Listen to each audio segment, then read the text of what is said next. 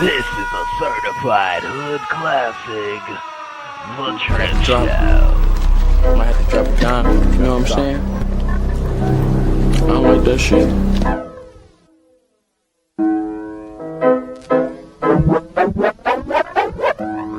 Got the drip, drip, drip, drip, drip, true to drip. Yep, Drip Nation got 2.5 subs, y'all. Subscribe today. Y'all make sure y'all check out my homie, Drip Nation. Drip, drip, drip, drip, drip. Y'all subscribe. Shout out to Drip Nation. Shout out to Drip Nation.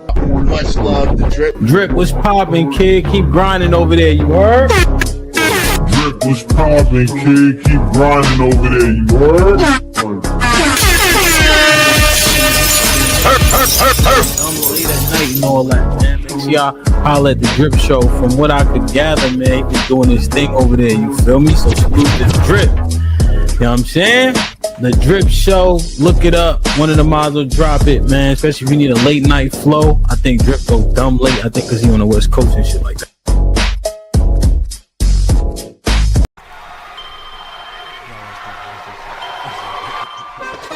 Drip Nation, let's go. Coming to the stage.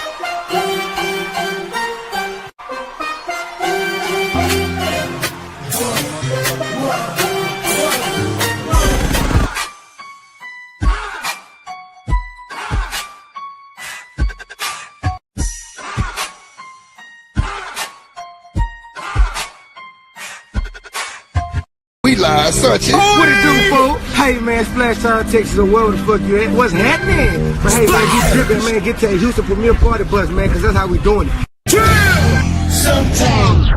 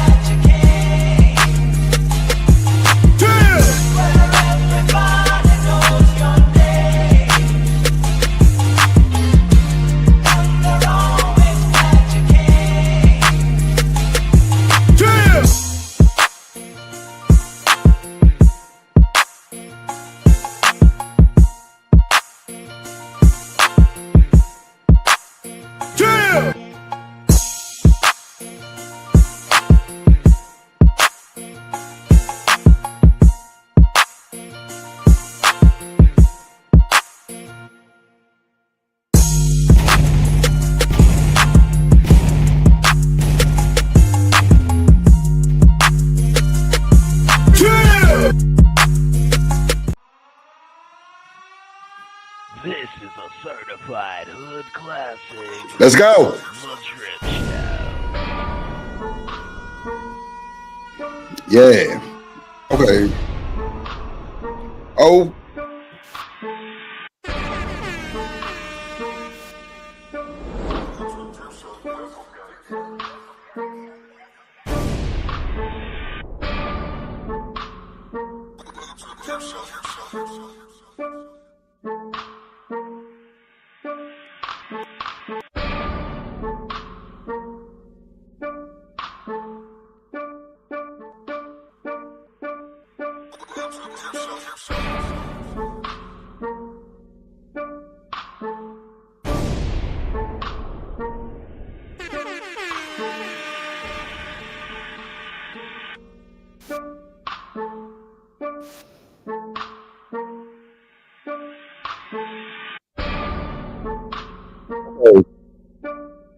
We back for another one.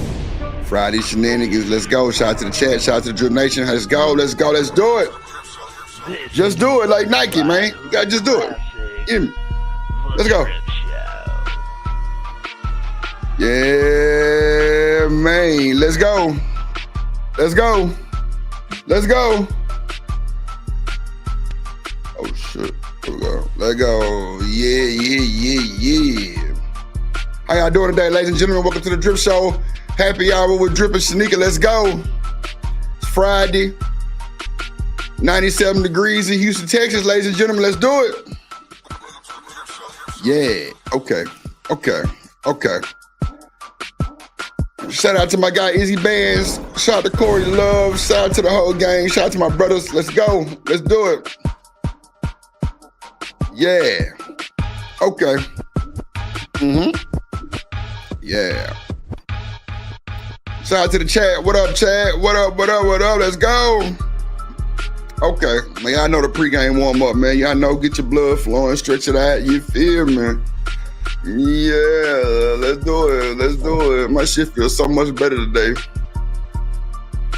I ain't gonna be too long, though. Not too long, not too long, not too long. How y'all doing today, ladies and gentlemen? How y'all doing? Let's go.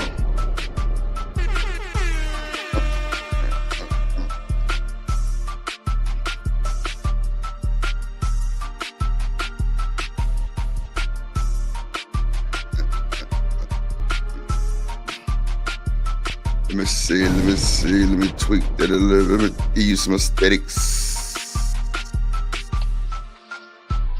Hey, let's do it, let's do it, let's do it, do it. This is a certified hood classic, The Drip Show. Okay. Gotta be a hood classic, man. There you go, Drew. Okay, there you go, Drew. There you go. Yeah, there we go, there we go, there we go, there we go. There we go, there we go, there we go. Yeah, man, shout out to the chat. We ready. Hell of a show today, man. We gonna piggyback. Yeah, man. Damn. Let's go. It's Friday, man. Somebody got paid today. Let me borrow $2. Let's go. Yeah. Hit the like button. Make sure you hit the like button, ladies and gentlemen. Make sure you hit the like button. Yeah. Beams on today, goddammit. Johnny Cage on you niggas. Let's go, Drip. Niggas ain't fucking with my aesthetics, man. Niggas ain't fucking with that goddamn Drip. You gotta put them Johnny Cages on them, Drip. Put them Johnny Cages on them. Yeah. Red beam on a bitch. Boy, look at here. Y'all better back up off Drip. Let's go. Let's go. They ain't fucking with the red, bro. You know Drip suit. Hey, man, I ain't finna go there. I almost started fucking it up. Rogue C in the building. Gotta put the beams on them, man. Gotta put the beams on them, man. Gotta put the beams on them. Big beam on them. What? What you saying, Craig? We ain't going today. Big beams on them. Man, y'all better stop playing with Drip. My shit turn like this for real. Chill. Yeah.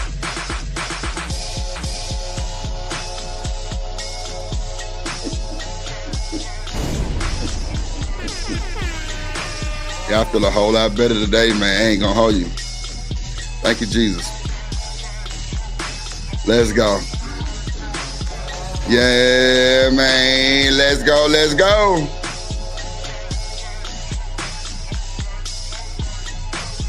Yeah, I feel a whole lot better, man.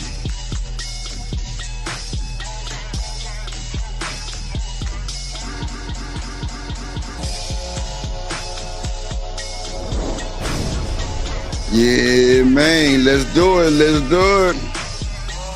Damn, my boy Truth in this motherfucker, man. Let me, hold on, my boy naked in this bitch. Let me rinse my boy Truth up, man. Man, it's always good to see my boy Truth. I can't hold you, that's my man, look. Look, hold on, let me get my boy Truth right, man. Shout out to my boy Truth in the building, man. I hope the family good, bro. I hope the fam good, bro. Let me get my boy right, man. Hold on. There you go, there you go, there you go, there you go. Damn, I hope the fam bam, your wife, bro, everybody, everybody, bro. I ain't gonna lie, bro, you just made me smile, G. I can't even hold you, bro. God damn. Shout out my boy Truth in the motherfucking building, man. Let's go, man. Let's go. It's gonna be a good show. It's gonna be a good show. It's gonna be a good show. It's gonna be a good show. Yes, indeed. Let's go. Let me see.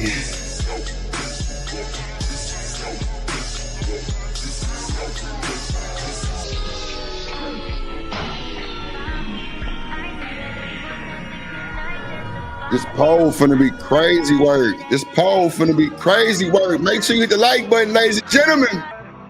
Make sure you hit that like button. Sizzle finna sing to me real quick. Let's do it. Let's go. Yeah, Sizzle. Come on, sing the drip real quick. Let's go. Drip on the beat. Make it complete. Stop playing with you. Or maybe put some Johnny Cages on you, boy. Yeah, let's go. Let's go. Let's go. Yes, sir. Come on, man. Come on, man. Ain't nobody. Let's go, Sizzle. Yeah, man. Roll call coming up. Roll call coming up. Roll call coming up. My boy Truth in this hole. Oh my God. We finna cut up, man. Do men tell women no to sex? Shit. You kidding me? You lying to me? We got some players in the building today. We gonna talk about this shit. Yeah, we gonna talk. I need 4 women. I need 4 men. Let's do it. Let's do it. 4 women, 4 men. Do men tell women no to sex? And how do women accept it? Come on. Stop playing. Take the poll. Take the poll. Let's go. Let's go. Fuck it. Let's get the roll call going. I'm ready to start the show, man. Let's do it, man. Let's go. Let's go. Let's go. Let's go. Who in the chat? Let's go. Yeah, man. I see Dr. Quantum fine ass. Hey, Dr. Quantum. Hey, boo. Hey, in the building. In the building. In the building. Yes, girl. Hey, one of the baddest moderators in the land, man. Kojak. Let's go. Let's do it. Shit. You lying to me? Yup. Who else in this mug, man? Shout out to my boy Living Humbly. Yeah. He say, what it do, dripping chat? Finally Friday. In this motherfucker. Shit. Let's go. ADS. My boy. Yeah, my boy. In the building. Yeah, man. Shout out to my boy Easy Bands for the Raiders. Yeah, man. Let's go. Shout out to Young Riaz in the building. The Drip King in the building. Shout out to King Rooster in this. My boy Rooster. Ah, we here. Shout out Rooster in this motherfucker, man. Let's go. Yes, sir. Yes, sir. Yes, sir. Oh, shit. Lane of Love, ladies and gentlemen. Show your love for Lane of Love in the building. Big double salute to my guy Truth in the building. Let's go. Let's go. Stop playing with that young man. Yeah. You know at the Drip Show, everybody want to know your name. You feel me? Everybody want to know your goddamn name. Like, who over there with the drip? Who that is? Shout out to the Wet One Rogue C in the building. You dripping all over the chat. Slow it down, Drip. Slow it down. Slow it down. Slow it down like you know you need to. Yeah, there we go. There we go. There we go. Yeah. There we go. Shout out to the messenger in the building. I wonder what they got to tell Drip today. Sheesh. Sugar Bomb, what it do? Can I borrow some sugar? Sugar? David Richardson in the building. That's Sugar Bomb manager, David Knowles, a.k.a. David Richardson in the building. God damn it. Let's do it. El Cheapo. Oh, Lord, it's going to be a hell of a show. El Cheapo is in the building. Hey. Good to see you, little baby. Talking to Kinfolk in the building. What up, though? What up, though? On phone them. Yeah, man. Let's go. Let's go. Let's go. Let's go. Let's go. Let's go. Let's go. Let's go. I can't deal with Sugar Bomb. Somebody get up out the chat right now. Let's Lord. You heard that sex a lot. Oh, we finna talk about it. Shout out to the folks in the chat. Shout out to Sugar Bomb. She jamming to the scissors. Shout out to Karma. Let me see who else in this motherfucker. She say turn scissors up. Yeah, man, that scissors be hitting different. I ain't gonna hold you. Who else in this motherfucker? Guess folks motherfucker today. Shout out to Robert Platinum in the building. What up, gang? In the building. Shit, let's go. Denise in the building. Chocolate Earth in the building. Stephon Cash App Poppy in the building. Smitty. Salute, my guy. Salute. Zuma in the building. Let's go. Let's go, ladies and gentlemen.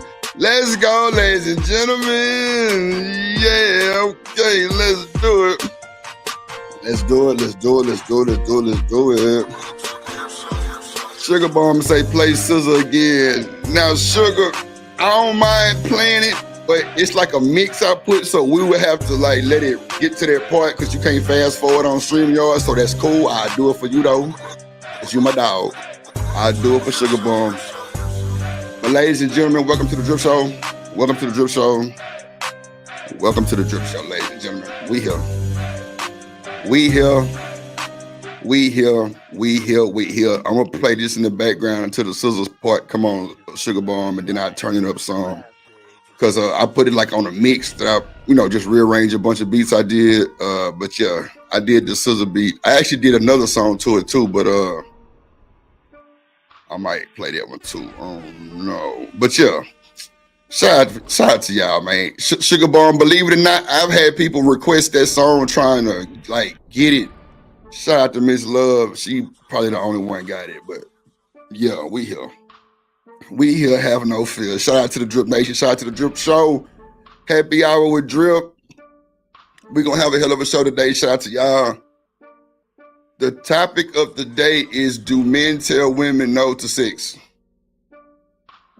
Shout out my guy Izzy Bands for the raise. Shout out to my boy Corey Love, some real stand-up guys. Shout out to Truth in the building. My boy Truth is like, I ain't gonna lie, bro really put me on some live shit back in the day. That shit still stick with me. He say, bro, you gotta find your wife. He was saying like the books of the Bible, find your wife in the Bible. And that shit stuck with me so tough because that's what he did, and he found his situation, and they happily in love and married. And I respect that shit so much, bro. And I could be saying it a little bit wrong, but it was something to that nature. But I'm sure my boy gonna tell me if he hit the link today. But I appreciate y'all being here. God damn it, have no fears. Friday, everybody got paid today. Let me get the super out the way. Shout out to Chocolate Earth. Yeah, man, the whole crew, the gang in here today, man. Shout out to y'all, man. Shout out to y'all. Shout out to the messenger. Goddamn. Let me get Living Humbly with the $5 holla. You say, what it do, Dripping Chad? Finally Friday. Shit, that's what it is, huh? Let's hype my boy up. Hype me up.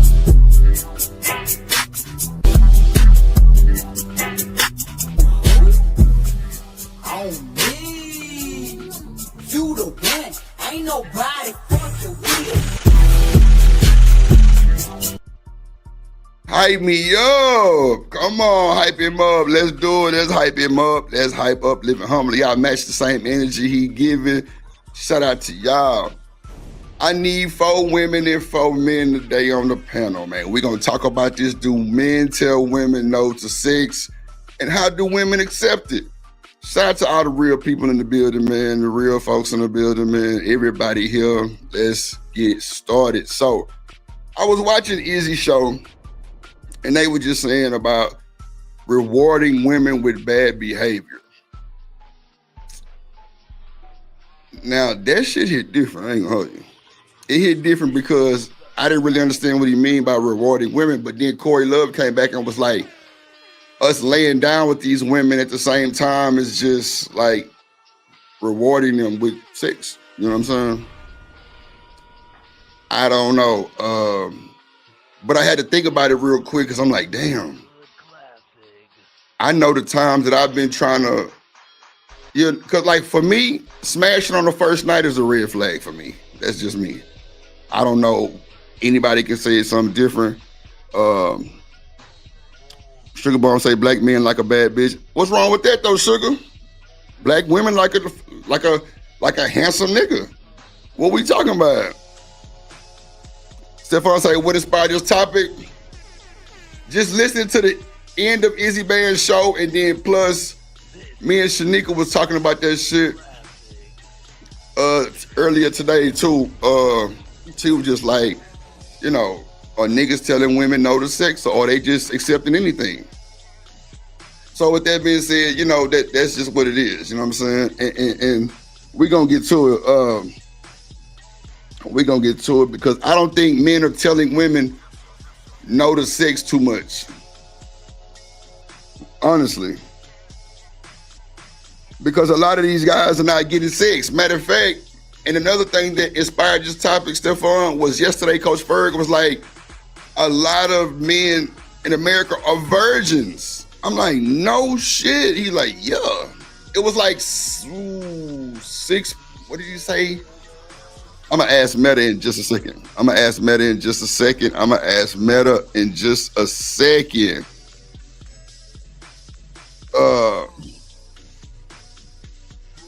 Yeah, man. We gonna definitely get to it. I'm pulling the videos back from the stage now, and we gonna get to it.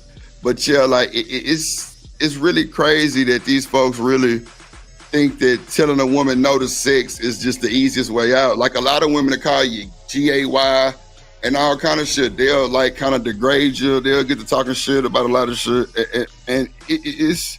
She said, "Let me test this out." Talking to Kim and shit.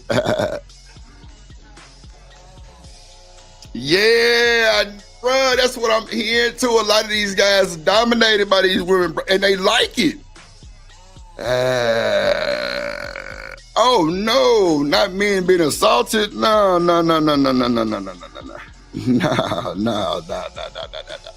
Not that Zuma crazy as hell. You say, oh, men get assaulted. Nah, I'm just saying, when women want sex more than men, do we tell them no? Do we tell them no to sex? For me, if a woman want to smash me on the first night, I'm definitely saying no. I feel like the respect factor is a little bit, I think it stand on something then. You know what I'm saying? Because we all know that women think that men just only want sex, right? Or am I tripping? No, women think that men only want sex. They'll do whatever for sex. So we'll gaslight them, all kind of shit for sex. But when that man tell a woman no for sex, how do women take it? How do women take it? That's what we on today. I got a video loading up in the back right now. Let me turn this up for Sugar Bomb real quick so she can it is sizzle real quick, and then we'll be good to go, man. Let me see. Let me pull this video from the back.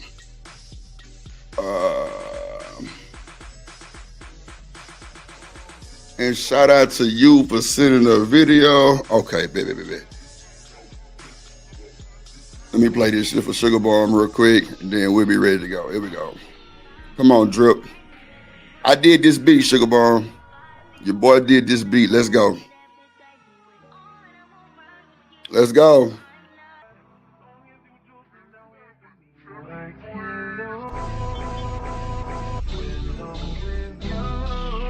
Yeah, it just sounds so good to you, don't it? Yeah, come on, Sizzle. Come on, Drip. Let's go. Let's go, Drip. The Drip Show. No copyright. No copyright. No, sir. No copyright. Yeah, Drip a fool with it. Let's go.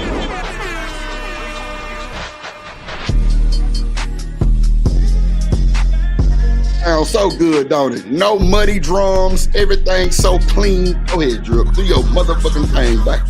Let's go. Yeah, sister, this just for you. Come on, sugar. Can I borrow some sugar?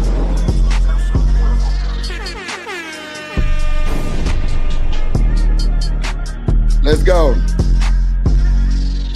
This is a yeah, we got the lights on. Let's go. Yeah. Come on, sister. Lean to your boy Drip. Let's do it. This for Sugar Bomb. Special request for Sugar Bomb. We gotta get her. Yeah, we gotta reward Sugar Bomb. We gotta give her what she wants. Let's go. Yeah. Screwed and chopped like an H-time nigga would do it. You feel me? You know. Let's go. Say what?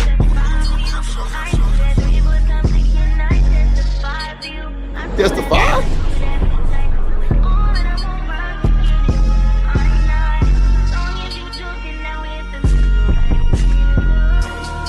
Yeah, man. Come on, sister. Say to your boy Drip. Let's go. I can't lose it. Let's go. Let's go. Man, come on, man. Let's get the show started, man. Shout out to Sugar Bomb for the special request. God damn it. We here. So we finna pull up a video right now about sexless marriages and how this shit go. You know what I'm saying? Shout out to you who just sent the video earlier. We finna get to it. God damn it. Let's go. Let me pull it up from the back, from the bike. God damn. Let's do it. Okay. All right, here we go. Let's go, Drip. Let me pause that. Let me play my little thing real quick. Drip Nation Fair Use. This content is used under the Fair Use Doctrine as defined in Section 107 of the Copyright Act. It is used for educational and commentary purposes. All rights to the original content belong to their respective owners. We do not claim ownership of any copyrighted material. At all. Let's go. Let's do it. Let's see what these folks talking about. I'm watching it the first time with y'all. Let's react. Let's do it. And sex, right? Yes. Well, what do you do? Most relationships thrive on intimacy and sex, right? Yes. Well, what do you do when your partner no longer wants to have sex with you? Well, a recent article in newmiddleclassdad.com I don't think is, well, let me just play says the partners have to acknowledge that one of them no longer gets his or her basic needs satisfied within the relationship, and something has changed. So what do you think? If you're in a sexless relationship, and I'm not talking about due to medical reasons, and feel like you need, your needs aren't being met, do you have the right to get it elsewhere? Oh, so see, that's a bunch of bullshit. Well, it is medical reasons, though. I can't lie. Some people do got medical reasons not to have sex. Okay, understood. It's a bunch of nuances to that.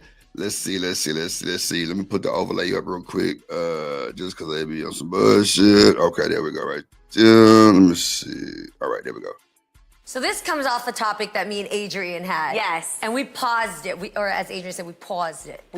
Paused it. Because I really was interested to hear your take. And it was basically, it was actually me. I have a friend who's going through a situation right now. And she found her husband had pictures of a nude woman who he used to be dating way back before her, sent to him. And she asked me, what do I do? And of course, if you guys know me after years of this show, I would be out. I don't care if it's Jeezy, I don't care, I'd be out, right? But then she said, you know what? We have 3 kids and I want to try to work this out with him. So that said, when I brought the story to Adrian, you had a different view. Yeah. And when you found out that he did have indeed pictures of cheating, and I told you that she had. So women, do you think if a man tell you he don't want to have sex with you, you think it's only for medical reasons? Do you? Okay, so let me ask you this. Put a 1 in the chat if y'all think men who tell women no to sex have medical issues. Let's start there. Do they have medical issues? Let's have the conversation. What up, Reese in the building? You say that's kind of weird. Hey, truth is controversial. It's gotta be weird. Bruh. She ain't snoozing for me. I don't want it. God damn it. Let's do it, bro. Let's do it. He says she gotta be snoozing for me. Very long time. In 5 years. 5 years. Wow. 5 years. She ain't had sex in 5 years, bro. Now, see, that's a problem, bro. You ain't had sex in 5 years, lady. That is torture. Jesus, Lord have mercy. But exactly, Sonia. Wow. So I understood My perspective was I understood the perspective of this woman and why I actually felt it was very mature of her to have forgiveness for him because she also understood the role that she possibly played in this happening. Me and Jeannie, before I got married, had a great conversation. So watch this. Hold on. Let me get my meta glasses real quick. Watch this. Watch this. Watch this. Because these motherfucking old ass women, they ain't know what the fuck they talking about. Hold on real quick. Hold on. Watch this. Watch this. Watch this. Watch this. Watch this. I don't know why. I'm going to get on your ass for sending me that video. Hey, Meta. Hey there. What's up? Are men telling women no to sex more in 2025? I'm not aware of any specific data or trends for 2025. However, discussions around consent and communication in relationships are ongoing. What are your thoughts on this topic? Well, Meta, I think that men that tell women no to sex are doing it for respect factors. What you think, Meta? Let's see. That's an interesting perspective. Respect can definitely play a role in decision-making around intimacy. It's possible that some men prioritize mutual respect and boundaries in their relationships, leading them to communicate their needs and desires clearly, including saying no to sex when they don't feel like it. Do you think this dynamic varies across different relationships or cultures? What about the black culture? In some African American communities, traditional values around relationships and communication may influence how partners discuss intimacy and boundaries. However, it's essential to recognize that Black culture is diverse and complex, encompassing many different perspectives and experiences. Some people might prioritize respect, trust, and open communication in their relationships, while others might face unique societal pressures or expectations. What specific aspects of Black culture and relationships would you like to explore further? So, Meta, let me ask you this. What's the percentage of men, well, Black men in the United States with ED? According to some studies, African American men are more likely to experience erectile dysfunction compared to men from other ethnic groups. Wow. One study suggests that around 30% of Black men in the US experience erectile dysfunction. But these numbers can vary based on factors like age, health, and lifestyle. Okay, Meta, thank you. You're welcome. It's an important topic to discuss, and awareness can help with addressing related health issues. So, with that being said, Meta just told me 30% of Black men. I'm sorry, Meta. Hold on, let me cut you off, bro. I love Meta. Me and that boy be chopping it up. I ain't gonna hold you. So, Meta just said 30% of the African American community has erectile dysfunction, right? Wow. So that's what I say about men telling women no to sex. Do they think that? And that's probably what they're thinking, or they're thinking that GA wild. But in our defense, in my defense, it would be more of the respect factor. If I'm dating to intent, or I'm dating with intent, I don't want to hit you on the first night. I don't give a damn how the vibes are. Because I feel like that first night, we don't know nothing about each other. I feel like a lot of oops babies come from one night stands. Yeah, I'm gonna stand on it. I think a lot of oops babies come from one night stands, honestly. Honestly. And then when the baby comes, the person doesn't know that person. So it's a whole trickle down effect from a one night stand of not knowing anyone. If you would have told that woman no, she would have either kept it moving or she would have respected it. In the chat, I need a one. Questions y'all ask AI is crazy. Nah, real shit though. Like, what up, Vato? That shit be real. That shit be real, Davey, on my mom and them. She says, well, I think it's crazy when men say women are biological. Nah, it ain't nothing like that, Reese.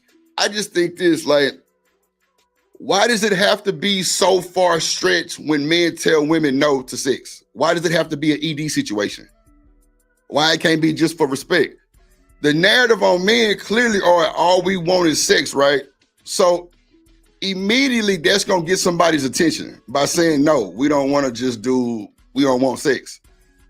Do you think the women's gonna respect you more? I think definitely.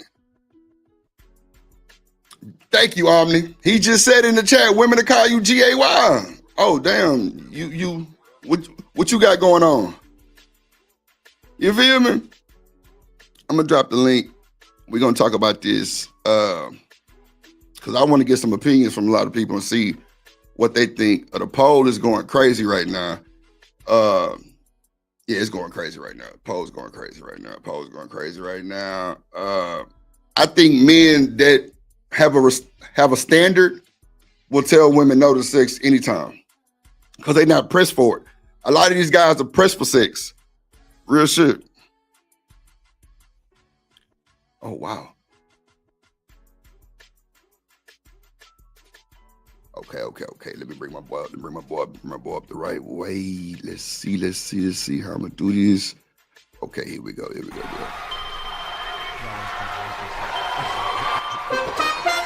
Nation, let's go. Coming to the stage.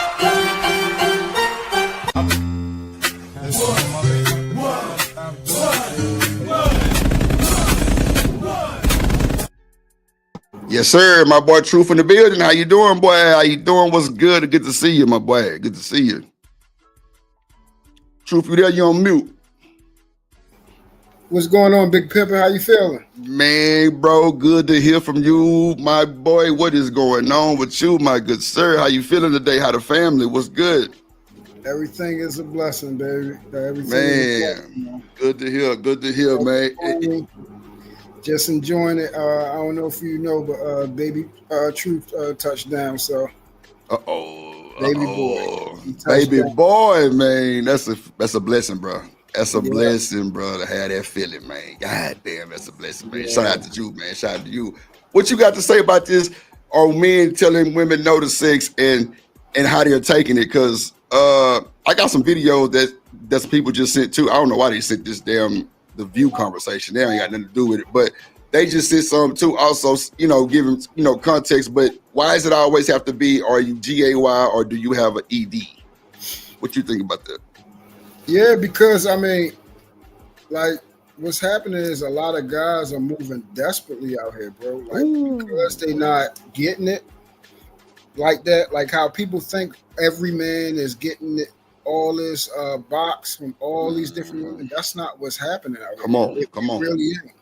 So when they get something even remote chance of it, they jumping on it, whether it's stank, whether it's dirty, whether it's got diseases, whether the woman look a certain type of way, they don't care. They jumping in it.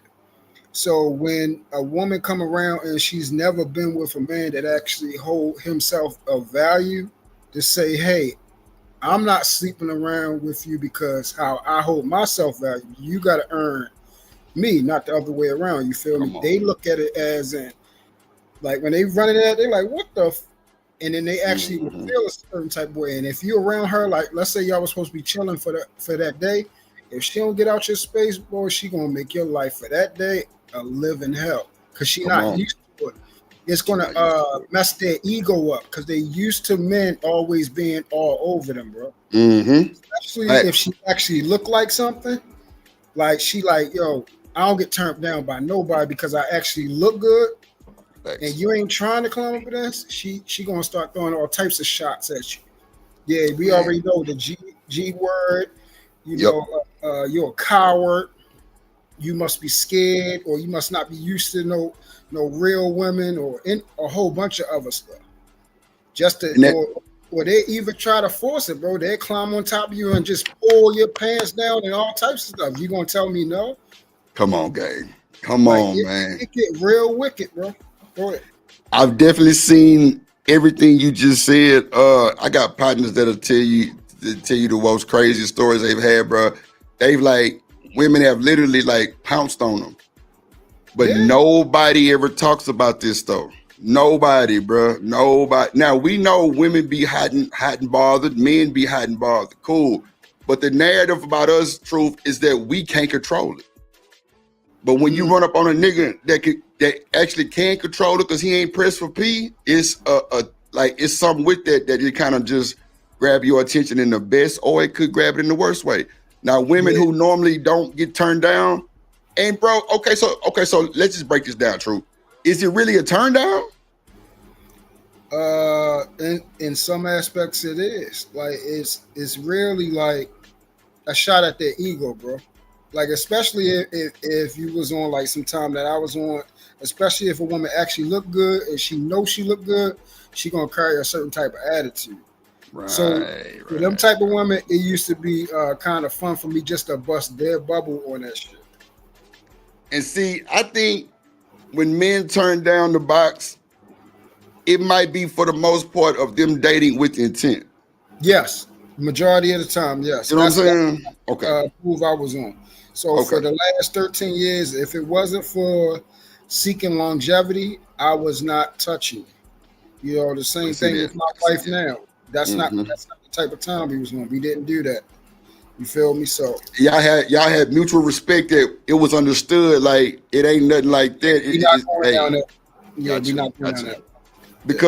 Because push come to shove, if that would have took off in the wrong way, that could have led down rabbit holes and more rabbit holes and more rabbit holes. So that's understood. That's definitely understood, bro.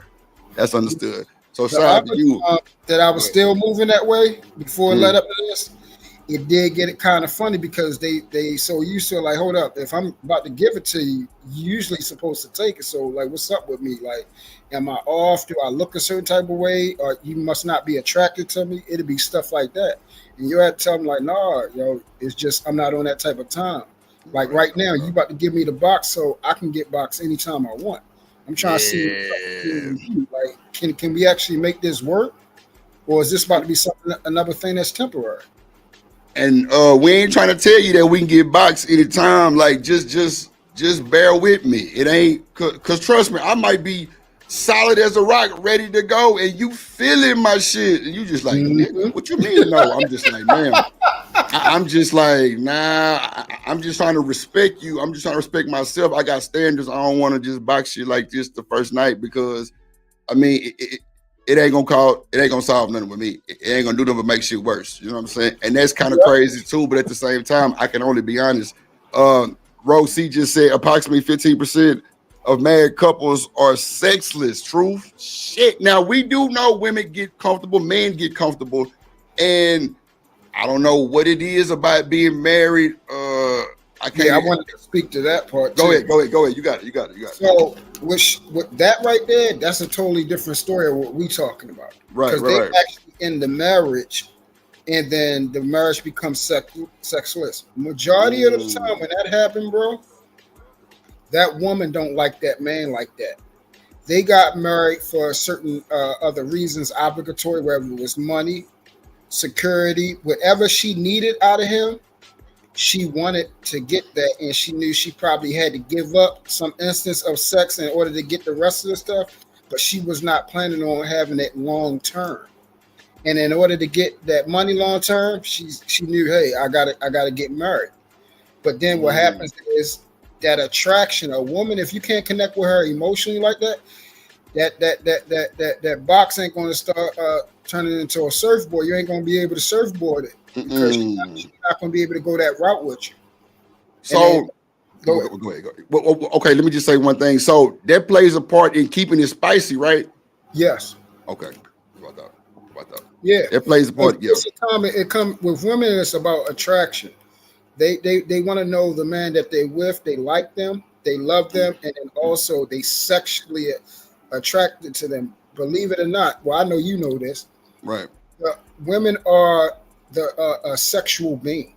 Right. Oh, no, for sure. You actually look up, and even though I really don't follow this type of stuff, but if you actually look up like chakras and everything and how they connected inside the woman's body, the whole woman's body is basically almost a sexual organ. They got places all over their body that turn them on, like all the way, like white hot. Yeah, they'd be ready to go. And that's how you're supposed to be with her, like throughout the day, just keeping her ready. And then that's how they liked it. They like to be turned on. They like to be sexually, what's the right word? Promoted that, aroused and promoted throughout the day. They like to be in that mode. And that's when you can get the best out of them, when they feel, love, turned on, and, they're in their full element like that, emotionally and psychologically. Right. And see, that's a whole nother world of just clutter, because we know a lot of people get married, they be sexing and undressing first 2 weeks, month, and then all of a sudden it's shit. You can get into bed with your woman and not even think about it, and that's crazy. So at the end of the day, I think both women and men love sex. It's just I just hate the fact that the narrative of men just only wanting sex and will do anything to the woman, well, for the woman, for the sex is crazy. That's just like we're on a date and I'm vetting you properly. And all of a sudden, like, lies start being told for the box. You know what I'm saying? But I think if you tell the honest truth and that woman is on some respectful shit also, I think you telling them no would be an attraction and not more of a distraction. You know what I'm saying? Like, come on, because they understand it too. Because some women don't like the feeling of being pressed. Yeah, and you shouldn't really, you shouldn't really be. Yeah, you shouldn't really be.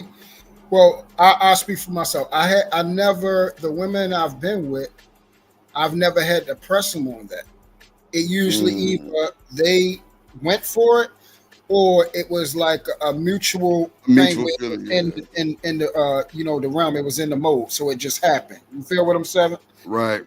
What I'm saying? I never really had to like ask or try to push the issue or something like that. Like, that part I don't know about, because they always been sexually attracted to me. Bro, this is good. This is good. Truth. Watch this. What you said just opened up a whole new conversation time too, right? So what does it look like asking for P? That right there, I don't know. Come on, man. He don't even know. No, the fuck we talking about? Shit, he don't even know, bro. And I'm being honest. Like, how do you say, "Can I have?" Like, what way do you say it? Like, because it doesn't, like, it don't sound right. Like, can I have something? Like, come on, that kind of sound like.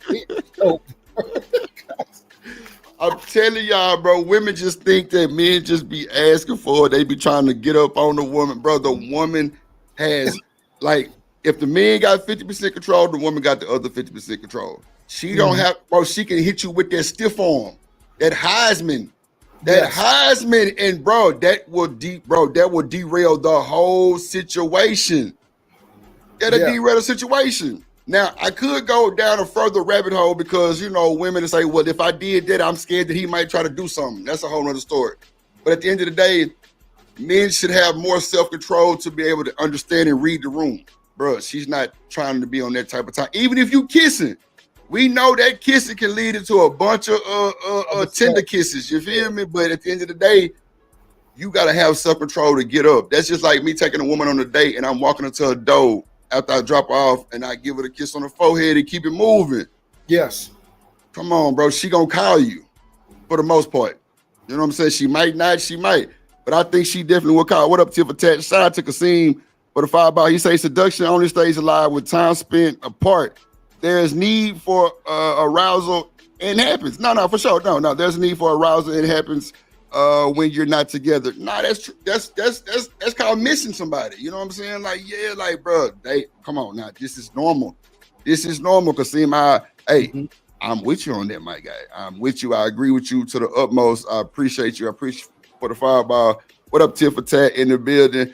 But bro, like, that's why I need a woman to hit the panel immediately so we can kind of ask her questions on how they can deter when a man tells them no for box, how do they really feel? Because we up here telling y'all it don't be no GAY situations. You know what I'm saying? It don't go like how they think. Well, bro. Not from our perspective. And like you said, if she give any signals that it ain't going that route, it ain't going that route. I never over pursue. And that's what I'm saying. In that aspect, I never pursued that part, so I don't know what that looks like. But I never over pursued anything, going out, spending time, or anything. In that instance, once I did the work of, making sure that I have her attention, she has mine, and then she knows that I want her, I care about her, I love her. She's who I want. Everything else takes care of itself. And then women want who they know that want them. You see what I'm saying? When you want them and they know you want them, they want you even more. So they're gonna come get what they want. They're gonna say, "Hey, when are we spending time together? When you come to get me?" That's true. Give me 1 second, Truth. Let me bring somebody up real quick. Put your hands together for my motherfucking friend.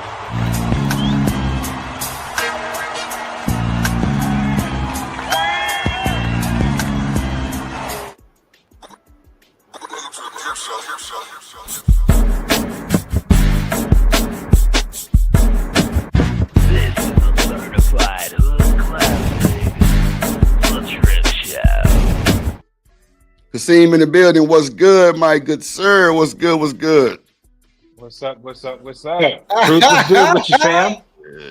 Kasim the dream. I like that. Kasim the dream, bro. Like no man, that beat hard as hell, man. That beat be hitting.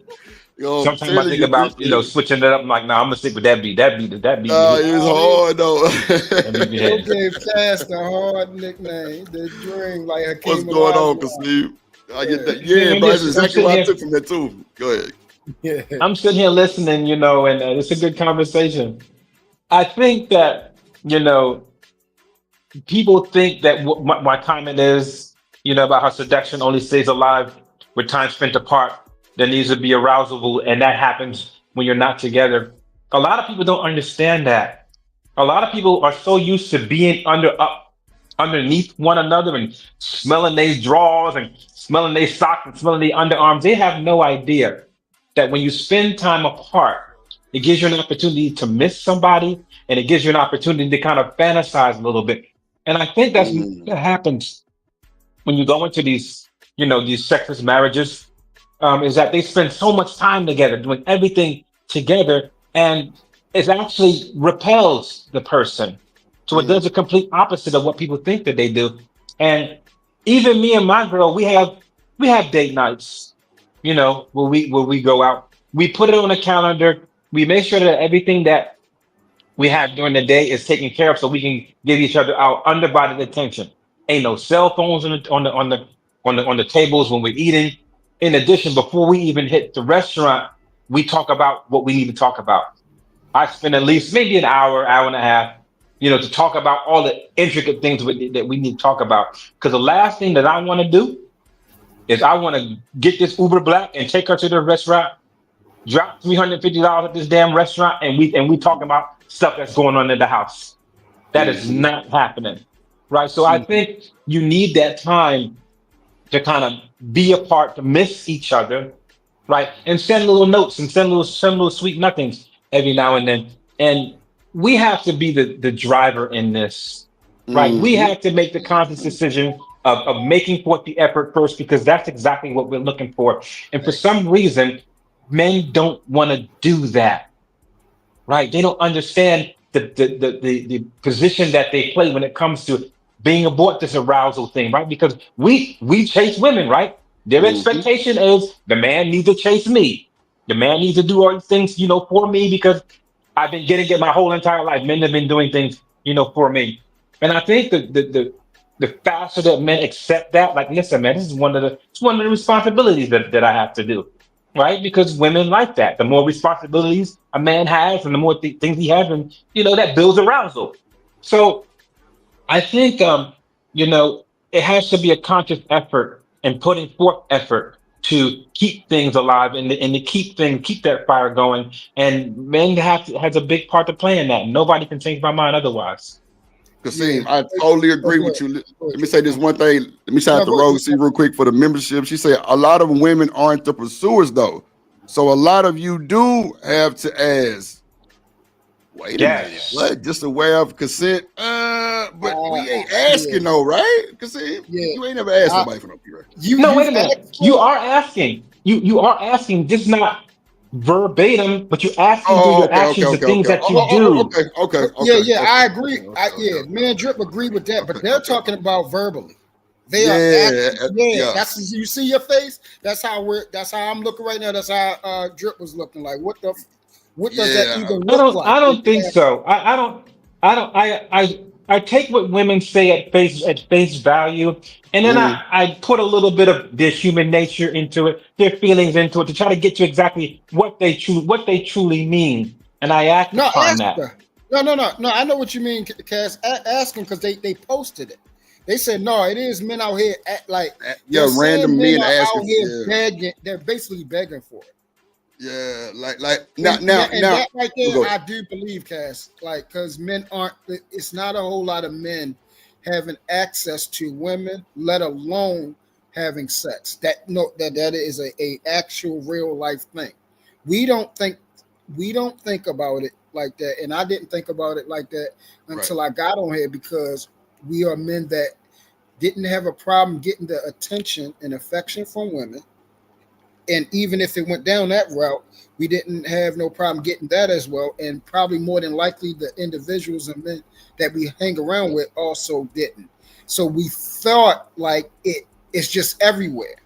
But when you really talk to other men, you talk to other people, you talk to all these type of things, it's a real thing that a lot of men aren't getting what we would think, hey man, how aren't you doing it? But they're not. And that's where a lot of problems are coming at. And the women are saying they are actually verbally asking for something that they're saying no to. They're saying like, imagine saying, hey, can I get some pussy? And they saying no. Yeah, that's what they're saying happening. No, I can believe that, because I've heard men say that. You know, back in my younger days, I heard homies say that because they didn't understand, or they had no knowledge of what sexual chemistry is, the sexual cues for intimacy. They didn't know that they had to change up their whole mind, their whole swag, how they even speak to the woman, right? How their body language is, what their body's doing. So a lot of men are not aware of that's what women respond to. So they're like, okay, or they get too overzealous. Like, listen, I don't got time to be trying to figure it out, all these moves. I'm just gonna go straight in. I'm just gonna straight up ask her, right? Because if you don't ask, you don't receive. So it just has. You know, if a lot of women are coming up with these stories, it just points a really big flashlight on the caliber of men that are out there, the caliber of men that these women are facing. And I can't lie, fam, I've seen it, and I know it. That's why I have a different perspective. I don't give every man the benefit of the doubt, man. I doubt the benefit, because I know there's a lot of class dummies out here, and I see them. I hire them. They stay in for a little while, and I gotta fire them. I'm on the train. I see them. I'm out walking to my place. I see them when I'm out. I see them all over the place. You know what? I can't ignore that. That's just like you saying Netflix and chill. That's another way of asking for the P. Come on, we can't ignore that, right? If you hear anybody, okay, women, put a 1 in the chat. If a nigga say Netflix and chill, what do you want? We gonna see. What do you want? Nigga, you trying to come through and chill. Like, bro, that's why I always told niggas, if you control the narrative, bro, you make the date. You drive the car, just like goddamn Kasim just said, bro. You be the driver. If you keep that up, bro, you will have the box in no time, I think, because they see what's going on. They think that you putting effort and commitment into the situation because you're making a date. How many niggas y'all know that's doing that? A lot of the women are setting a date. Then you get mad when she bring your ass to a rooftop goddamn restaurant and you can't afford it. Right. And that's why I always tell men, you drive the car, right? Yeah, I remember Cass was saying this because this was a while ago, and I agree with. He said instead of asking her where you want to go, tell her, you know, I'm going here. I would like you to come with me. There you go. Yeah. You have to, like, we got our date night like tomorrow, right? I've already made reservations. I have a list of our top 12 favorite restaurants that we go to. They're in numbers, and each one of those lists has the exact table number that's our favorite table. So when I go make a reservation, I put a reservation. They know my name already, and I put the table on there. And when we show up, right, we go exactly to our seat, exactly our table. Baby girl ain't got to wait nowhere. We walking past all these people going right to our freaking table. It's that effort that you do that plays a lot, especially when we get back to the crib and it's time for the get down and get down. All that stuff freaking matters because she knows that when she with me, she ain't got to lift a freaking finger. She could just be light and fluffy and be little sweet nothings and just be sweet like that because you know I got everything freaking taken care of, and I benefit from that. tremendously.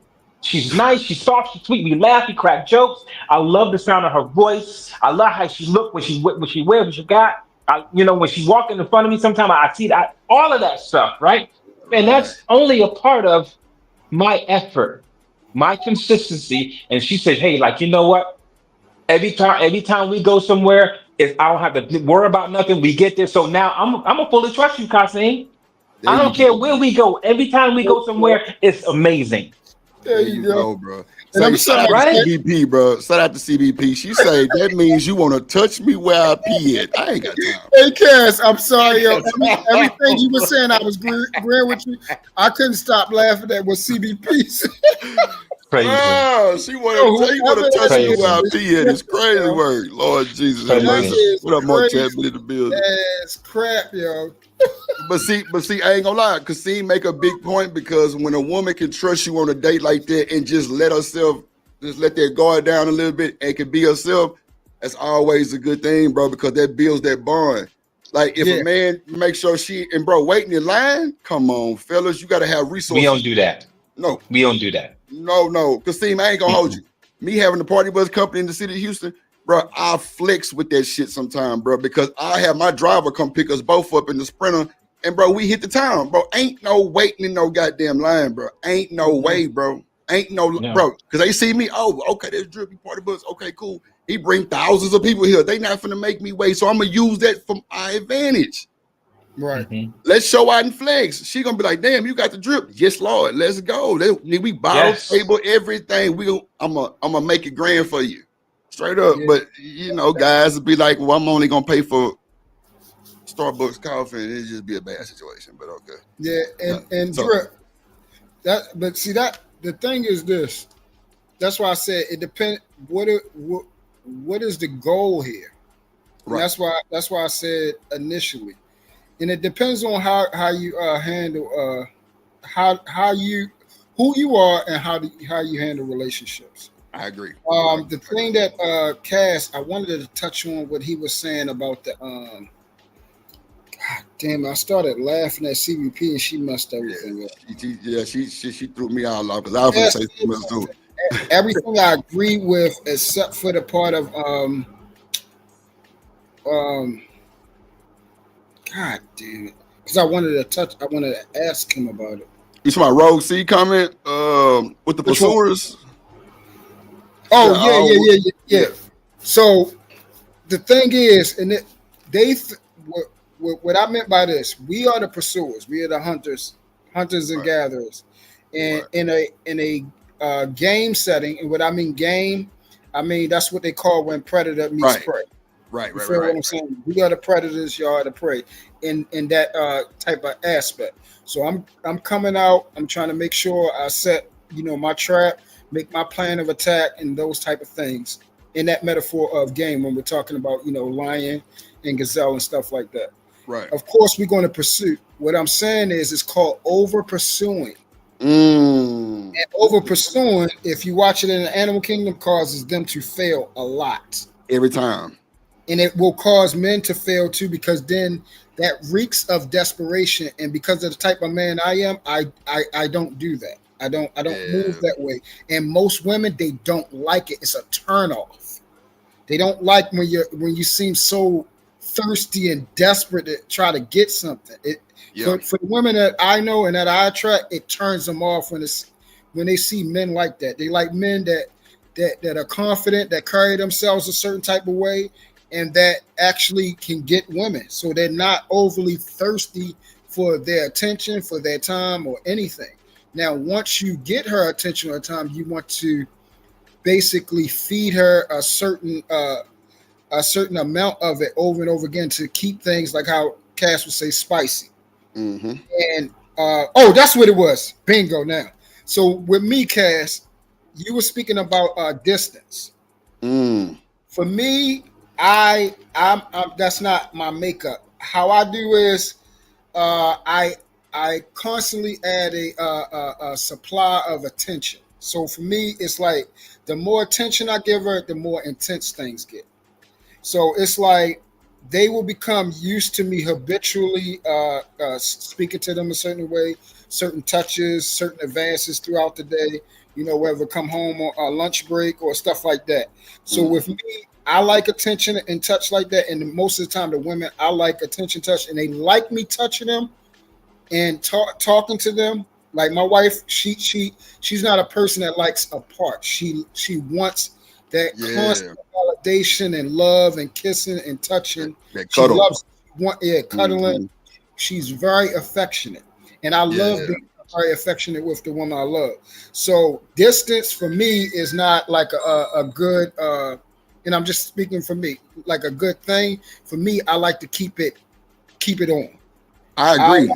I like applying pressure, and I like to be intense. Like when I'm hooping, I don't let up. Once I'm busting your ass, I'm busting your ass through the whole game. Let's go. Killing you until the game over with. And that's how I agree. A lot of things. Go ahead, Cass. What you was about to say? I will say this. That's nice,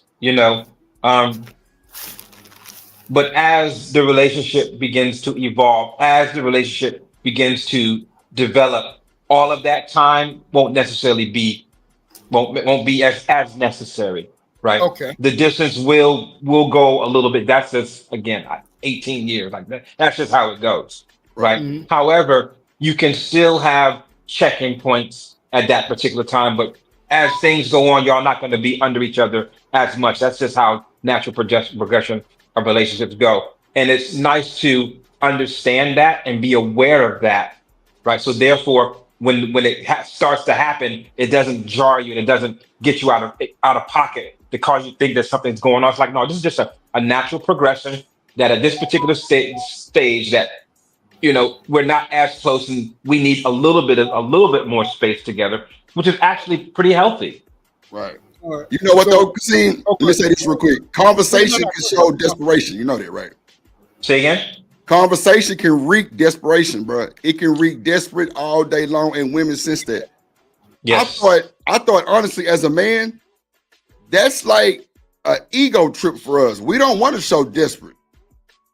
That's why I thought with men, we would have these player conversations with these women as far as finessing and not showing desperation, because when you show desperation, bro, that just ruins everything. Like women can see that you're trying to push up too much.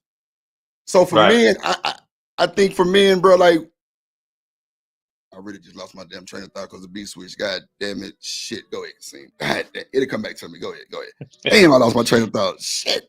Go ahead. No, but I think it's important for us to have conversations like this about what happens in the real world in relationships, so that people don't deceive themselves. People don't have this false this delusion about how it's supposed to be. And I was told it was going to be this way, but now I found out in real life it is this way. I think the more preparation that we have for these things to happen, we can walk it down better and learn how to use our foresight, right, to plan these things ahead. And that's one of the key things that men have, is good foresight. Well, some of us anyway. Some of us have horrible foresight, right? But a good man will have some foresight to say, okay, I understand that our libidos are going to change maybe within, 6 or 7 years in the relationship. I understand that, she's not going to be as hot and bothered with me, and I might slow down a little bit because as I'm progressing during this journey, other priorities will come up, and I'm okay with that, right? I understand when we get to a certain point that our bodies are not going to be the same like how they were when they were younger, and I accept that, So, but what I do have to remember is to be present, to be mysteriously unpredictable, but mainly be stable and be confident. And I think if we talk more about that, then these younger people will get a sense of how relationships really are, and they won't feel so bummed on themselves, or they won't be as surprised talking about, oh wow, you know what, that do happen in my relationship. I do remember when she did this, and I do remember when she did that, right? And these are the things, if we want to talk about people staying together, what we should talk about. Yeah, and Cash, you're when you work, you travel a lot, right? Yeah, I travel. Man, I'm. And your woman is traveling well, a lot. Say again? And your woman as well, she travels a lot for work Yeah, and she stuff? travels a lot. Yeah, she's a photographer and she gets all of these assignments, where Right. she travels a lot, and that gives us the time to kind of be kind of away from each other. Yeah, that's where I was going at. See, so Right. that's why I was saying that's why I was trying to speak about. So that's why when I was speaking about that and what's the right word, in conjunction to what you're saying, I wasn't saying the way you're handling it is wrong. What I was saying was the makeup of who you are and who she is. The reason why y'all work, because you understand the same way you like that that distance bring you it works in your favor. She probably understands that as well. The type of woman that I have and who I am, we both like how distance spices you guys up. Who I am and the woman I am, the more we connect, it's like it's like a constant. It's like what is the car with the alternator? It charges the hell out of relationship. The more time we don't spend together and stuff like that, it's like it's not that it turns stuff off, but it seems like it's not a fire like how it's not a burning flame. The more we connect, the more we spend time together, the more it's on. And then when it's on, it's like we love it and we can't get enough of each other. Like it's the love is there, the respect. We when just watching simple shows, laughing, even at times, just a simple touch, we could be laying in the bed and we just holding each other's hand. And the simple fact that we're there, we're connecting. I get to see her, and sometimes I just see her just looking at me, and be like, I love you, and I just love you because you're just here. And then the fact that we had a chance to, bring forth life now. We got our boy. This is her first boy. And, this is my second son. But just the chance of being a new father again and going through the whole experience, learning and going through this with her. It's intensifying our love, and it's taking it to another level. So true. Yeah, go ahead. So let me ask you this. Okay, so I agree with both of y'all, right? Because distance can make the attraction, make that situation real fire. Yes, and it then, does. And then for you being, the cuddler, does that get boring? Because it's only so much cuddling you can do. But Kasim, that's why I said I wasn't saying Kasim wrong. For Kasim, it would, because it's like like repetitive. You see what I'm saying? It would become what's the word? It become repetitive, and it start with monotonous. Yeah, monotonous. Thank you so much. That's why I can always count on Kasim with these words. Yes. You know what I've found, man, through all of these years with my little sheepy sheep, that love is not always about closeness. It's about having a little bit of individuality, but being connected, right? Even though she might be on a photography assignment somewhere, even though I might be here in New York, or I might be at one of the other locations, like in Chicago or whatever, we are apart, but we do remain connected in some type of way. There's never, where we're not like too far apart, specifically mentally, and reconnecting, over our relationship. And I think one of the things that I like to do is, I like to recall certain things that we've done, maybe at a restaurant or somewhere that was really funny. Right. I'll send a text message like, "You crazy for doing X, Y, and Z, at the Buddha bar." Yeah. Right. And then she will automatically remember that incident that she did was really silly. She'll bust out laughing, and then that'll rekindle her experience and bring it up to the surface again.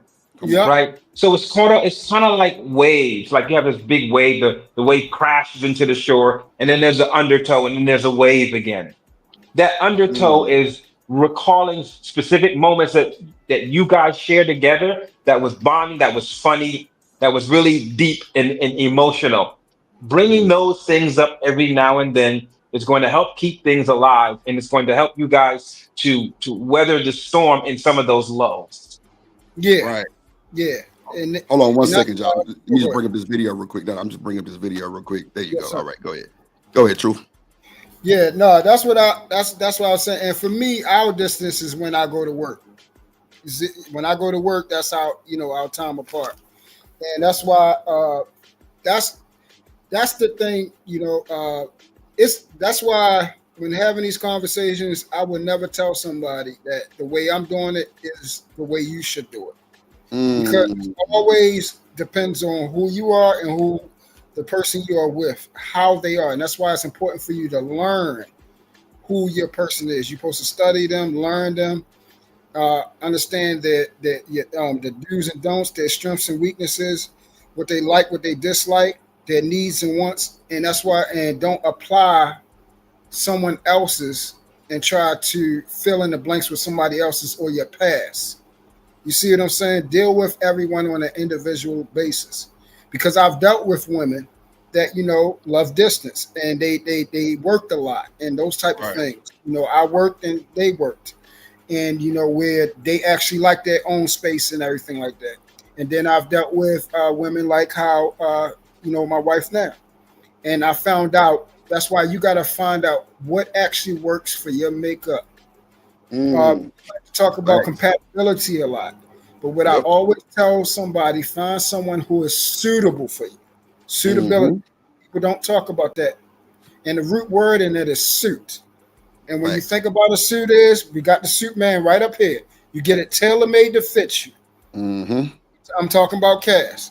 So when you find that right suit, that right guy that know how to seam it and put it on you, and it fits you right, you fly that day. Ain't nobody got to tell you sherbet. That's how your woman should be to you. She should be that tailor-made suit that fits you through any experience, whether you're going to a day of the office or whether you're walking outside casually to a dinner, to have a meeting outside at Starbucks, regardless. That suit, your favorite suit that you put on as a man, that's how your woman should be, and that's what will take you through longevity. And that's from my POV. Shout out to Miss Bella and Chakra in the building. I'm gonna play a little bit of this video. They going around asking women, what if a man tell you no to sex, and we'll see what kind of feedback we get from this. Anybody want to hit the link? The women, preferably, holla at your boy, holla at the gang. Y'all know Kasim is the shaft of this goddamn situation. He's the godfather. He just ain't got no beard. We ain't gonna talk about why he ain't got no beard, but hey, Rogue C, you better leave me alone. It's better than being messy in the chat. They being messy. Are they? I can't read the chat, so they being messy. They said a lot of crazy shit. See, but they did say you are a logical Taurus. I had posted the comment earlier. I don't know if you've seen that. Yeah, that's the crazy part. Once again, even though I don't severely succumb to it, same thing. I'm May 3rd.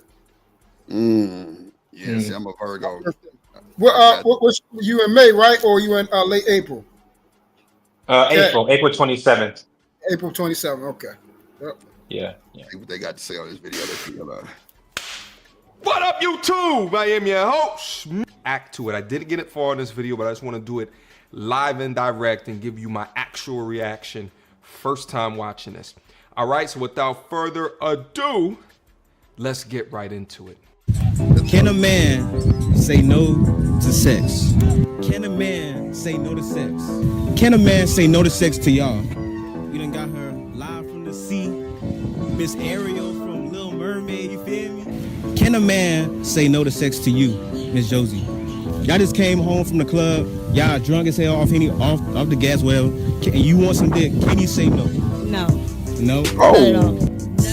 God damn, that's one. That's one. Pumps in the bump. What up, Mr. Lister in the building? Let's go. Let's see. Hell no. Uh-oh. Shit, no. Uh-oh. You better Uh-oh. not. Well, how come? Because I said so. Oh, can't say no? What happens if you do say no, though? You don't even know who I am. Who are you? Who are you? Safari the Tiger. The Tiger? I'm a porn star out here. You're a porn? Oh, wow. Shout out to the corn stars. Porn star. If it's my nigga and he's saying no to me, bitch, and I want to I'm sucking your and we fucking. Oh. Bitch, yeah. Why we gotta be beaches? Okay. She gets the shit hard. What are you talking about? We activate that shit. Hold on real quick. Let me bring somebody up real quick. Let me bring somebody up. Somebody can listen. Lord. Put your hands together for my motherfucking friend.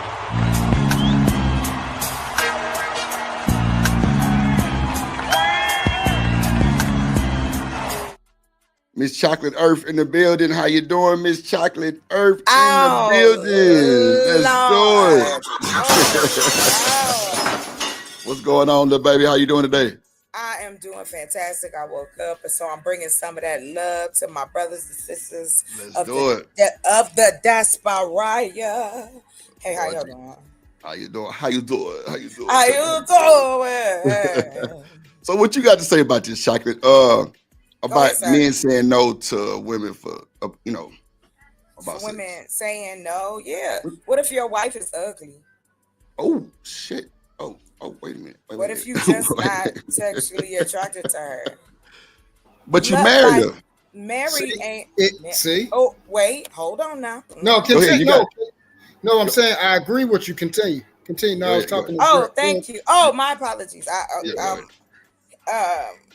Here's the thing. Let's look at it and add that piece of pie to that. Right. This is a whole thing.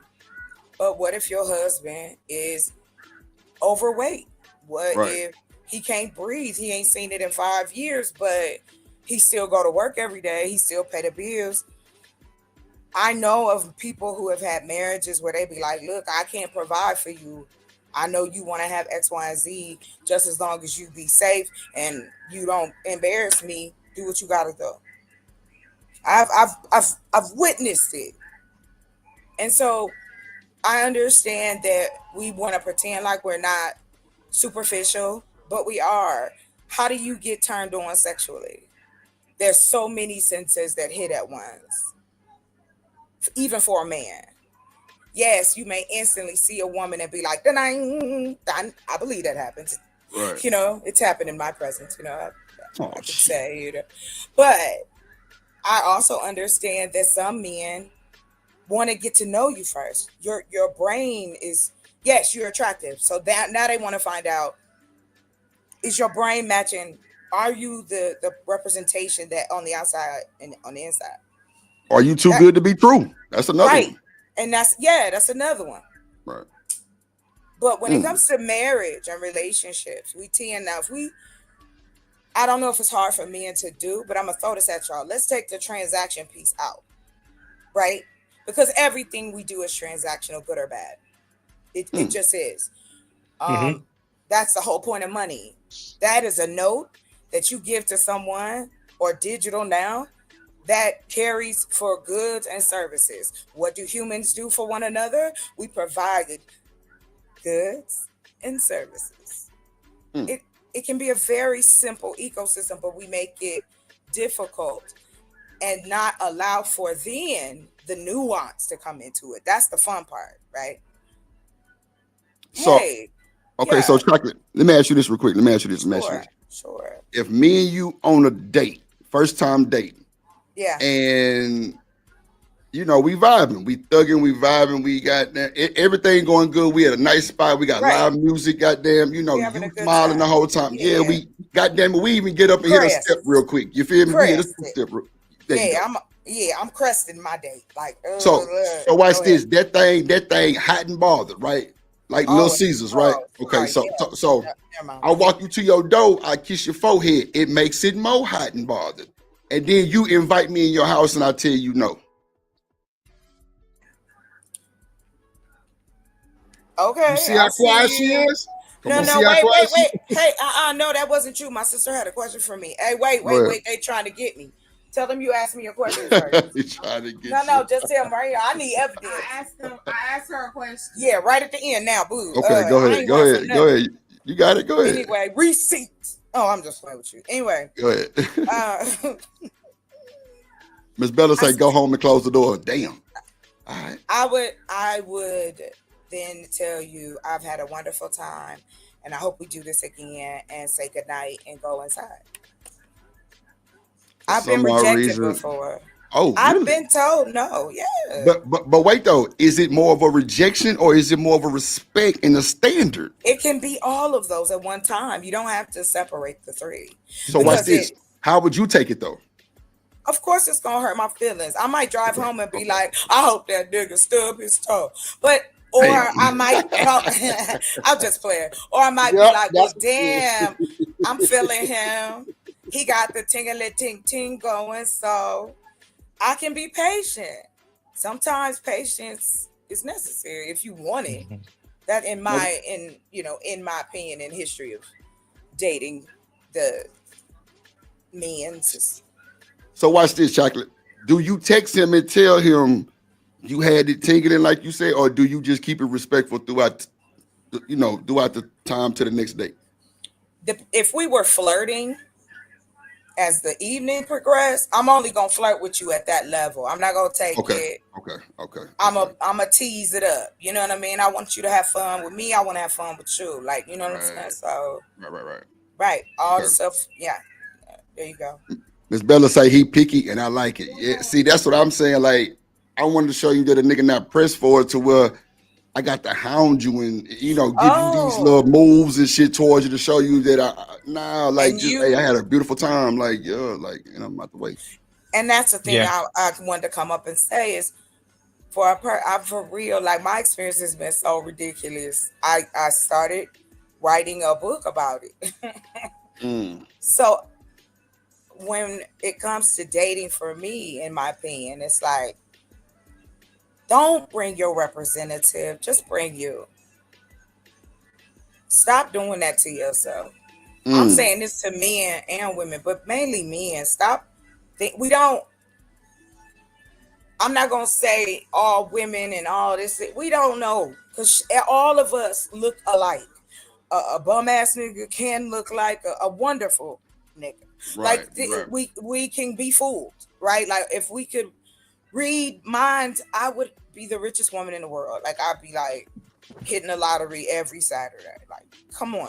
But since we know that's not the case, just to land it there is when you just stop focusing in on stuff like that, you'll pick the vibe up that this is something you're interested in or not.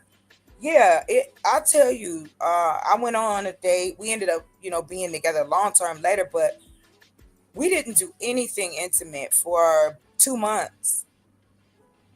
A kiss, I think that was about as much. But we waited 2 months and allowed ourselves just to get to know each other. And so it was fun. It was worth the wait. Anyway. And see, for me, that's the build up. That's the build up of great sex or great night, because I respected you, you respected me, right? And now we here. Let's get it. And to add that piece, it's because we created a space for each other to communicate it to each other, to go, well, look, I do like you, but because he had a past too, and I respected the fact that he was honest that, look, I've been in some bull too, so I'm a little, I'm guarded, you guarded, but not in a way that hindered us getting to know each other. And like I said, we had a day out of, we went to they had a town centers with everything in it. We closed that bitch down. Excuse my language. Right, you good. We closed it down. We talked. We laughed. I mean, I'm gonna enjoy myself. I don't care where we at. I'm gonna have a good time. But it really was the company. The company was nice. He was cool. Right. And that's the thing. Like, we didn't put all this pressure on each other. And I think, if we have to stop doing, like, where are we running to, and why do we feel we have to pressure each other to do? Was that the longest? So y'all got it. Huh? Go ahead. That 1 month, was that the longest? Longest? No, we were two. It was 2 months we waited. Oh, my fault. 2 months. Was that the longest you ever staying from with a guy? Yes. No. Oh, what do you mean? Like, am I celibate? Or am I to make them wait? To make them wait. The longest before, is that the longest a guy ever waited before y'all actually commenced? A year. Oh, okay. Okay, good. A year. So watch this, y'all. Watch this, Troop. I don't mean to cut you out. Watch this, bro. No, you good, brother. Go ahead. Look at old LGC. LGC. I thought that meant. Never mind. Anyway, she said, "Wow, wait. So men care about trust and intimacy? The fuck? Hell yeah." Yeah. You know what? She said, "Nah, boy, y'all better get Yeah. y'all got some love on your roosters around that motherfucker." No. I think. Hold on, gentlemen. Yeah, she ain't shit. Okay, I can't stay up too much longer. I'm gonna try to catch you. Hit the link, bro. See, because you on the bullshit today. I love the Yes, she conversation. is. Please keep it. Pause. Please keep it going. The one thing I want to add to it is when in dating, especially when my preference is a black man. Period. Right, Like I want a man from my culture. Right. Now, if I don't run into him, I may go out with somebody else. I was introduced that way. That was my life. My mother taught me to date and not to discriminate. I didn't mean to make that rhyme because what I learned was it's personality. The packaging can be outstanding. Like I dated a beautiful dummy before. Not a beautiful man, fine child, chisel, honey, looking like a Adonis, but just as empty, child, just cobwebs and flies, just no. Shit. And I'm a woman who loves intelligence. That's sexy to me. Right. Don't let nobody be cute talking no intellectuals. You might not make it out the house. I'm just saying, like, what we doing? Okay. You know what it is. You know what it is. No, I'm just playing. So wait, Chocolate. So you telling me in live time right now that y'all can over pursue also? Yes. Okay. Thank you for your honesty. I've been hot and bothered for somebody that belonged to somebody else, and I was like, well, I'm gonna be hot and bothered over here, and if anything happened, though, you know what? You know where you reach me. You know what I'm saying? Okay. Listen, women. So she has been an over pursuer. I like that honesty though. Yeah. I told you before, like I've never had a problem with talking to men, you know, and I am thankful, you know, to my father for that. Right. Because whether it was a class that maybe I shouldn't have took that early in life, but as now as an adult, you know, I'm glad because child, do I have some things to tell you. That's all I'm gonna say. You men's is y'all something else. So I'm saying. Because I told we can definitely be something else though. Yeah, I'm with you. And see, with you, Chocolate, is like everybody's not aggressive and upfront like you. Some men can't handle that shit. Some men like that type of aggression. And me being a Virgo, being blunt, being no filter, you can't talk to me like that because I'm gonna give you exactly what you want. That's a fact. I'm gonna talk back to you the same exact way, and goddamn it, we're gonna have a great conversation because I know how to control it at the same time. But when we speak to the physical piece of it, right? Yeah, we will tear each other up. Right. I'm a Taurian woman, right? I am truly like and I know men be like, that's silly. The reason I use it is because I did go study the animal, right? So a bull basically is a loner. Ding, that's me. Then on top of that, they are for one purpose only, to breed. We Taurian, that's why usually Taurian women and men have a very high sex drive. That's why people will cheat, because you can only take care of that yourself for so long.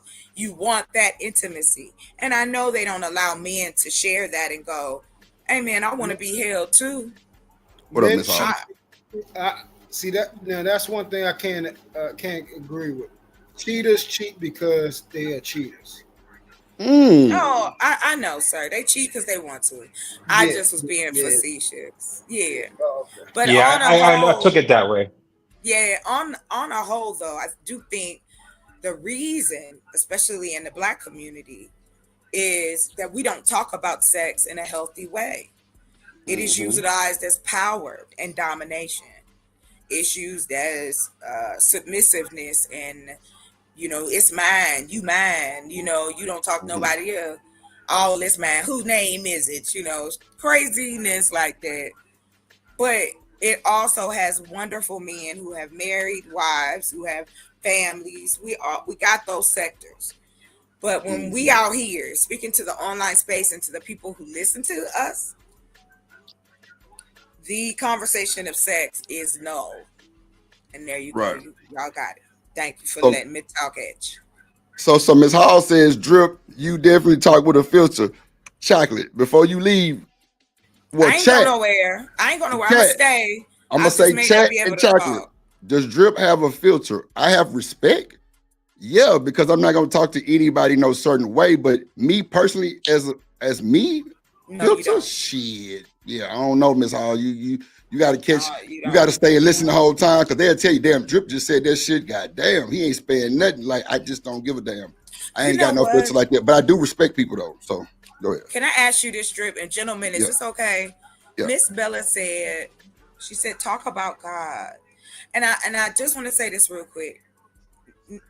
With all honesty, when we do talk about God, when it comes to sex and our community, again, it is looked at as evil, as bad, as something that you are doing. And that's why, Miss Bella, we have hypersexuality. It's just like anything else. You cannot cage a human being and keep them tied up and wrapped up and not think that they're not going to start to create ways. And this is why we have all this, we may call it deviance, but I'm gonna be honest with you. I would rather a man or woman with those kind of thoughts, if it's that far away, I'm glad for the virtual world. I'm thankful it keeps creepy people inside. But when we talk about sex, just straight, I'm the most straight folk that's still out here wanting to get it in.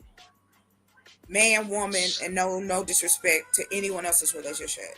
I'm speaking to that opinion. That is what I experience. So again, I communicate what I want. Right. Yes, that can be intimidating to certain type of people. And I find that if you're intimidated by me, then we can't go any further anyway. Does it show weakness? No, not at all. Oh, okay, I don't look at a man as weak. I just believe that I'm not the fit. And I'm fine with saying so. Now I gotta hurry up. I'm gonna tell y'all the story real quick and I gotta go. That's what I was getting ready to do. Don't ask no more questions. Don't ask more questions. What up, LA? No, go ahead. You got it. So look, check this out. So this was some years back. I think this was before the big C. Anyway, I was going to the grocery store and the security guard was looking nice in his uniform, and we linked up. So we talked over some time or whatever, and like I told, because he wanted my number. I said, all right, I'll give you my number, but I'm not looking for a relationship. I'm not looking for the title, a boyfriend, girlfriend. I just don't have the energy. I was working 2 jobs at the time. I was like, I'm trying to get stuff done. I got this, you know what I mean? Like I was busy, but he was determined that he wanted to take me out. I said, okay, all right, brother. So we go out, and I mean, it was really nice. He took me to the botanicals. We had a really nice time. And as every time the conversation would come up, I told him, I said, this is cool.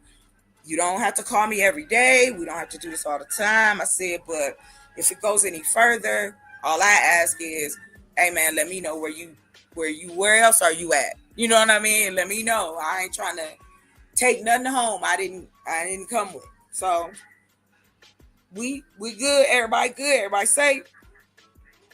Child. This man was at my house, y'all. And tell me why they didn't come tow his car, and he gonna pretend like somebody stole it. Oh man. This nigga pretended like somebody stole. I'm frantic. I'm feeling bad. I'm like, oh my God, I live in the hood. What is this? Crazy word. But hold on, real quick. I'm gonna let it. Desperation, boy. Listen, check this out. So, dude, cause he was being real extra, and I kept telling him, I said, I told you, sir, I am not looking for nothing. We can hang out, we can have a good time, but I ain't trying. Oh yeah, I'm cool with that. Pass some time. We get through that part. It's hilarious as hell that this nigga pretended like his car got stolen and it was the tow truck man.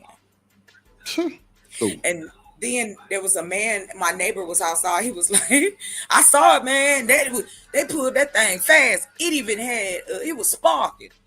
I was like, I couldn't take it.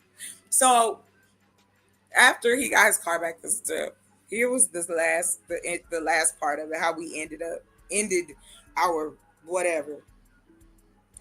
We went to a game and then we went to B-Dubs and we sitting outside. It's nice. We talking. We just talking about, hey, what you want to do? You want to go out of town? Whatever. Dude looks at me and go, remember when we talked, you being my girlfriend? I said, no. No, I don't remember. So he was like, I want you to be my girlfriend. And I said, no. And if that's what you want, we got to stop now. Because I can't do it. Damn. What up, LA? In the building. There you go. So you turned the nigga down? Oh, that's crazy work. So the man got his car stolen at your house and you ain't want to be with him. God damn.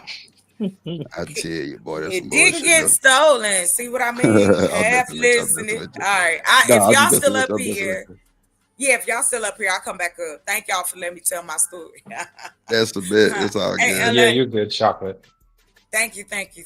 Shout out to the chat. Shout out to Miss Hall. Shout out to Tiffatat. Shout out to I think was that Miss Hall said that most women like to hear their man tell them that that they theirs.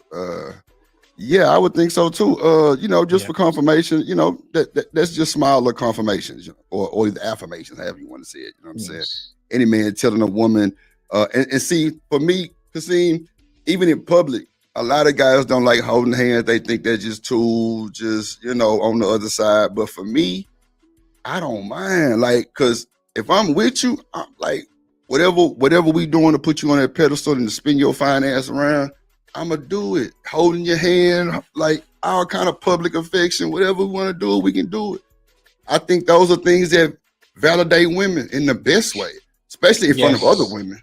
Especially in front of other women.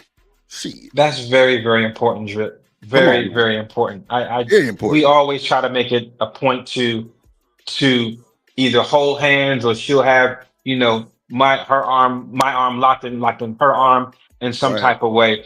It makes them feel secure and wanted and validated, right? It allows them to have these emotions that go through, just like hugging. You hug your girl for at least 5 seconds, you hold her and you kind of grip her a little bit so she can feel your strength.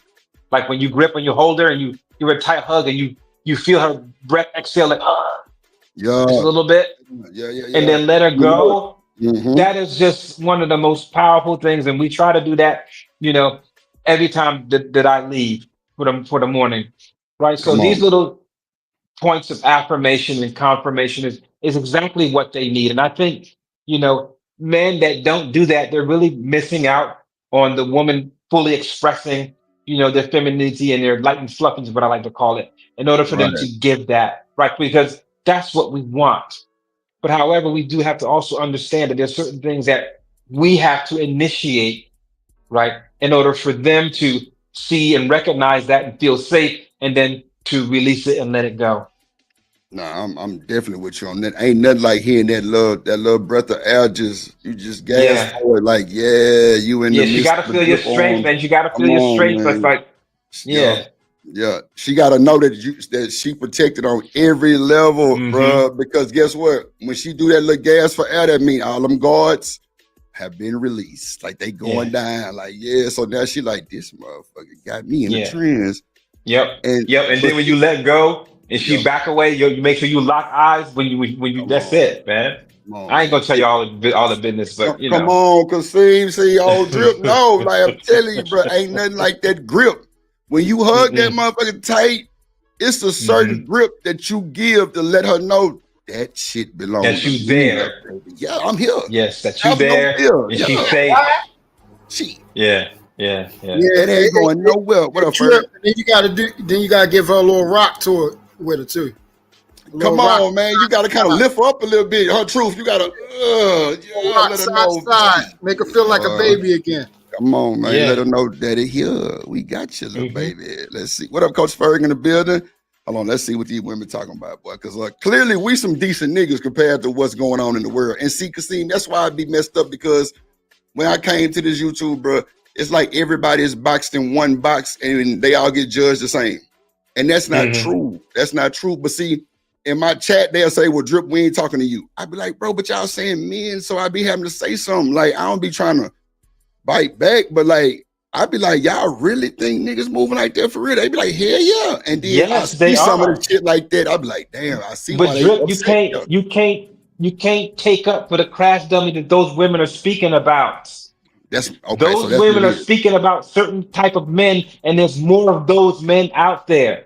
So that's why I don't get triggered when they say stuff. It's like, yeah, I know exactly who the hell they talking about. Exactly, I know exactly when they say men, they're talking about a specific type of man because they encounter those men more. Right. I got you. Understood. See, I didn't know. Like me, I'm just like, well, damn. You saying y'all doing this, y'all doing? I'm like, well, nah. And then soon as I say what I do, somebody else come back and say some bullshit. So I'm like, oh, that's why y'all. Okay, bet.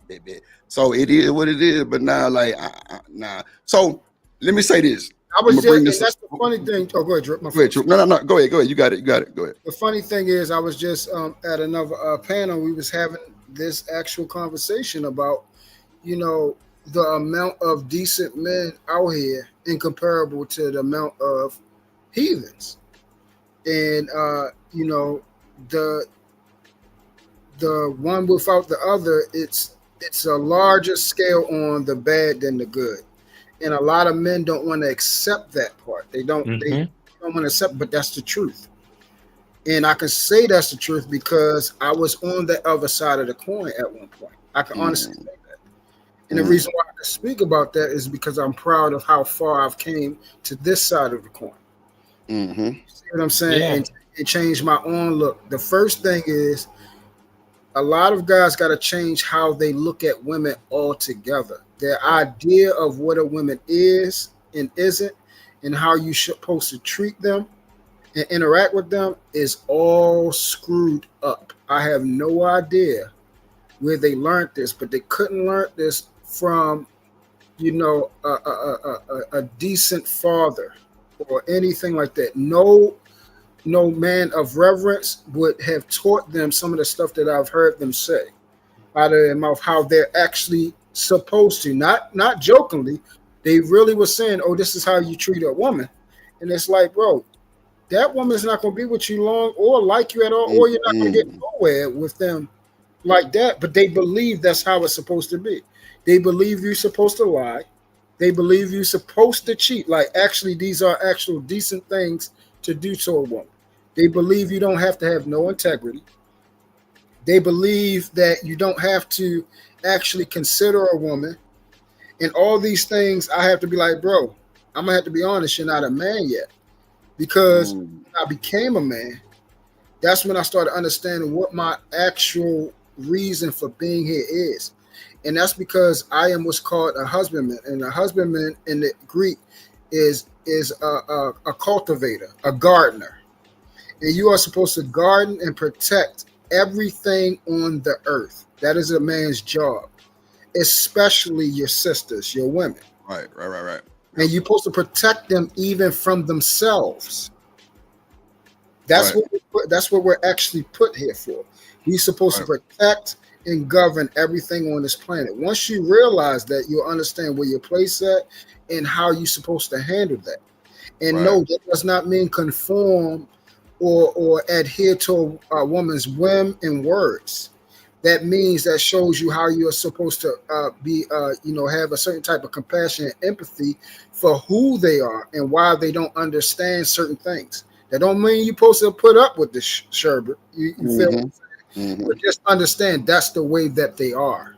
And you have to try to find a way to maneuver around it. Or you're just not going to be with a woman. Right. I got you. And shout out to Ms. Hall. She say majority of us seem to be messed up. It is what it is. I ain't gonna lie. I gotta respect the hell out of you, Ms. Hall, for standing on business with that. Because at the end of the day, it's okay to know that you messed up. Everybody messed up. The point that you can accept that shit and move forward and be better blows my mind. So I'm gonna have to send all 100% respect to you, Ms. Hall, for saying that, because a lot of people won't say that. Because right above your comment, Tit for Tat said most men are shitty. You don't even know most men. So it's got to be the people that's in your circle, or you talking about the internet? Now, No, but go ahead. But Drip, she's correct, bro. No. Yes, she is. I know Don't you cap don't want for to the men, believe. That's Drip. what I was saying. That's what I'm doing. I gotta stop. Okay, my bad. I know you don't want to believe. You are. Shit. I know you don't want to believe. Go ahead, Gotcha. All right, I'm gonna let you handle it. Go ahead, bro. No, let me just say this. Kasim just caught me in what I was doing. And I don't know why I actually tried to fend for it, and I see it also. But when people say most, it's just like everybody's a piece of shit. And I'd be like, nah, Tip, don't say no shit like that. And then y'all say, nah, Drip, don't cape for him. I'm like, damn, don't cape for them. Okay, gotcha, understood. I guess because look, just understand if you're not part of that piece of sherbet, don't even worry about it. Don't worry about it. Okay, it's not you. And then, as I said before, Drip, you have to understand and accept. Right. Understand and accept that these are the caliber of men that these women are dealing with. Yes. You know them, you've seen them, you've been around them, you have bust for them. So what they say should not be a surprise. Right. Okay. Understood. No. It's not a surprise. It's just, I guess I just read these comments and just be like, nah. But then again, when I get on the YouTube and I see what the hell be going on and these niggas be dragging them and doing the most like this, then I gotta see where they coming from. So you have to, okay, I got you. Shout out to Tit for Tat. I know she probably cussing my ass out right now. Drip, what the hell? It's all good, Tip. I just wanted to just bother you. But now, like, it's crazy that most men are shitty, bro, but we just was dealt a raw deal. You know what I'm saying? But at the end of the day, I hope everybody that's had a shitty experience can have a better experience. You feel me? That's why I try to stay positive with it. You know what I'm saying? Like giving a more positive outcome. Well, try this or try that, try that. And they be like, Drip, I'm grown. I didn't did this shit. Like it ain't really working. And see, that's the I think, and it's nothing wrong for the outlook that you have. Right. But a lot of times I think, bro, and I'm not talking about you, a lot of us do this. I think we conflate the 3 R's, and that's reason, right, and reality. The reality of the situation is sometimes people speak from different avenues at different times, and we can get it screwed. The reality of the situation, majority of people in general, men and women, are no good. That's the world that we live in. We're born in sin and shaped in iniquity. We're horrible people. Right. That's such a bad take. The other thing is this. What up, Edie, man? When dealing with, we gotta understand the women out here, they're dealing with men. We're not dealing with them. You see what I'm saying? So they're dating these type of men that they're getting involved with, and they're finding out that these men are trash. And the thing is, we're looking at who we hang around with and who we are, and we're saying that this could not be possibly true. But when we look around the landscape, out of our circle and out of who we are, yes, the hell they is. They do not subscribe to any order. They not submitted to God. They are lawless, godless, and they only adhere to themselves. And those type of people, they can't be trusted. They have no integrity. They do not, try to change any type of behavior. Their habitual tendencies is ignorant. They have malice and all these different type of things. None of those things work out with trying to engage with a woman for a relationship factor. You feel what I'm saying? Right. Sharon, hit the link. Things. Those type of things. Eventually, bro. Recognize, brother. I'm speaking. Yeah, you've been speaking for the last 10 minutes. You just popped up, so you got fucking. Hold on, wait. Let's just keep it respectful. Go ahead and let you play. Truth, you did. Edie, man, you got it. Hold on. Let's just tone it down. Let's tone it down. Go ahead, Truth. You got a minute to land, and then we're gonna let Edie Man get in there real quick since he just hit the panel. Sharon, hit the link. Shout out to Sharon Brace in the building. Shake it, break it. Shout out to Mud Cody. Shout to my dog BJ in this motherfucker. He said, "Drip, I'm drinking and smoking tonight." Goddamn. Go ahead, Truth. You got it. My bad. Go ahead. Edie Man, you got it. Okay. I can't. Yeah, I don't deal with that disrespectful stuff, bro. Okay. So, but yeah, like we gotta make sure we listen to what they're saying and take it into consideration, because we ain't going to disagree with the guys coming on here saying how bad the women are. Correct? Right. You're right. Seeing that out here, we're going to acknowledge that. So we have to acknowledge how they are as well. Shout out to T&L Bonafide in the building too. What up, boy? Shout out to Miss Hall for cutting up. She say, "He quit being rude. The man was literally talking." Child. Go ahead, Edie Man. Hey, is Kasim up here? Yeah, Kasim up. Wait a minute, Kasim. Yeah, he is. Yeah. Kasim up. Hey, Kasim, you still here? Yeah, he done. His avatar. He must have stepped away real quick. Oh, yeah, he up here. away. There you go, right there. There you go. That's who I came up here to talk to. Hey, Kasim. Can you hear You me? on mute, Kasim? You on mute? Oh, there you go. Yeah. I'm sorry, I had to plug everything in. So I couldn't wait to see you on the panel. I had to come up here. So Kasim, how are you, Edie Man? I'm doing good, brother. You telling me you sitting in a woman's house and her lights get cut off? You telling me you ain't gonna help her pay her light bill, Kasim? Yes, I'll help her pay the light bill, Edie Man. Okay, everybody's trying to trip on like I was talking foreign. There's no way a man of substance is gonna sit in the house that's dark to prove a point. That was the whole point I was making, Kasim. That sounds crazy as hell. Yeah, that was a troll. See, that was a troll last time. That wasn't Kasim talking about I was crazy, I was a sucker because I'm gonna help a woman out who lights got cut off and I'm sitting in the living room. Nah, that's not what was said. You said I said that? I asked Edie Man. I say Edie Man because niggas was saying they wasn't paying and this and that. I'm like, so Edie Man, if you in a woman's house and her lights get cut off, and she told you she forgot to pay the bill, is that a flag? That's how the conversation started. No, but Kasim was in the chat. That's why I didn't think it was him. Okay. That's why I was waiting to see him in person because the person in the chat was like, "Oh no, that's simp behavior. She should be able to pay her own blah blah blah." And I was like, "That don't sound like No, that was not Edie Man. That was not me. I haven't used the word simp in God knows how long. So I would never say that. I don't. No. I had to check. I was like, "What? You telling me Kasim gonna sit there in the dark?" Yeah, not Kasim. No. I can't see Kasim in the dark to prove no point. I couldn't see it. No, I had to that's ask that man. I said, "There's no way that was Kasim." Somebody. That would be totally counterintuitive to who I am, man. And plus, it would be a bad reflection on me, right? Because she is looking, to be rescued or whatever, and that's what a man should do. So it is what it is.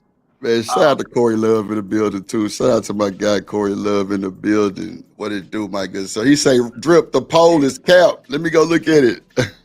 What poll? So Kasim, let me ask you The this. poll at the top. Go ahead. Kasim, so do you think the majority of people are good or bad, men and women?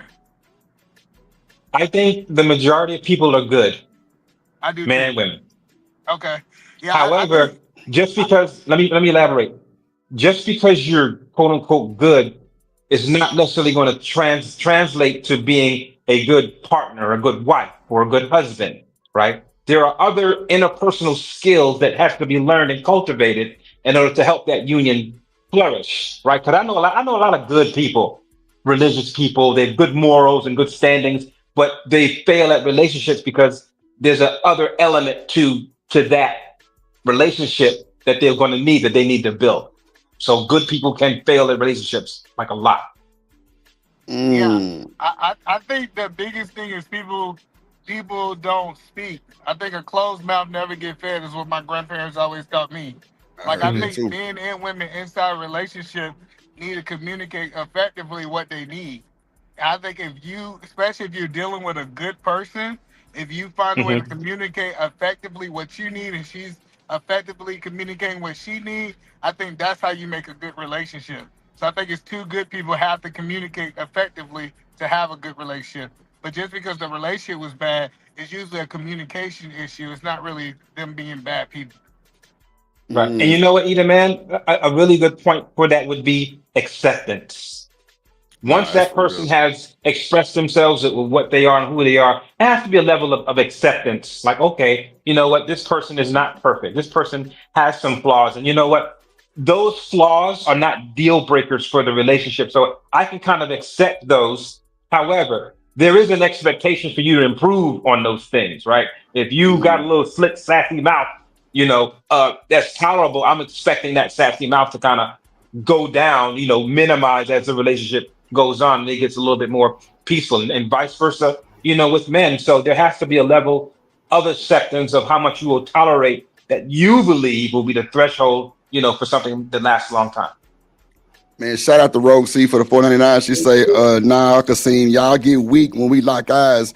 We leave y'all in the trance. Child. Hold on. I got another one down. Yes. Yes, sir. Yes, sir. Go ahead, Troop. Yeah. Well, hold on real quick. Shout out to Corey Love for the $10 super sticker. Appreciate you, my guy. Go ahead. Yes, yeah, always remember this. No one on this planet is good. Mark 10:18 says, and Jesus said unto him, why callest thou me good? There is none good but one, that is God. So anybody that says they're good, they're trying to be in with Christ, and they're not.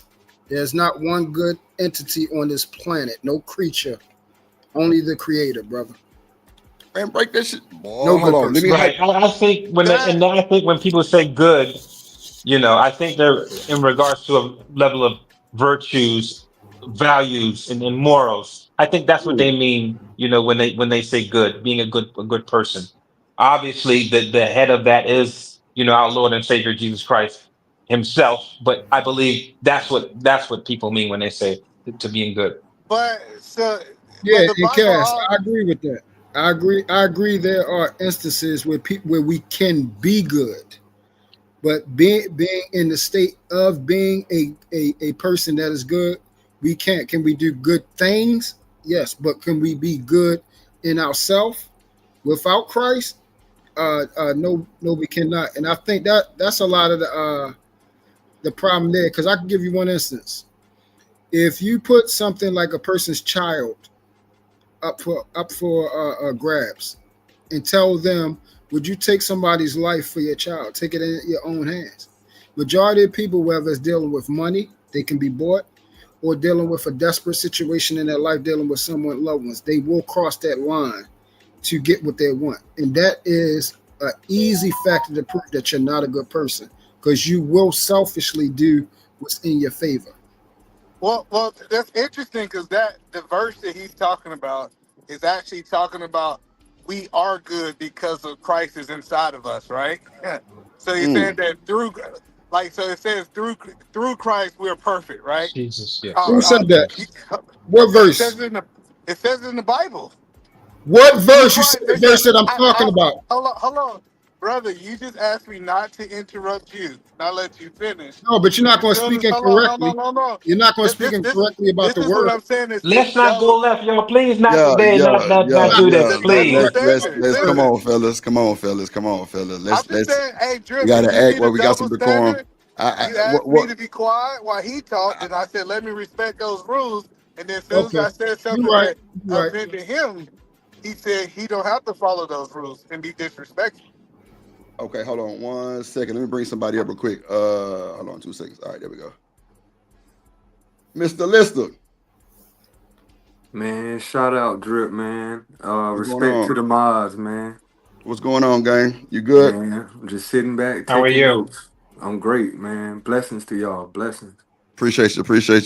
You got it. Well, before we get to Eater Man and Truth, you got anything to say about what we talking about? What you think about this? Not for the most part. I would say though, the level of intimacy with our partners, I think that needs to be talked about a little bit more. The intimate side to dealing with our significant other, because intimacy beyond the physical is just as important to turning a female on versus or getting to the box versus just, you know what I mean, asking or trying to manipulate, or even if it happens organically. If you can figure out how to engage intimately with the woman before the physical, your chances are good to get in the box at the end. Right. In my opinion, based on my experience, really showing that you are into her, being able to regurgitate things that she says to show her that you remember. If you like, maybe if you see your significant other like on Pinterest, or if you Right. going past a store, be like, that's a cute purse, or that's a cute dress. Find out her birthday and surprise her with it. Just little stuff that a woman can kind of see to let you know that you kind of there for a purpose. Right. Keep on her toes. Yeah, man. You be having to turn down the box. You be getting For real. I agree with you, B-Dog. I agree with that. That's for sure. Yes, sir. So You know, what you were talking about is you were talking about mastering perfect presence, which is what I had to learn. And women can sense when you're present or not just like physically being there, but cues. If you're nodding, if you're looking away, if you are, just waiting her to finish, they can sense all of that, which basically says like, you know what? This person doesn't really respect me, which causes them to hold back, which causes them to not share. And then you're wondering what's going on with them. And it was one of the things that, the counselor had brought up to my attention about what I needed to really work on, because I was impatient, right? I didn't want to hear what the hell she had to say, because I didn't have the fortitude or the competence to really be present, to actually get out of myself to listen to what she has to say, and not understanding that those things she had to say was important to her. But it was more important for me to be there, for me to be present, so that she knows, like, hey, like, you know what? He's here. He's paying me attention. He's not distracted by anything, and we can really connect on that level. So I think if men practice more perfect presence when their woman is speaking to them, they can get a lot better results, man. So you hit that on the head. No, he definitely hit that on the head. You got anything to say about what he said, Truth? What up, B-Love? No, I agree with. I agree with you too. No, I just wanted to make sure that people do not misconstrue that. I will always tell people, make sure you go to the Bible. When you hear something, go directly there. People talking and saying anything out of their mouth, make sure you go to the word. Even when I'm saying something, go fact check it. Do not just take somebody's word right off the bat. Go to it and read it, because people be saying anything. They won't tell you where they can find it. They be saying anything out of their mouth, their own words, anything. They don't even quote a scripture. They're just saying anything out their mouth, and people be trying to trust it. When it comes to God, but you know what though? I have heard a similar verse to what Edom Man was talking about. I have heard that before, so it wasn't like I had to really need to go and like, hey, grab my Bible real quick and look for that exact verse. So what he said, maybe the context might have been off a little bit, but I've heard that before. That's important, and that's why I'm glad you said that. Maybe the context was off, so you can hear something. But if the context, that's why it's called context. If the context is off, the meaning and what God inferred it for to help us apply to our life, that means that's going to be off, my brother. And for the Bible, y'all can read any other type of book, however y'all want. But that word of God is important for our lives. That's what saves us for here, for the time here and the time to come. That's life right there. That's God itself and his word. So that right there, that's a total different type of thing. And for those of us that are in the fold, in the cloth, the body of Christ, we understand how serious when it comes to that word, that we don't play with that. That's life and death right there. You can't just say whatever, like, hey, willy-nilly, hey, just make up and throw something in the air, and in the context and reference of that has nothing to do with it. I was talking about Mark 10:18. He heard me mention something to bring that together. I was talking about that. What he was talking about was Philippians 4:13. I can do all things that strengthens me. So you got to know these type of things, or it's going to be confusion. And confusion is the author of the devil. That's in the word. Well, shout out to y'all. But do you think that was his? But do you think that was his intent? It's not to confuse and the cause, or was it? I get what you're saying, but I think for the level of this and the tone and the not the tone, but the gravity of this conversation has a little bit more casual instance to it. Obviously, there's certain nuances that go on about that, and I didn't look at it in that way. I didn't take it that way because of the casualness of this conversation. I had an idea what he was talking about, what he was meant, but it wasn't the fact that I had to challenge him, on that. I didn't think it was needed to be challenged because I got what he was trying to say, basically. Yeah, and I'm glad you got what he was trying to say, but the problem is he was wrong. That's the problem. So so I wouldn't think somebody would want to be wrong about something because I knew what he was trying to say. He was trying to say from his understanding, but if you actually go and read it, it will tell you. He said, no one is good except the Father. And that was in red. Christ said that. So anything that Christ said, it stands. You said that no one was good except God. He didn't say that. No, I know I said that. And he said people are good. That's my point. I said the Bible says no one is good. And Christ said it. Christ said it. It's written in red. So since he said it, it's true. Nobody can go around Christ. And if you're trying to go around Christ, that's something totally different. And that's the problem. So that's why I said, if you're not going to say the Bible correct, let's stick on to the dick and pussy conversations. Don't talk about the word. That word is something completely different. Let's stick on, talking about men, women, and all this other garbage that don't even matter.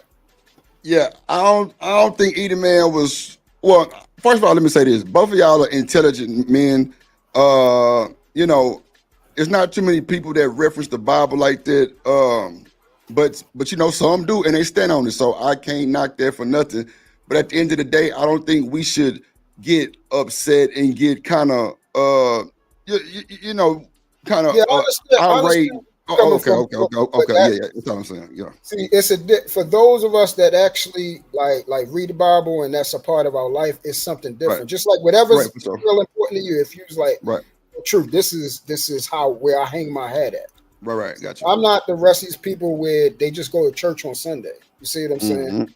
I'm always in the Word. That's my whole entire life. That's God is all I have. You see what I'm saying? Christ is all I have. Everything that I have comes from God, and I will never get that misconstrued. I'm not one of these people saying something as a cliche. Oh, God gave me everything. It don't mean it. I don't have no on or off switch. Or Sunday school, go to church on Sunday, and then live a totally different type of lifestyle throughout the week. So when it comes to that Bible and that word, that's very important. My father is for who I am. You feel what I'm saying? Right. I don't just say I love God. That's why I got intense about it. I actually love my Creator. That's my heart. That's my first love.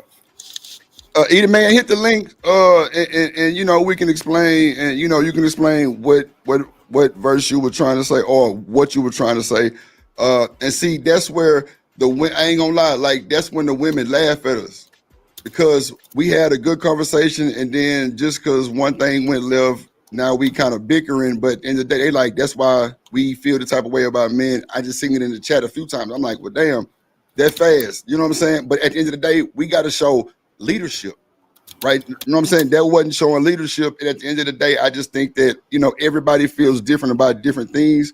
But at the end of the day, like I said, you and Edelman are very intelligent, bro. Like, I don't think Edelman was trying to mean facetious. I think he was just trying to make a point also, just like how what's leadership, Drew? Well, leadership for me is like leading, like, being, trustworthy, showing that I can lead, showing that I can take care of things, showing, what is it? I mean, just being like your number one, like being up first, like making sure the household is taken care of, like, walking, trying to walk in the right path. You know what I'm saying? Yeah. If you believe in God types. Yeah, for sure. That's leadership. So that's what I was simplifying. If someone is not correct, you make sure you. Now that's true too. That's true too. You're absolutely right about that. That is trying to make it. Military concept. Anybody coming to your camp that's ill-advised and out of uniform, you check them. Who are you? I agree because I do be on some checking shit too. I definitely agree. Like I say, I don't know. I don't think either man meant facetious, but if he can come back and explain, it's cool. But like I say, I know that word is serious. Yeah, and, it is. And you know, it's a lot of things mean different things. You know what I'm saying? Because hold on, let me see. B Love posted something earlier. She was saying about what you had said with the word right here. See what I'm saying? She said the word good has different meanings in the Bible. Yes, the verse truth used does reference God being perfect. Like it's a lot, you know what I'm saying? Like it's a lot of different nuances with that, but it's a lot of verses that reference God being perfect. You know what I'm saying? So like she said, that verse reference God being perfect, right? That's what I said. He said, no, that's not what that says. Eater Man just pulled up. Go ahead, Eater Man, you got it. I don't know what y'all said. I had a call. Okay, well, nah. But I was telling you to pull back up and kind of explain. Okay, yeah, go ahead. You got it. Yeah. So what we were saying before we left, right? So what truth did, like I said, I don't know what y'all said. Let me say that because I don't know if y'all covered this or not covered this. Let me say that. Okay. So when I asked Kasim a question about good, his interpretation mean that the definition that I was looking for was the definition that was inside of the Bible in my question. So we know that definitions have multiple meanings. Mm-hmm. And how Kasim answered the question, I think he wasn't looking for somebody who was morally perfect. He didn't take that question as that way. He took it in the context of what I meant it in. Hey, do you think more people are good or bad? Said that, hey, do we think that most people have good intentions or bad intentions, right? Mm-hmm. And then truth, when he responded with the Bible, he said, well, Jesus said that nobody can be morally perfect, right? Oh, that's what I said? Hold on. Well, you was talking about go ahead, let me talk. I don't like when people misconstrue go ahead, bro. words, bro. The biggest thing with truth is you a hypocrite. You always say, don't cut me off. Let me go on these long diatribes. And I said, let me respect the rules. And as soon as you get offended, you violate every rule that you say that you quote unquote don't do. Yeah, I cut you off because you're quoting me. If you was just talking about anything, I wouldn't cut you off. Okay, so hold on, wait. I got you. Hold on, wait. Hold on, truth. Hold on. Let's do this. I'm gonna let Eater Man go uninterrupted because he definitely respected you when you did that. Let's let him get it out, and then you can rebuttal on something that you might have said that was wrong. You know what I'm saying? But let's just let him get it all out so we can understand. Go ahead, Eater Man. And I'll land quickly so we can have a conversation. No, go ahead, take your time. No, I'm gonna land quickly because I want to have a back and forth, right? Okay, I don't cool. think one person should hold the mic for a long period of time. Okay, go ahead. Basically, when me and Kasim was having a conversation, we told we basically was talking about good, as in do people have like a more not really a moral compass, but do people have good intentions? And the definition that he was talking about, he's saying was like perfectly moral. That's what the good in that scripture means, perfectly moral. So I think we was talking about two different goods, and the problem with the English language is we have multiple meanings for one word, and people quickly try to interpret what you're trying to say without getting clarity. And I landed there. Go ahead, True. All right. So once again, the Bible says it's clear and plain. Okay, there's not no multiple meanings because God is not confusion. In that point when he was talking to one of the centurions, and he was referencing, he said, good master. And he said, why you call me good? He said, no one is good except for the Father. Christ said, why you call me good except for no one is good except for the Father. There is not one good human being on this planet. Number one, we're born in sin and shaped in iniquity. I don't know if you know what that means, Drew. That means we're in a fallen state because of Adam's sin. Okay, so we are without God. Every person that is born until we become saved again. So you must be born of water and born of the Spirit in order to be saved, in order to have God's goodness come and take abode inside of you, not your goodness, because you can't be good. You need God. You need the true vine. You need the way, the truth, and the life to come inside you to help you to become a decent individual and also to save you from the hell that is on the way. And for those that don't understand that concept that you are not a good person, you can't do good, and you can't earn your way into heaven. You can't do enough good on this planet to get you into heaven. We are doomed. We're fallen. We're in a fallen state. We're sinful. And there has been only one person that came and paid the price. There has been only one person that actually fulfilled the law. There has been only one person that has been good, a good and faithful follower and devoted to God. And that is Emmanuel. Mm-hmm. Anybody else saying other than that, they are lie and the truth ain't in them. Because we're all sinful. We all fall short of the glory of God. Okay. So that's I think that's the disconnect.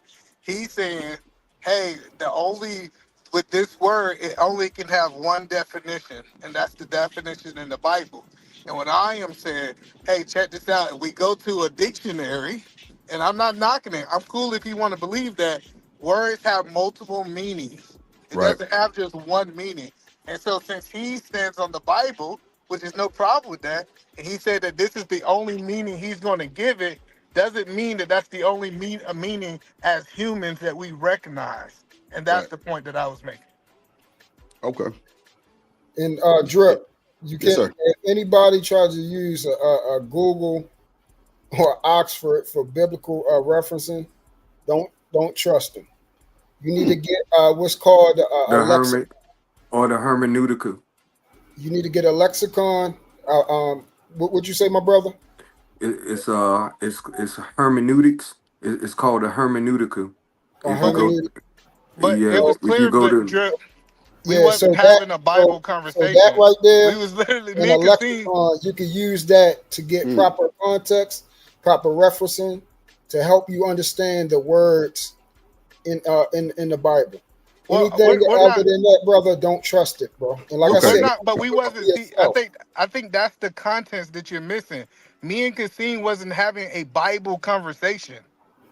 It wasn't. That's the whole point. Like you tried to insert the Bible. It's not into about a hold Bible Hold on. conversation. Wait. Let him get it off. Go ahead. Go ahead, man. Go So ahead. me and Kasim was having a conversation where we was not referring to the Bible, and you inserted the Bible into our conversation. And now you said, hey, we must stand on the Bible definition, even though that was not what we was talking about. Okay. Oh well, yeah, that is true. Yeah, they wasn't talking about the Bible, but okay, I got you. Understood. No, I You was brought just the Bible. waiting till you Okay. finish. I was just waiting. Well, till you go ahead. Right. You threw Edom's? I just knew that this was the language that Edom and I would talk about was in a casual manner. There are ebbs and flows to it, and I comprehended what he was trying to say. Right. Okay. Right. And see that, and Didn't that's have to be so literal. And that's what I'm saying. So that when it comes to good and bad and right and wrong, this is why we're having such a disconnect in the world. You see what I'm saying? Because first and foremost, and I understand what Cass is saying. He separates, there's a time for this and a time for that. Edom man probably do the same thing. Like you said, he's not talking about the Bible right now. He's talking about something totally different. Okay. For me, when it's talking about are we good, we're talking about people.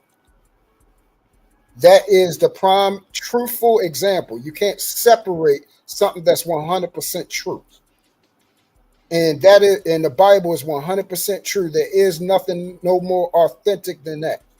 That talks about human beings and who we are. So when we talk about good, I just use that as a simple thing, and that's clear to understand, and we see it all around the world. We can't see all this murder, all these bad men beating on women like women want to talk about all the time. All these men abusing and raping and doing all these type of things to women, cheating on them, causing them to abort babies and breaking up and committing adultery and all this evil stuff that women talk about how men are. And then say we got more good people on this planet than bad. Something not adding up. We can't have all this evil out here, all this evil being done to women, but it's more good men on this planet than bad. So what, they lying? You know what? Well, let me have, let me ask you this, Truth. Where does grace come in? At this particular juncture, how powerful is grace, since we're not good and since we're not perfect and that we have these bodies and we yield to the flesh like a lot? How good is grace? Okay, so now we're talking about something different. So we need grace, obviously, because we've fallen, correct? We have. I asked you that. Right? Yes, this is why I'm asking. Right. So my initial premise was, what was it? That we're not good. So yes, we now, since we're not good, we need grace now. Grace doesn't make us good. Doesn't make us good. It actually. But wouldn't you think grace covers all of that stuff? All of our insecurity, all of our wrongdoing. Isn't that what the beauty of what grace does? It knows our flaws, but it says, hey, I have atoned these flaws for you through my grace. Isn't that more, do you think that has more weight than just being quote unquote good? No.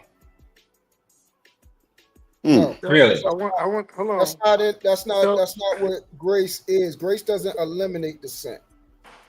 No, it doesn't eliminate the sin. It's still there. What Christ did on the cross, because this is where grace comes from. What Christ did on the cross does not take away your sin, because you're going to be a sinner for the rest of your daggone life. You're never going to stop sinning. Your mind is corrupted. The things that you see, the way we speak, the way we behave, the things that we think of. We are corrupted. We are born in sin and shaped in iniquity. Everything we do in life has caused us to disrespect God, has caused us to break the laws, all these type of things. That's why we needed Christ. Without him, no man on this planet was not going to hell. So we needed somebody to atone for how horrible we are. It's not no on or off switch or, grace is here so then I can live my life and screw up. That's not what grace says. No one is saying that. And no one has said that on this panel. Go ahead, Edie, man. We're going a lot of places, first of all. So first, let's go back, right? When we ask the question, why is it murder? Why is it this? And why is that? It is proven that is the minority of people. When we look at the people that's in jail, it's not the majority of people, it's the minority. So just because the minority of people are doing bad things, we can't project that over all people, okay? Hey, because when you ask the question, why is this? Is because I think everybody acknowledging bad people are there. Then second of all, God died for our sins, right? So he did take our sins on the cross.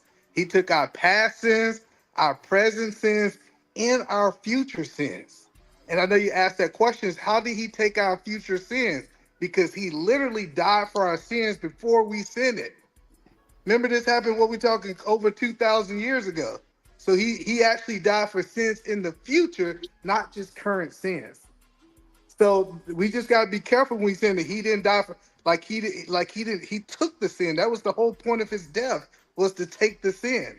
Now we still have sin consciousness. Now sin consciousness is something totally different. All right. Once again, you're not listening. Once again, and I know Mr. heard it too. You're not listening, because that's exactly what I said. I said that there's only one price, one atonement. The problem with people that call themselves Christians think because Christ died on the cross, you now can live a screwed up life. And that's not what that is for. It's not a license to say I can still live how I was living. No, you gave your life to God, so now you live for him. You now pick up your cross daily. Obedience is greater than sacrifice. You're supposed to live as Christ. Do you think most Christians know that and are aware of that? No. When they get baptized and they turn their life around and they give their life to Christ. You don't think that they know that? No. You don't think so? No, because it's You don't think that once they get baptized and they get baptized that they're supposed to turn their life around and walk as Jesus walked? You don't think they know that? No. And the reason why I say that, because majority of so-called Christians, and you can ask anybody around here, they'll say they stopped going to church because the so-called Christians don't even live right. I go to church. But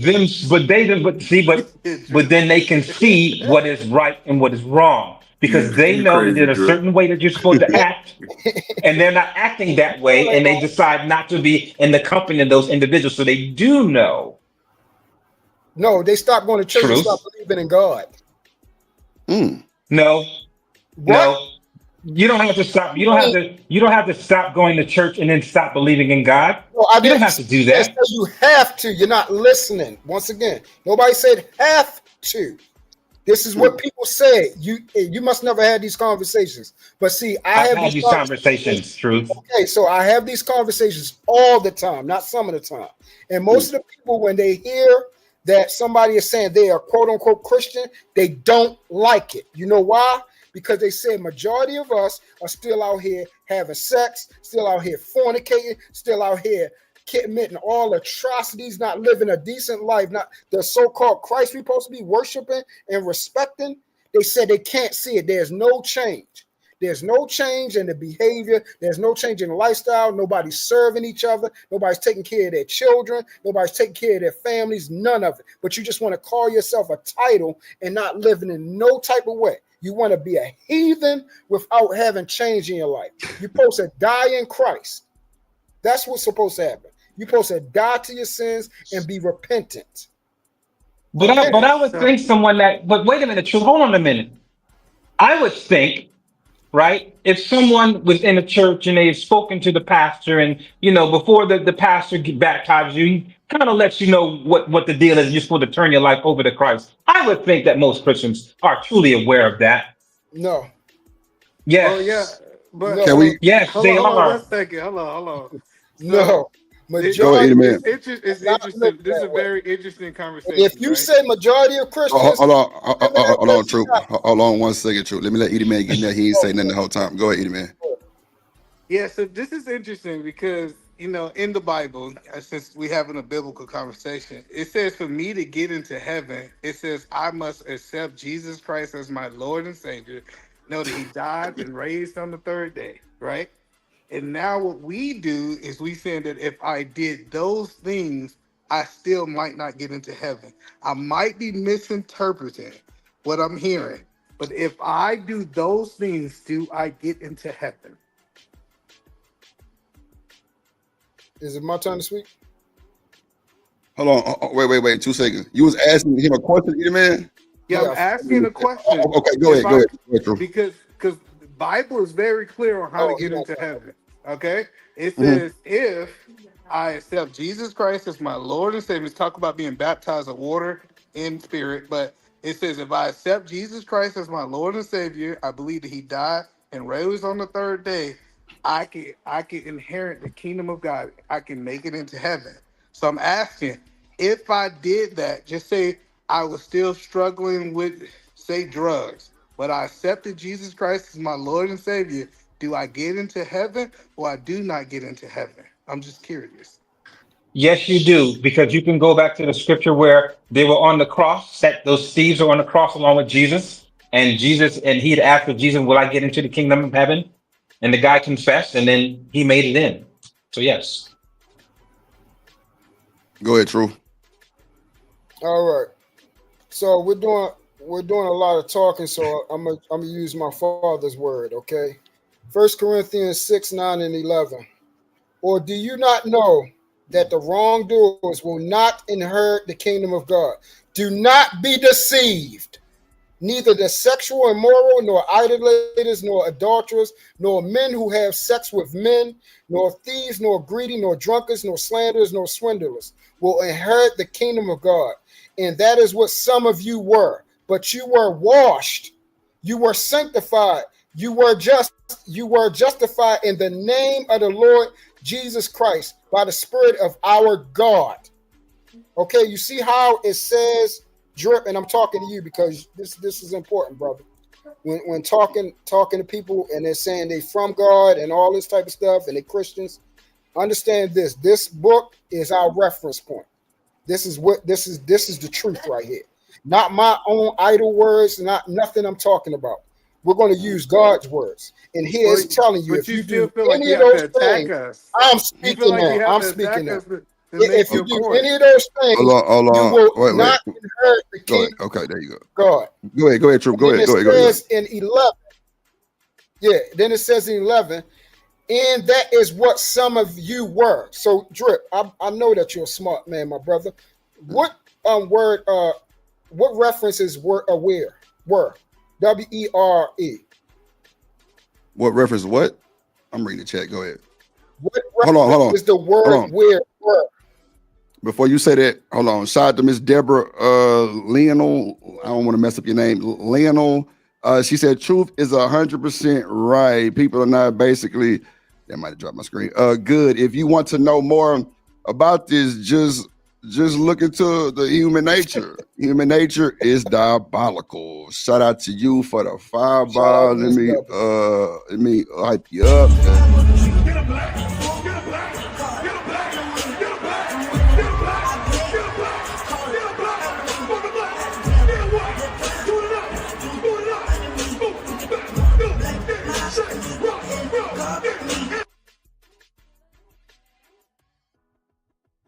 Yes, Lord. Shout out to Miss Deborah. I appreciate that. Let me know when I can get in there. I think he wanted to well, hold on. 2 seconds.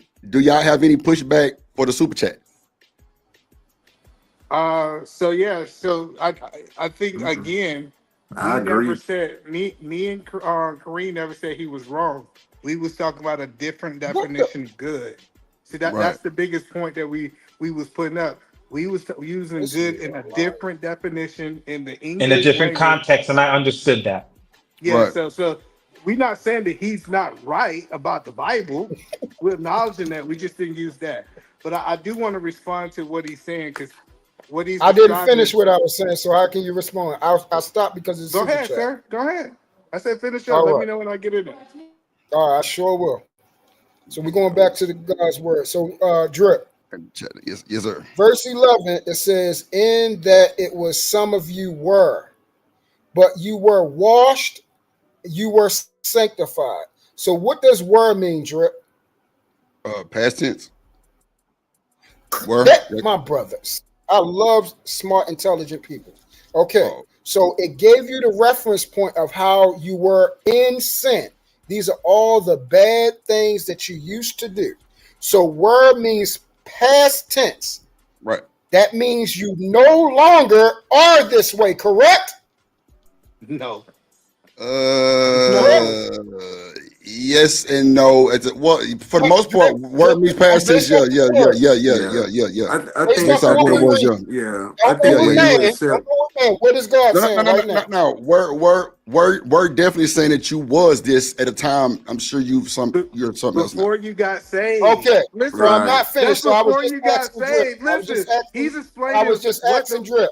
Okay, something. you just gotta let So him it says, go in that was some of you were, but you were washed, you were sanctified, you were justified in the name of Lord Jesus Christ by the Spirit of our God. So that means that you're not that anymore. Right. Exactly. It's called having a repentant heart. If any man deceive you and tell you can live a life however you want to and not have a repentant heart, and that means change, my brother. That don't mean play and get the dibble and dabble and have fun whenever you want to. Do not be deceived. That's what it's saying. Do not let anybody lie to you and tell you because that man gave up his life and who had no sin became sin for us. He did all of that, and they're gonna tell you can still live how you don't believe it, brother. Yeah, because the change isn't instant. Like once you accept the Spirit of Christ, the change isn't instant. But what is instant is you accepting Christ. You see what I'm saying? Because now that you are a new creature in Christ, now you have to actively walk out that new path. and that isn't instant. But if you understand true repentance, that's the key to grace. We need all of these things, but just having grace, you have to understand the mechanics of grace.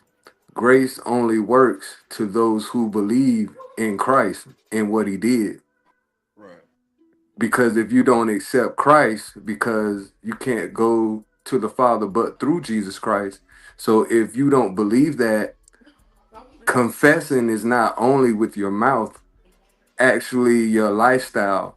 You're being held accountable. Well, sir, yeah. So, well, let me ask you a As question. to before, when you didn't know Christ, now that you know Christ, now you are held accountable. I got you. So the good thing, Mister, that I want to ask you, Mister. Hold on 1 second, because this I think this is sum up the whole conversation. What is the righteousness of God? Because let me ask that question first. What is the righteousness of God? Who you talking to? Truth? Truth? I guess he's talking to you. And Scarlet, which is I was talking to Mister. Oh, okay, my bad. Go ahead. We're righteous through God, right? So, and what Truth was explaining, hold on, ladies. I said what Truth was explaining is how we were before we got saved. I didn't disagree with that. But after I come into the kingdom, I am not playing by the same rules that I was playing before I was saved. It's a whole different conversation. And so what he said is, I'm not telling nobody to go out and just do whatever they want to do. That's not what I'm saying. But the pre-reference, what he was talking about was to unsaved people. That whole scripture was not to the people after they got saved. It's so that's why they kept saying. And I also hold on, wait. did We gotta let Edie Man finish. I got you, Mister. I'm gonna check in just 2 seconds. Go ahead, Edie Man, finish the statement. Yeah. So now, once I come into the kingdom of God and I become a new creature, I don't play by the same rules because now I'm part of the family. So when he was saying that these people wouldn't inherit the kingdom of God, that it wasn't based on that. So like it is proven based on how Jesus died. He died for our past sins, our past sins, our present sins, and our future sins. Now I am conscious of these things, but I still live in a world where that my body, I still live in a world that my body is still a flesh and still have desires, right? So if anybody having this conversation, what I want you to notice, I never had to attack Christians to make my point. You gotta be real mindful. People have to attack people to make their points. And the second thing that I'm gonna tell you is research the righteousness of God, because our sin never takes our righteousness away. Okay. To the good. Shout out to y'all for the conversation. I really want to move past it. The chat saying, Drip, you put the chat on punishment. Scarlet, Harlot, please don't say that shit over here again, ma'am. I'm just keeping it a thou out with you. It's you because you know what time it is. And we know, I know that sin 7 sin. It's cool. It ain't no thing. But you know for sure that ain't what's going on over here, Mama Gemma. So moderators, please be on alert with the bullshit. Shout out to Ignorant TV. Shout out to Edie Man, Truth, and Kasim. You know what I'm saying? Shout out to Governor Ron in the building. What up, boy? I see ya. Hell yeah. You know, tangents go on and we go down rabbit holes, but it's good that we could try to have good conversation. You know what I'm saying? I know it was a little rough, but at the end of the day, some of this stuff do gotta, you know, we gotta talk about it a little bit. But yeah, y'all know, you know, the channel is not dedicated to that, but it's always good to have, you know, context that's fact checked and proven. We know Edie Man wasn't trying to be facetious, but we do know Truth is I don't even want to say a thumper, but you know. Yeah, no, call me that. Hell yeah. Okay. Well, we do know Truth is a thumper at the end of the day. You know what I'm saying? And he stand on that Bible verse, but also Kasim is, you know, like I say, it's a lot of intelligence up here. You know what I'm saying? Mr. It's smart too, so you know. And I said in the Bible verse that says it all is 2 Corinthians 5 and 21. and I'll read it to you. It says,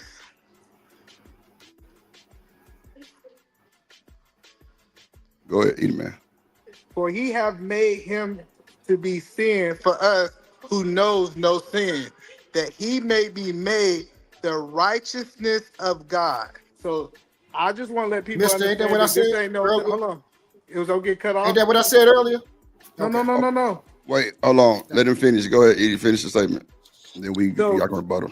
If we was made the righteousness of God, and I encourage people to define this word, it's really important to let you know that no one can take that righteousness, no sin can take that righteousness, no one can take that after we accept Jesus Christ as our Lord and Savior. And that's the only point that I was making. We can get back to the video. I think it was a good conversation, and What I else, hope man? all y'all guys be blessed.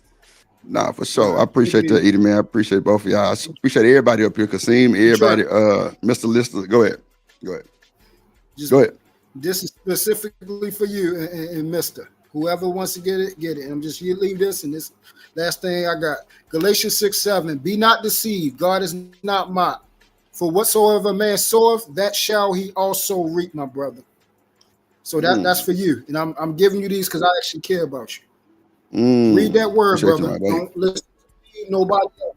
Read it. And stay in church, Drip. Don't let nobody discourage you to get Nah, out of I went to and- church Sunday and the Sunday before that. I go to church. I'm a God-fearing Christian. Shit, I ain't worried about what no nigga say. Like I'm Go going to to church. Shit. That's what I'm saying. Everybody try to talk bad about the church. Nah, I'm going to One church. day we- And don't be a one church day we goer. know- Live for God outside the church, Hello, too, brother. sir. I was Outside of a talking, sir. building, because you're I supposed was to be talking, church. No, sir.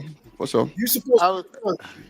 Go ahead, so yeah, what I was saying is you gotta be mindful because I learned a lot of people discourage you to go to church. They'll tell you Nah, to I'm go going to into church. the I ain't worried about that. I know. I'm telling you, they'll tell you go in the room and try to figure it out by yourself. Close the. I'm telling y'all, go to church. It is proven when the majority of us was in church. That's when we had the most thriving lives. Come on, I get that people say they don't like it. They feel like they better than the pastor. They think they know more word than the pastor. I see the difference between kids that are raised in the church and kids who ain't raised in the church. And I'm not telling you that you shouldn't vet the pastor. It's the same thing. If I go to a doctor and the doctor is bad, I'm gonna find another doctor. So I'm not telling nobody to stay in a bad church, but you need to find a church. Yeah, for sure. Nah, Well, E, let's go back to the I'm video. with you on that, E. I'm with you on that. One thing about me is I don't take nothing from anybody on the YouTube streets like that. Like, cause I think everybody can be capping and rapping, and then some niggas is truthful, some niggas not. That's just my ideology. But me, I was raised in the church all the way through that. And I'ma still go because that's like my full tank of gas every Sunday for the week. And if I don't go, then I feel kind of misplaced. I ain't gonna even hold you. Shout out to BJ for the $10. He say, bet it's Friday, let's turn up.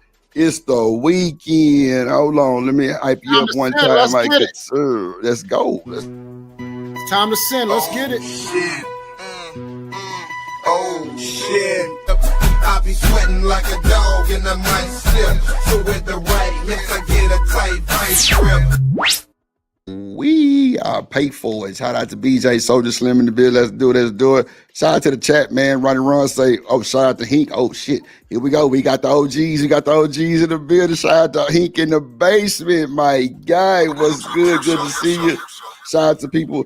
Let me see. Raheem, what up, boy? Miss Bella, you see I upgraded your shit. Chakra. Let me see who else. Let me shout out to the chat. Alpha Omega, what's good, my boy? Chakra, yeah, y'all cutting up in the chat. Ignorant TV, what up, boy? Good to see you. Good to see you. Shout out to everybody that just came back through. Smitty, what it do? Boy talking big shit. Everybody got their own thing. I mean, that's cool too. I'm with it. Yeah, let's get back to the video and try to make it positive. Shout out to Truth, shout out to Edie Man, shout out to Kasim, shout out to Mr. Lister. Everybody had their own, things to say. I respect all of it. I'm familiar with pretty much everybody except Mr. Lister, and now we are very acclimated and goddamn never hated. You feel me? So let's try to have a good, a good conversation, and the rest of the show could be platinum edition. It seems like everybody look up to Kasim type shit. I don't know what that shit about. This I don't know, because he's short. You know he only 5'4". I ain't never This seen him nigga Kirk Franklin, goddamn. He I'm Kirk 5'8". Franklin. I'm 5'8". Oh, my bad, bro. I showed you 4 inches. My bad. I'm 5'8", you know. Hey, mister, you got a page? Oh God. Shout out to Kasim though, for real. It seemed like boy got a big respect. Hey, little bro, you Yeah, got a listen, page? guys, I'm about to head out. I bag. got to get home and do some stuff, man. But y'all keep this conversation going. I think it was really good. And I think a lot of people have, learned between the dynamics between men and women, and the importance of doing those small things in order to keep the relationship going. So that was a good segment, man. So keep that going. Appreciate you, Kasim, man. Always good to see you, my Yeah, boy. man. That's a bet. Shout out to Mr. Lister up here dropping gems too. I appreciate you, my good sir. Shout out. Let's get back to the video. Let's make it positive. It's Friday. Somebody got paid. Hit the like button. Tell somebody to come holler. Bring a friend and everything. Shout out to everybody up here. Let's do it. We are the hormones. We're here. We're with it. We with the shits. When they want to fuck, so when we want to fuck, we're taking it. We don't care. Shit. Wow. No. No? So the whole point of this video for the folks that just coming in is what do women do when men tell women no for sex? And you hear what these women saying. They saying, hell nah, you can't tell me no. Ain't no no. Ain't no no, B. They say even one of them was like, nah, I'm still gonna get you. Damn. Wow. She gonna pounce on you, my guy. Sheesh. So Edie Man, you ever told a woman no to sex? Are you there? Edie Man. Oh, this thing on mute. You on mute if you're talking, brother. Shout out to the people in the chat. Let's see. Edie Man on mute. Oh, shit. Oh, Mr. Lister, let me ask you. You ever told a woman no to sex? Like on a first night type shit? Hell yeah. Gotcha. Understood, my boy. I knew you was going to stand on business. Yes, sir. Edie Man. Okay, he's still on mute. We're going to let him come back. Yeah, can y'all hear me now? Yeah, there you go. Go ahead. I don't know. I had a call. My bad. But No, Mr. I've been seeing you. You've been hitting these streets, man. And Yes, he on a sir. mission now. I'm telling you, Trip. Hey, He man, said he's gotta coming do- to take over, man. Gotta do God's work, brother. I gotta link up with other like-minded brothers, man. Nah, for sure. What's your channel, bro? Shout out to Mr. Lister for sure, man. Yes, sir. Just Mr. Lister, man. Just type it I'm in, about to my pull brother. you up. 'Cause you Yes, got sir, that word man. on. Bless you guys. Hey, Drip, man. Bless you, brother. Hey, man, I appreciate you sliding on me, my boy. It's always, sir. hey, man, you always welcome, my boy. That's a fact. Sir, Always yes, welcome, man. sir. Appreciate you. Continue to do God's work, my guy. Hey, that's all I can do is try to walk in that good step, man. Real shit. I appreciate you, already my boy. know. Yes, For sir. sure. Edie Man, so I'm going to ask you this question. Have you ever told a woman no to sex? Yes, absolutely. And what happened? She got up and left. Ooh. So the people don't understand, the craziest thing I ever heard people say is, oh, women control access to sex. That's crazy. Listen, that's a crazy statement. The person who say no got access to sex.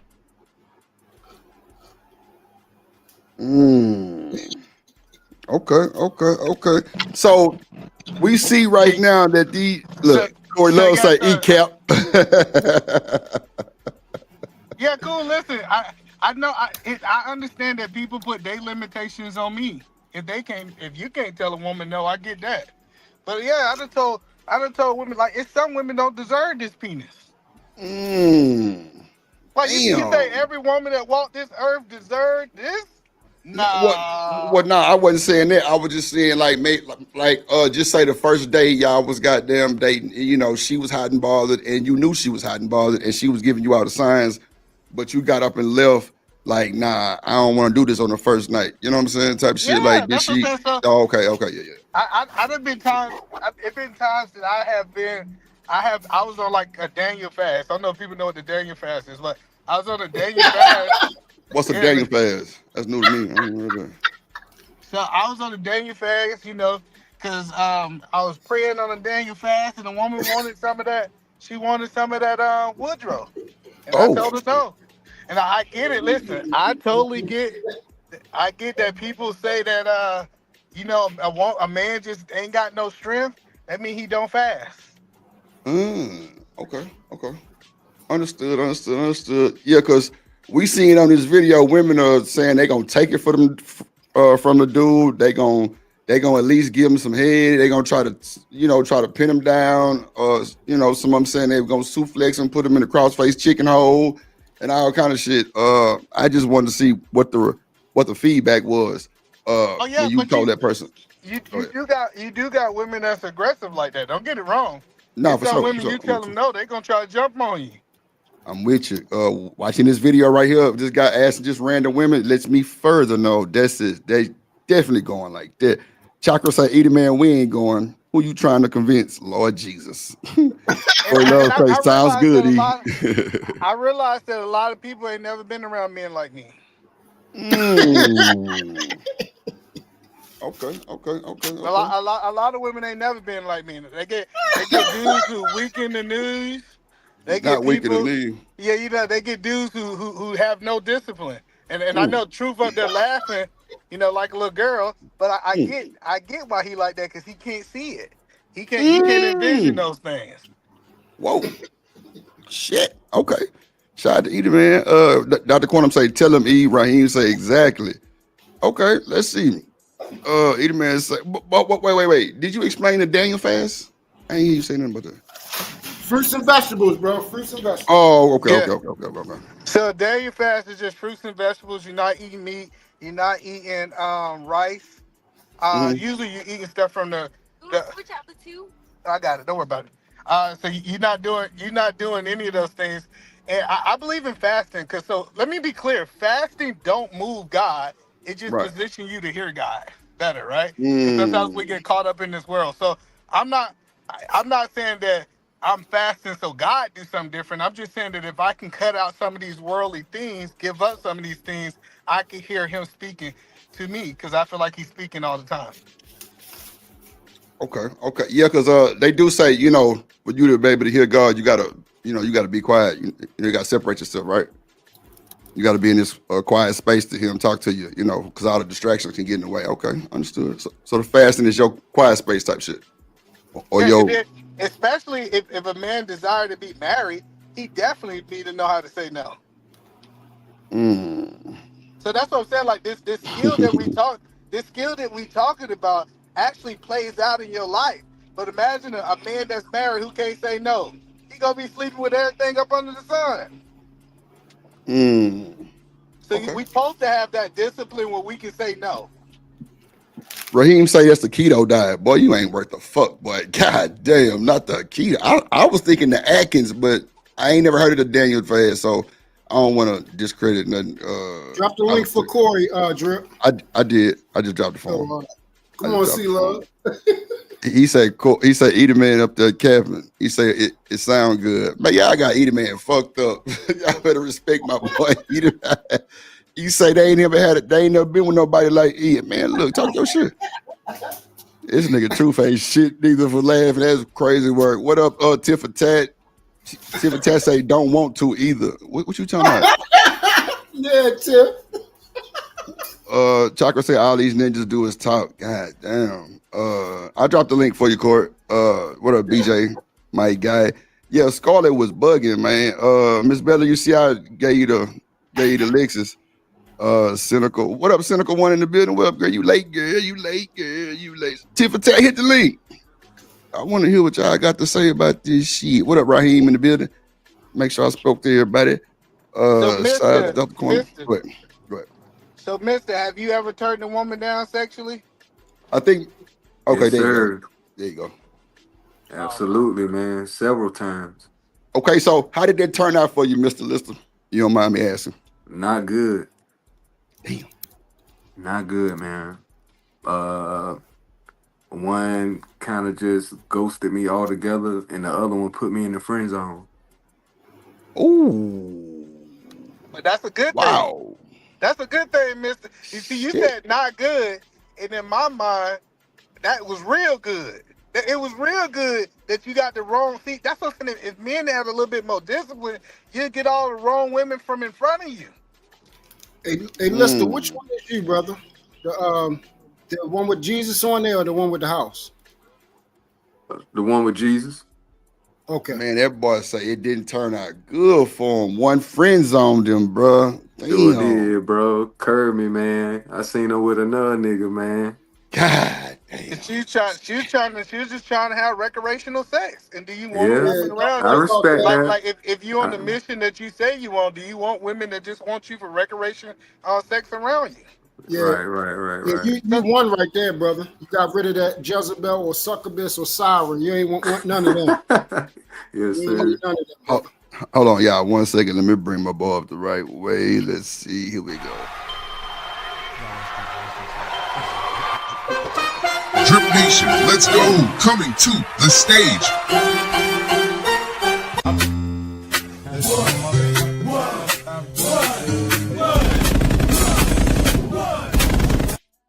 Yes, sir. God damn it. One time for the one time. We breaking the Let's internet go, today. Shorty. Shout out to my boy Let's Corey go. Love in the building. Let's go. What's good, my boy? What's good? What's good? What's good?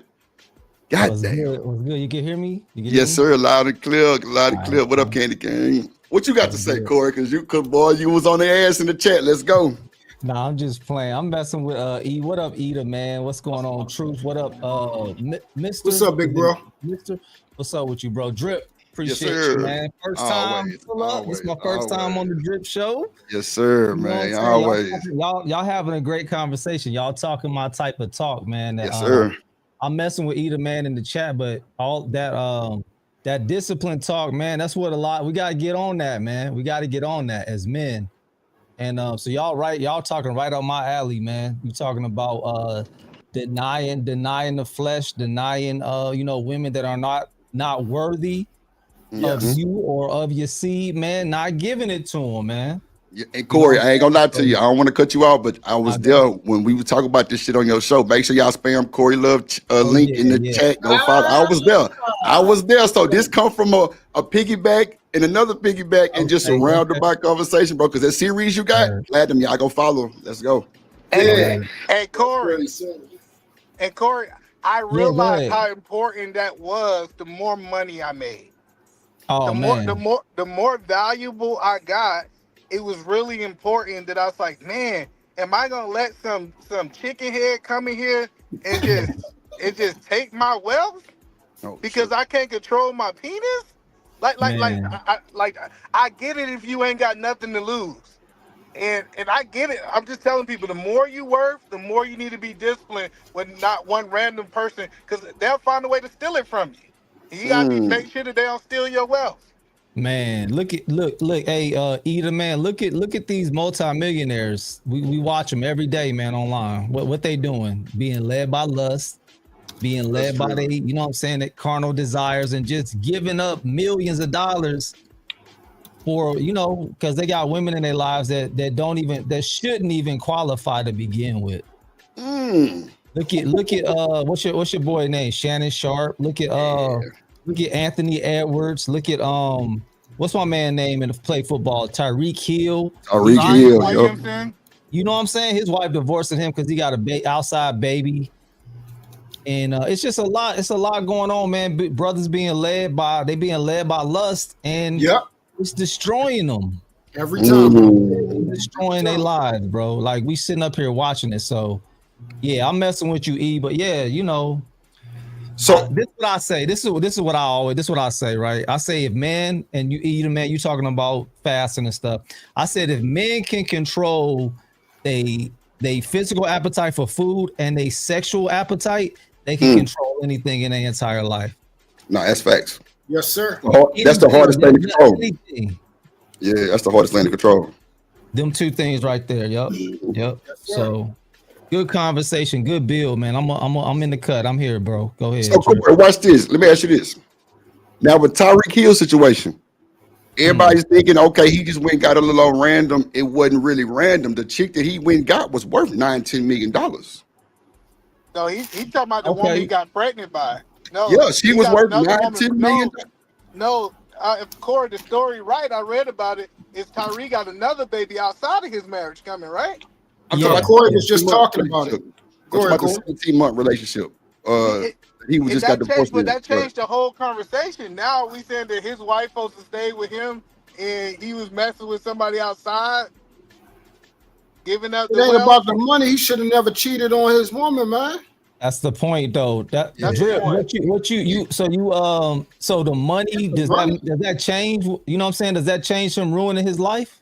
I think so. I think niggas with that much money don't give effort or commitment. That's a fact. That's what I think. Then why I ain't get gonna say the fact, married? that's just how I think. Why get married, Drip? If that's the type of time you on, why even put yourself in that situation and get married? I asked these fellas yesterday because I covered this shit yesterday, right, Corey? I said, do y'all think that when ball players like that marry these women, do they marry because they messed up? And people were like, what you mean by messed up? Meaning he probably got caught cheating or something, or he was doing something, so he just went ahead and married her. Just to just keep it up under the rug. Dang. Come on, bro. Come on, Corey. Okay. So you married her. So he married her. This is what you're thinking. He married her because he messed up, just to mess up again after the marriage. That's so crazy. Well, messing up again probably wasn't in the forefront, but you did something to where that woman was threatening to leave you, and you gave her that ring, and she shut up.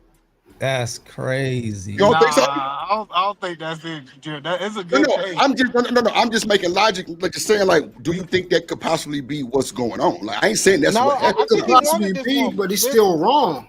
He's still wrong. No. Let's be clear, Jared. I think he desired this woman. I think he wanted to marry this woman. I think he wanted all those things.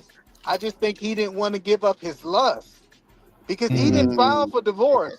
He didn't have a problem. He didn't have a problem getting married. It's just that he kept craving. He kept caving to his cravings, and that's what made the woman walk away. But I think if she would have let this man continue to move like he was moving and stayed married, he would have stayed married to this woman forever. What? Yeah, probably. Yeah. You think so, Corey? You think so, true? Yeah, of course, yeah, because you know. But we just saying what is, but not what's right? We ain't saying if he would have continued to do that, it'd have been right? No, of course not. I'm saying that I believe he did want to be in a marriage. I just think that he wanted his lusts and desires too. He didn't want to choose one or the other. And I think his lust and desires what killed his marriage. That's what I'm saying. Right. So he was wrong, but we all agree he was wrong for because he was married and he cheated, right? Absolutely. Right. So okay, so let me ask y'all this then. Knowing Tyreek Hill's rap sheet, right? He's got a rap sheet for allegations on being abusive. He has allegations of breaking his own son's arm. He has allegations of being a cheater and all that. When a woman chooses Tyreek Hill, or when Tyreek Hill chooses a woman, they don't implement that shit. They just go. Good point, Drip. Great point. So you saying she knew what she was signing up for to begin with? I'm just kind of how many kids did Tariq got? He already had like 8 or 9, 10 kids, right? He had 6. Yes, sir. He had like 6. 7. She had 7. How many? And now he had 7 6 kids. before her. They had 7 together, and he got 8 on the way by another girl. I thought he had like 12. I thought he was up there with. Oh nah, young Jock. Hey, let me bring somebody up to the stage real quick. Oh yeah, bro. Yeah.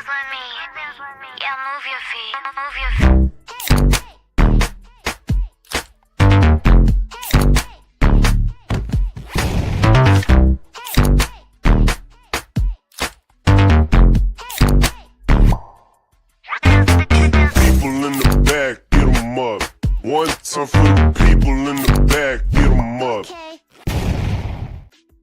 Okay, shout out to Rosie. How you doing? How you doing? Don't come up here with no mess. Don't you come up here. Listen, Sue, pursue. If she suits you, if she's your suit. Suit tie. Shout out to Rosie in the building. How you doing? Hi, y'all. Happy Friday. What's up, Lord? Friday. Hey, big bro. What up, Miss Joy? Shout out to April in the building. What up, April? Yeah, but go ahead. Miss Joy. So, Rosie, what's up? I'm gonna ask you, since you just hit the stage, I'm sure you heard the conversation. I see you out there getting your workout on. I see you. So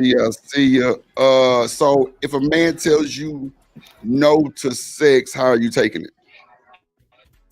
On like the first night, if you just trying to really get him, you know what I'm saying? I'm just asking everybody the same question. when they come, then we get back to the conversation. I don't do it on the first night, but if I guess we're making plans after getting to know each other, and then he says no, I would just ask like, "You good? What's up? You want to talk?" Damn. Well, it's not in line, I guess. I don't know. You want to That's talk? perfect. Hey, so what if he say, like, let's say it's not the first time, it's the third time, and he said, "Hey, I'm just not ready to have sex right now." How would you? I respect that.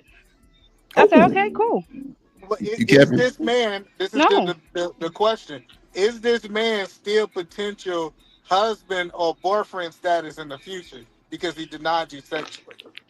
I would say yes. So I said in the chat earlier, maybe like an hour or so ago, I wouldn't mind waiting as long as we're filling that time. Because you can't just say no to me and then think you're going to just be sleeping on some other chick. No, I'm going to get out the way. But if you're saying no to me and we're actually like getting to know each other, we're building up intimacy outside of just physical, I'm cool with it. Yep. That's that's cool. Okay, that's real. Roxy standing on business. I see ya. Okay. Now, Y'all we ever get back had a girl try to take it? That's the question. You ever been in a situation a woman tried to take it from you? I've been in a situation where it was more like, "Are you sure?" I guess that was kind of like, "You sure you don't want to get this goddamn hot and ready Little Caesars box?" Not the hot and ready. Yeah, Lord I'm mercy. sure. Yeah, me and Drip was talking about that earlier. Yeah, I'm kind of sure. I mean, because for me, first night is red flag, Corey. Now back in my day, when I was, you know what I'm saying, being dripped and I was ball playing and I'm on ESPN on Saturdays and shit, it was a lot of crazy shit going on. Like I told my story, Corey, I was dating a 53-year-old woman. It looked like she was 29 years old at 19. And she took care of drip. You know what I'm saying? So it was a lot of that shit going on because it was just, I was just in my prime. I was winning, allegedly. hey, Miss Love. Corey Love is in here. Hi. That same woman, how you doing? Kind of doing my shit. Yes, sir. Go ahead. You know what though? Here's the thing where communication comes into place because nobody should be being turned turned down, right? So you don't want to, if you're dealing with a woman that you're trying to be with, and you thinking she might, she might be worth something, and so you trying to invest some time into her. You shouldn't put her in a position where she's gonna be turned down because you should have that conversation from the beginning. If you're the type of brother that's not trying to get in the bed too quick, you let her know. The question is, don't I got the right to change my mind? Hold on, wait, hold on. You got the right to change her mind, Corey. Hold on, see, Corey, I'm going off what you said. We gotta have a standard, bro. Yeah, exactly. So if you got a standard, she gonna already know what type of time you want to begin with. I know it's not normal like men, because men normally don't have these type of conversations. Correct. Right? Normally, brothers is trying to, they want to see what that's like as soon as possible. But if you more of a serious type of brother and you don't want to cloud your mind, I put it like you don't want to be. I call it being drunk in lust. That's what I call it. Mm-hmm. So anytime you drunk in lust and you're thinking about just trying to bag, your decision making can be off once you start doing that. But you can have the clarity of not entering that situation with her, and you can decide whether or not she's even worth your time or not. Because let's keep it real. A lot of times with relationships with these ladies, once you go there, now your decisions start making decisions based on the sexual acts that you've already participated with her. But Corey, isn't that how it's supposed to be? Before you do it, go ahead. No, I just wanted to ask, isn't that not how it's supposed to be? Because we already know, hold on, the reason why I ask, that type of level of connection spiritually, we already know you are now intertwining as one. That's the whole point of that act. Exactly. So yes, and that's why women have certain expectations after we give it up, because it's like, I just gave myself to you in the most intimate, in the most spiritual, emotional, and physical way possible. Yeah, but you listen, you just gave it to a stranger that you don't have a covenant with, and you don't have any commitment with. Yeah. So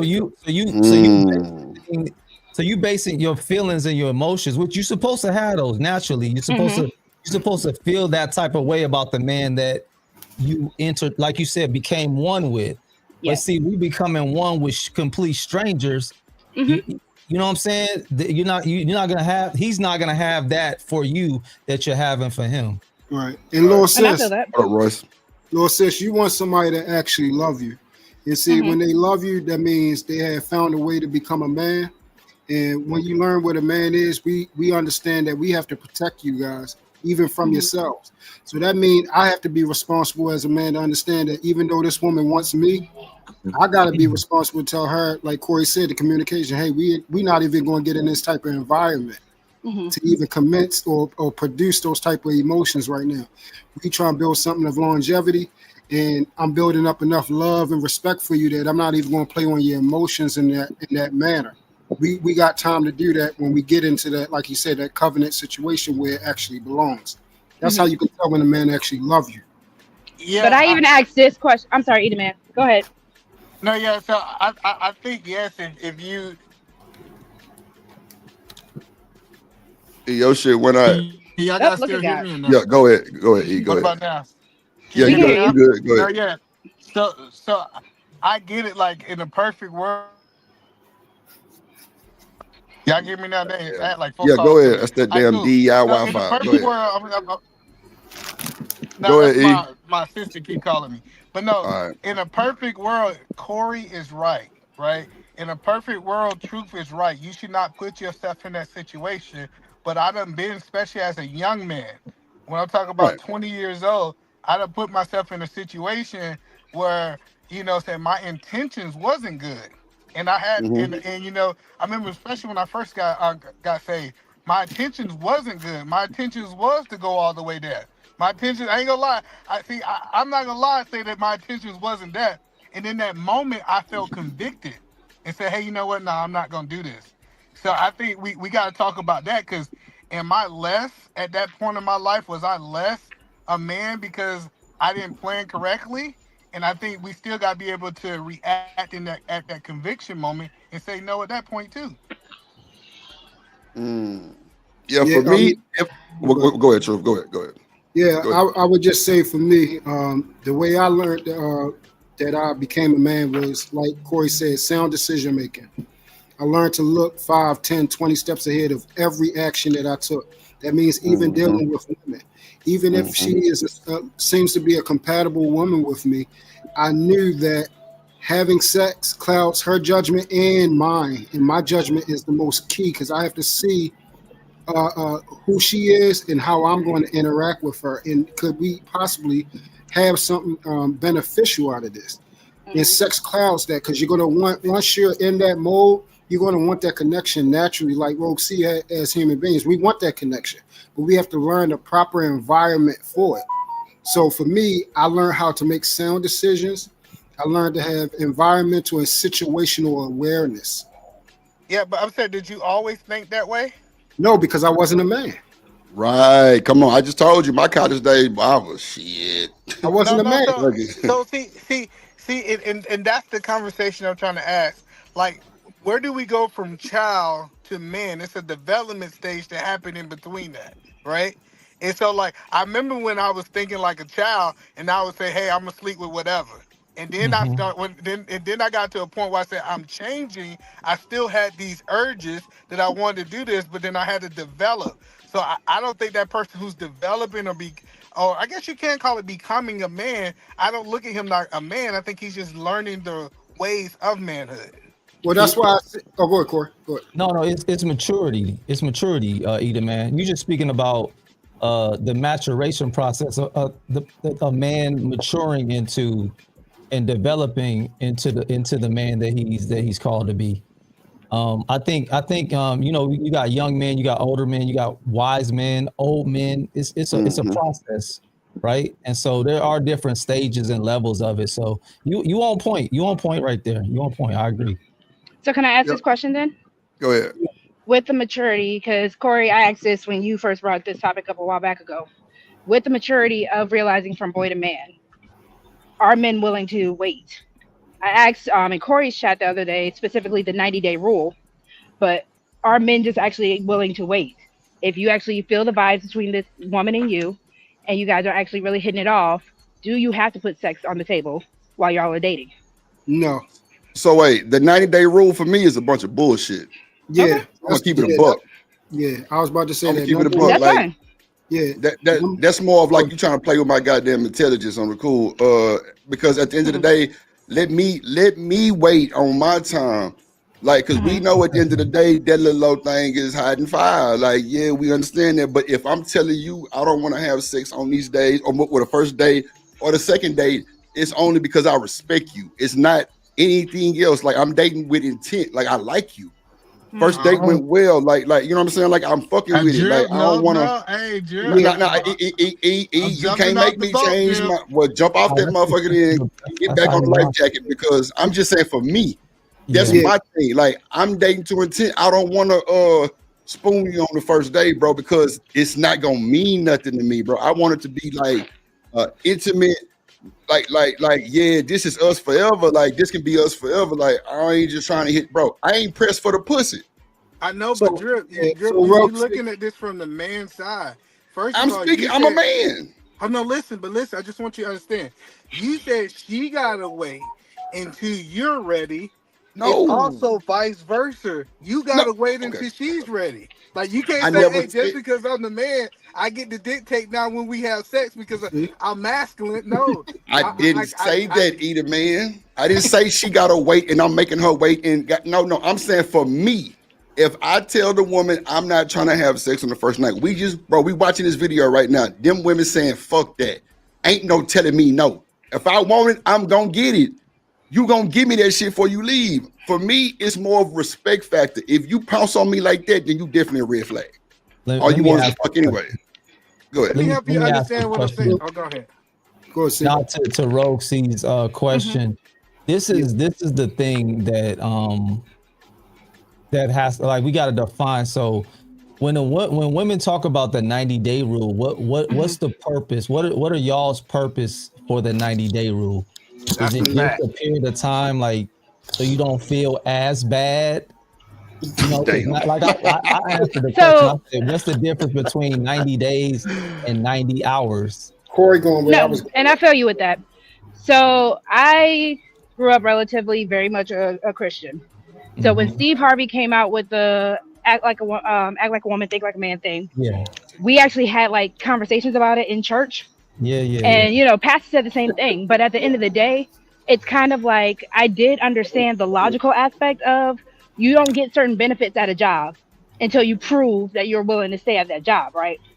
So I don't think it was necessarily for women to be like, I'm gonna put a timestamp on it so that way I can just be out there thotting and bopping and not feel bad about it. No, it was really a way for, at least at the time, for women to understand, like, okay, this is something precious to me. I got to make sure you're actually locked in to stay here before I give it to you. And then with that same science, you are told as a woman, a lot of men are going to wait past that 90 days. He's going to move on to the next chick. Niggas can. I'm just telling you, hold on. I'm just telling you, from my experience as a young woman, that is the information that they gave us. Right. That's all I'm telling you. Look, check this out. Dudes will wait for 90 days. That's where I was. And still ditch your ass. They got something else they messing with anyway. So a dude waiting for 90 days means nothing. That don't mean he locked in. Come on, Corey. It means absolutely nothing. A dude, you can have one dude. You got a dude talking to 5 different women, right? Right. 2 of them is on some 90-day stuff, right? The other 3 is ready to go. Right.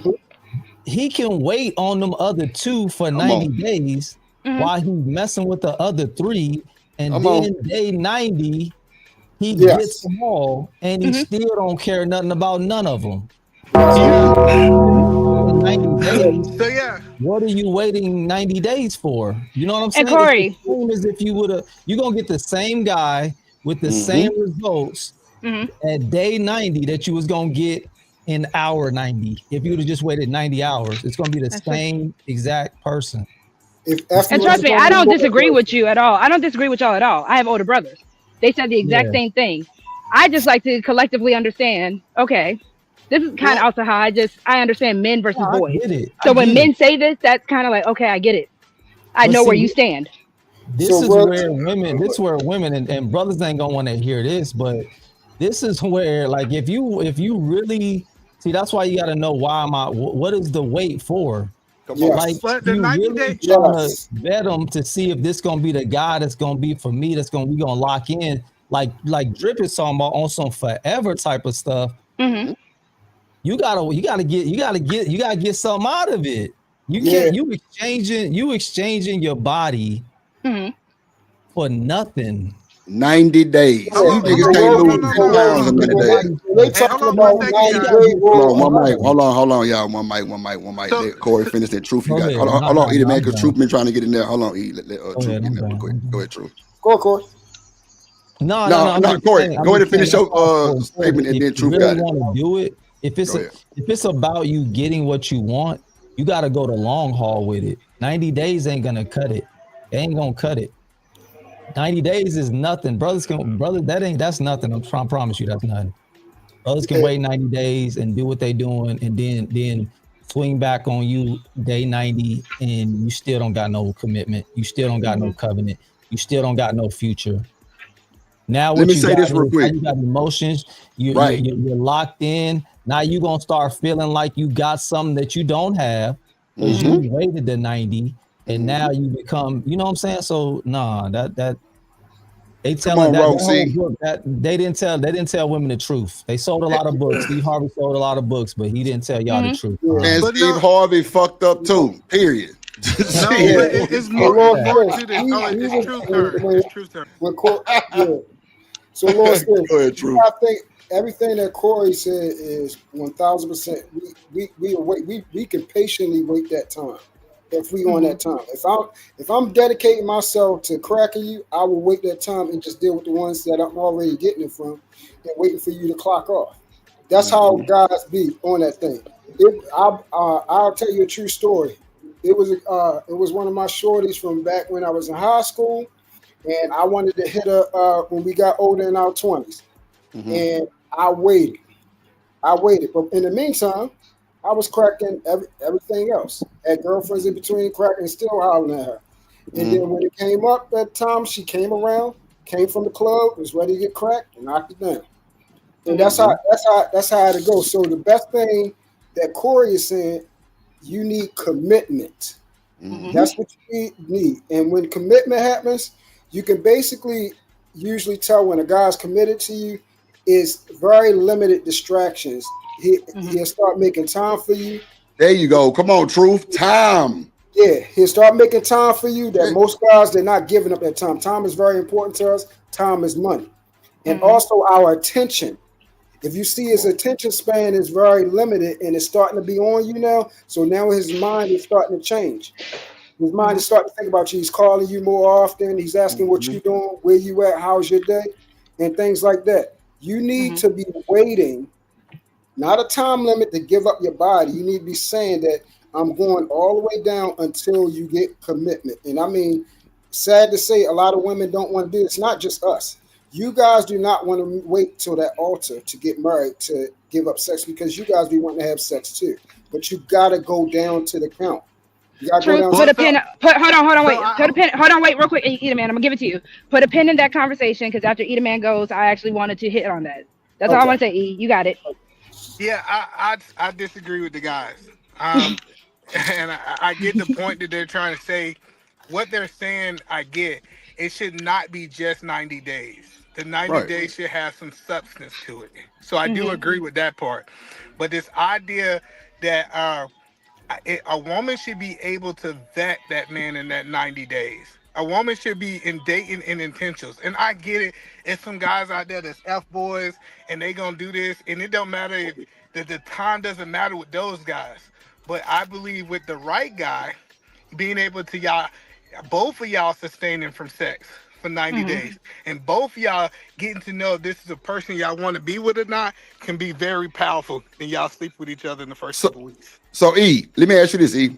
How many dates do you think you go on in 90 days? That's 3 months, so at least 12 at minimum. Once a week. Yeah, and the reason I say that, Drip, hold on, 'cause Drip, You think it's lower, Drip? It's lower or more? Man, I've heard worse than that, bro. No, but Drip, Every like 2 weeks type shit. Like I'm telling you, that's why I was saying, how many dates y'all think y'all can go on in 90 days? I've seen dudes go in 2 weeks, every 2 weeks, maybe twice a month. But straight up, so that 90-day rule is just like I say, like a human put that out there. But again, that's like the intention behind it. That's why me and Corey said the same number. Once a week, 12 dates at the minimum, because you're intentionally trying to get to know this person. That's why it's saying fill it with something besides sex. Because I could probably, if I had sex with you 90 days, I could at least say I had sex with you 12 times. So Corey wasn't actually, he wasn't saying that, he was just giving a roundabout number, like if that's going, if we're going by it. Yeah, and he didn't it'd probably be once a week. He wasn't saying that's the. I know. That's why I'm just saying. Me and him said the same number. Yeah, nah, but he's not really saying that. But he's not really saying that number though. What I was saying is he's not saying a number to dating. In other words, are you looking for are you looking to date and have a good time with somebody and feel vibes, or you're trying to get to longevity? You're trying to get. That's what I'm saying. Dating is not just let's go spend money all the time. You can go, let's go on, have a picnic. After the first date, it's just really about getting to know each other. Okay, so listen, if you're trying have experiences, right now, so follow this. It's a thing called courting. Do you know what that is? I do. Okay, so how you really supposed to do it is you're supposed to meet families. Mm-hmm. When somebody's serious with you, and especially men, because do you know who our first love is? Our parents, mother and father. Our mother. For women, it's father. For men, it's your mother. Yeah. Okay. So it more than likely, because we don't bring everybody to meet our moms. Mm-hmm. More than likely, if he care about you, the first thing he want to do is take you to a family function, to meet his parents, to meet his family, to meet his brothers, to show you off to them, to see how they look at you, how they view you, and everything. That's courting. We're not going to dates. I want you to get to know who I am, where I come from, so you can see my upbringing. And I want to see how you move around my family. How do you look at how my father moved with my mother? How do you view it? Do you say, oh, you know, they are beautiful. Look how they interact. Do you notice how they feed off each other like that? You know, do you have a good rapport with my sister and things like that? Can you operate inside of my family, or do you feel standoffish or like it's not going to work? And then vice versa. You bring him to your dad. That's courting. That's not dating. You want to find out who we are with each other, because that's what marriage really is about. It's about families coming together. And we're supposed to be introducing each other to each other families, so we can find out, is this going to be longevity? We find out who we are based off of where we come from. If a guy just take you out on dates and he got money, I can do that all day. That's another thing. If I got the money to blow, because I can blow that shit down the strip club. If I could take the strip club money that I was going to use down there for them girls that's shaking their butt for you. I could just take the other $100 I was going to throw already, bust that open, throw it on you, and then you'll feel special that I'm taking you out on a date. And it's nothing. I'm doing that with 6 other girls because I know y'all good enough to believe that. But Rosie, you should know. You should know if he entertaining 5 different girls in 90 days. Like hello, this idea that you call him after a certain time, he ain't answering the phone. Like I'm telling you, you're more equipped by waiting to have sex and being able to have that intentional time with him than having sex within a week. And I don't want you to get so caught up in the 90 days, but it's so many women. No, I don't believe in the 90-day rule. I'm just saying that's something that you get. Sex is not. I already do that. It's so many women. It's so many women that have told me, it's like, I'm glad that I didn't have sex because I saw all these red flags. If she would have had sex with that man, she would have missed that red flag. So it does matter. 90 days earlier, what was said, it doesn't matter if it's 90 hours or 90 days. It does matter. It definitely matters. If it's 90 days or 90 hours. I'm saying 90 days don't matter because it shouldn't be a 90 days. It shouldn't be a time limit. She shouldn't be having sex. I respect it. Go ahead, Corey. But they don't want to give it. That's why she's smiling. Let me clarify, because it sound like you didn't understand what I was saying. Of course there's a difference between 90 days and 90 hours, right? I knew what you were talking about.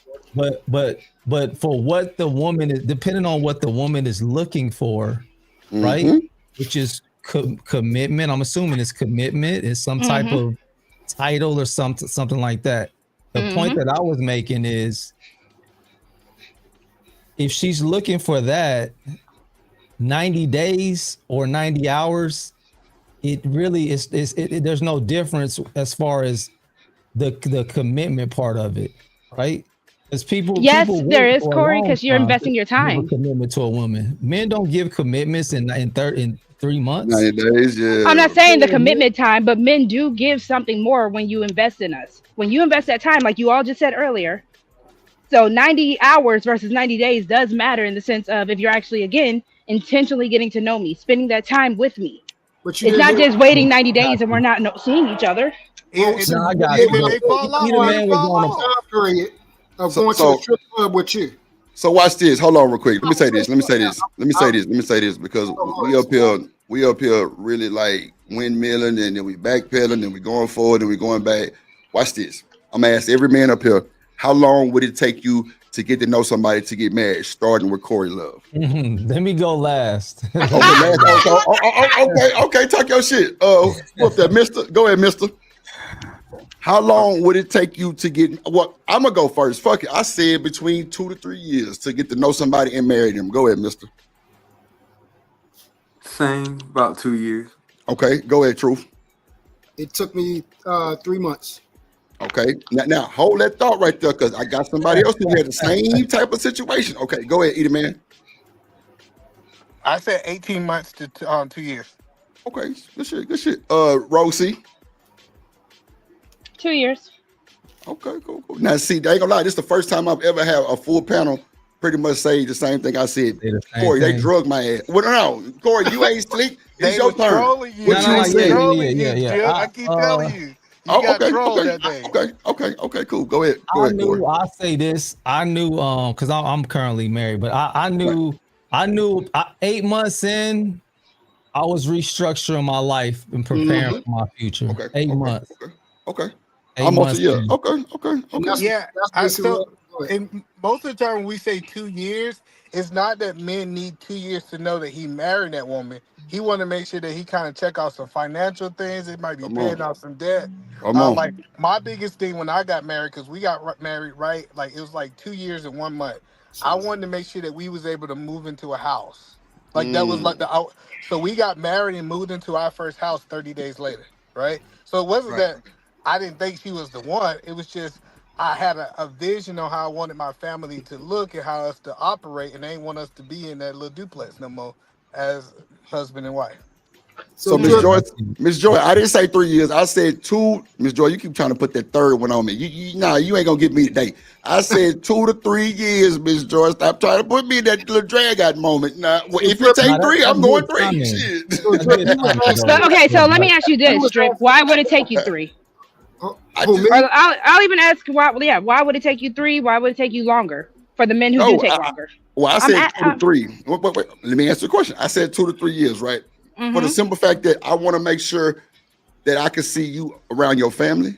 I want to make sure to see you in your worst, your highest moment, and all that. I want to make sure, like, I got a checklist. Like, I want to make sure that you're good with your people. I want to make sure that ain't no red flags coming up. I want to make sure we debt free so we can build a future together going into it. No debt. Like, it's us and not one band, one sound. No, it's our sound. You know what I'm saying? Like, it's a lot of little shit that I can say, but like, I don't want to rush nothing if I'm trying to marry you, because we've seen people act a plumb fool for an Oscar award winning goddamn role for a whole year and a half and still wasn't worth shit.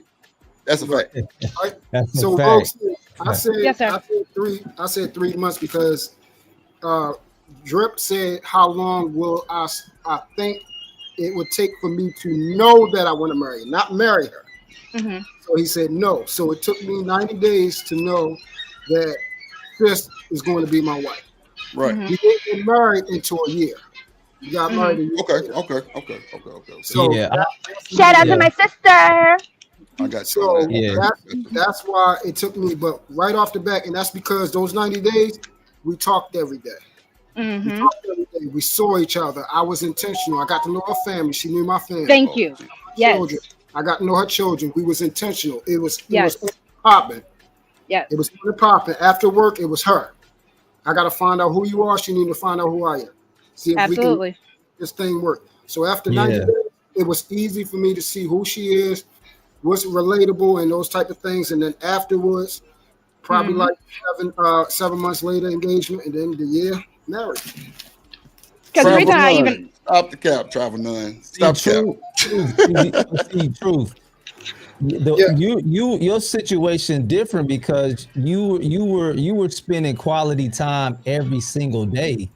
My man Drip said he know dudes that see that girl twice a week, twice a month. Yeah, see, and see, I'm saying that's way different. It's different because that's how it was with me. So like I said, at month 8, I was on some, I need to I'm restructuring my life. Let me get things situated. And by year two, matter of fact, exactly around year 2, we had got married. So yeah, I think the older you are too, it's different. It might take a little less. Yeah, that's another thing. This will be your first time. You definitely probably gonna take a little bit longer. But you know when you older, you already like me, I had already been married before. You know what I'm saying? I already had a whole family, grown kids and everything. So once you already do it, you on a whole different, you know what I'm saying? You probably won't take as long. You know exactly what you're looking for. You very, very picky. And when you find that, you know what to do with it once it's in your sight. So wait, Corey, hold on 1 second, True. One second, real quick. Let me ask Corey just one thing. So, Corey, did you just confirm that you was doing the same thing twice a month? No, with my okay. We was chopping it up every day for hours. I'm sorry, going on dates, meaning like seeing them twice a month type shit. But you said y'all. No. Oh, we lived a little far from each other, but we tried to see each other once a week. At least. And we live like an hour and 15, hour and a half. We kind of live far away. Okay, I got you. Love, my situation, same thing. You know, I'm 41 now. You know what I'm saying? And I had same thing. I already been previously married, and my daughter, the oldest, is 20. So same thing. All of my children older. You know, I done dealt with a plethora of women. I've been married, so I know what I want and what I don't want. And I know what is real, what's a woman that's marriageable, and what woman is not marriageable. So I stopped playing around and said, I'm not bending no more. Unless it's like this, I'm not dealing with it. And it had to be a specific type of woman. She had to have a certain type of character. She had to have a certain type of behavior. All these things. Be very staunch about what I'm looking for and what I want. Instead of keep bending and then it will mess up. And then now I have what I have. But the issue that y'all are coming from marriage-minded men. Y'all do know that there are a lot of brothers out there that aren't marriage-minded. Sorry, I'm sorry, Corey. Do you know how to recognize that though? She on point. You on point. Right, and that's you know how to recognize a marriage-minded man, sis? Personally, for me, the moment a man starts acting sexual, yes, that's like red flag for me. No, I said a marriage. How is that a red flag? I'm sorry, a non-marriage minded man. That's the first red flag for me. Oh yes, that's the first. Okay, sorry, I meant to switch it. I'm sorry. Yeah, do you know how to recognize a man that wants to marry you or a marriage-minded man? Do you know how he moves? Besides intentionally, I can't really say like to pinpoint on certain things. No. All right, that's besides with my ex-husband. That's the only. Well, yeah, that's a platitude when you say intentional. Elaborate on intentionality. I mean, okay, because the only experience I have is my actual marriage, right? At the time when my ex-husband was actually ready. Now, again, there were other factors. I was already pregnant. We had a son. But there were factors of him talking to my fathers. And that is one of the biggest things I still respect this man on, because my father said, listen, this young lady, she is worth more than gold to us. You either treat her right or you got to get out of here. And he actually followed suit. So that was one of the first things that I noticed. But wait, hold on. Wait. Now, I don't want to get deep in your divorce. But if Okay, you know what? I'm not. No, go ahead and ask your question. Well, let me Ask ask this question. So hold on, H. Go ahead. Go ahead. Hold on. I'm gonna Leave go. it alone, Drip. No, because I feel like I know where he's going, but I want to be sure. There's no offense. I swear. No, there's no offense. Okay, so since you're giving me the green light, I'm gonna go. Go for it. If that man talked to your daddy, Mhm. and why did you divorce? First of all, did he cheat? I knew you were gonna do that. No, he did not cheat. So what did he do? We grew apart. We were young when we got married, and even though he at the time moved with intention, we didn't know what actual marriage with a child would entail. So watch this. It's not what you see on TV. Hold that thought. Well, let me That's ask. why I said 2 to 3 year span. Because at the end of the day, we were together longer than that. Hold on, I got you. No.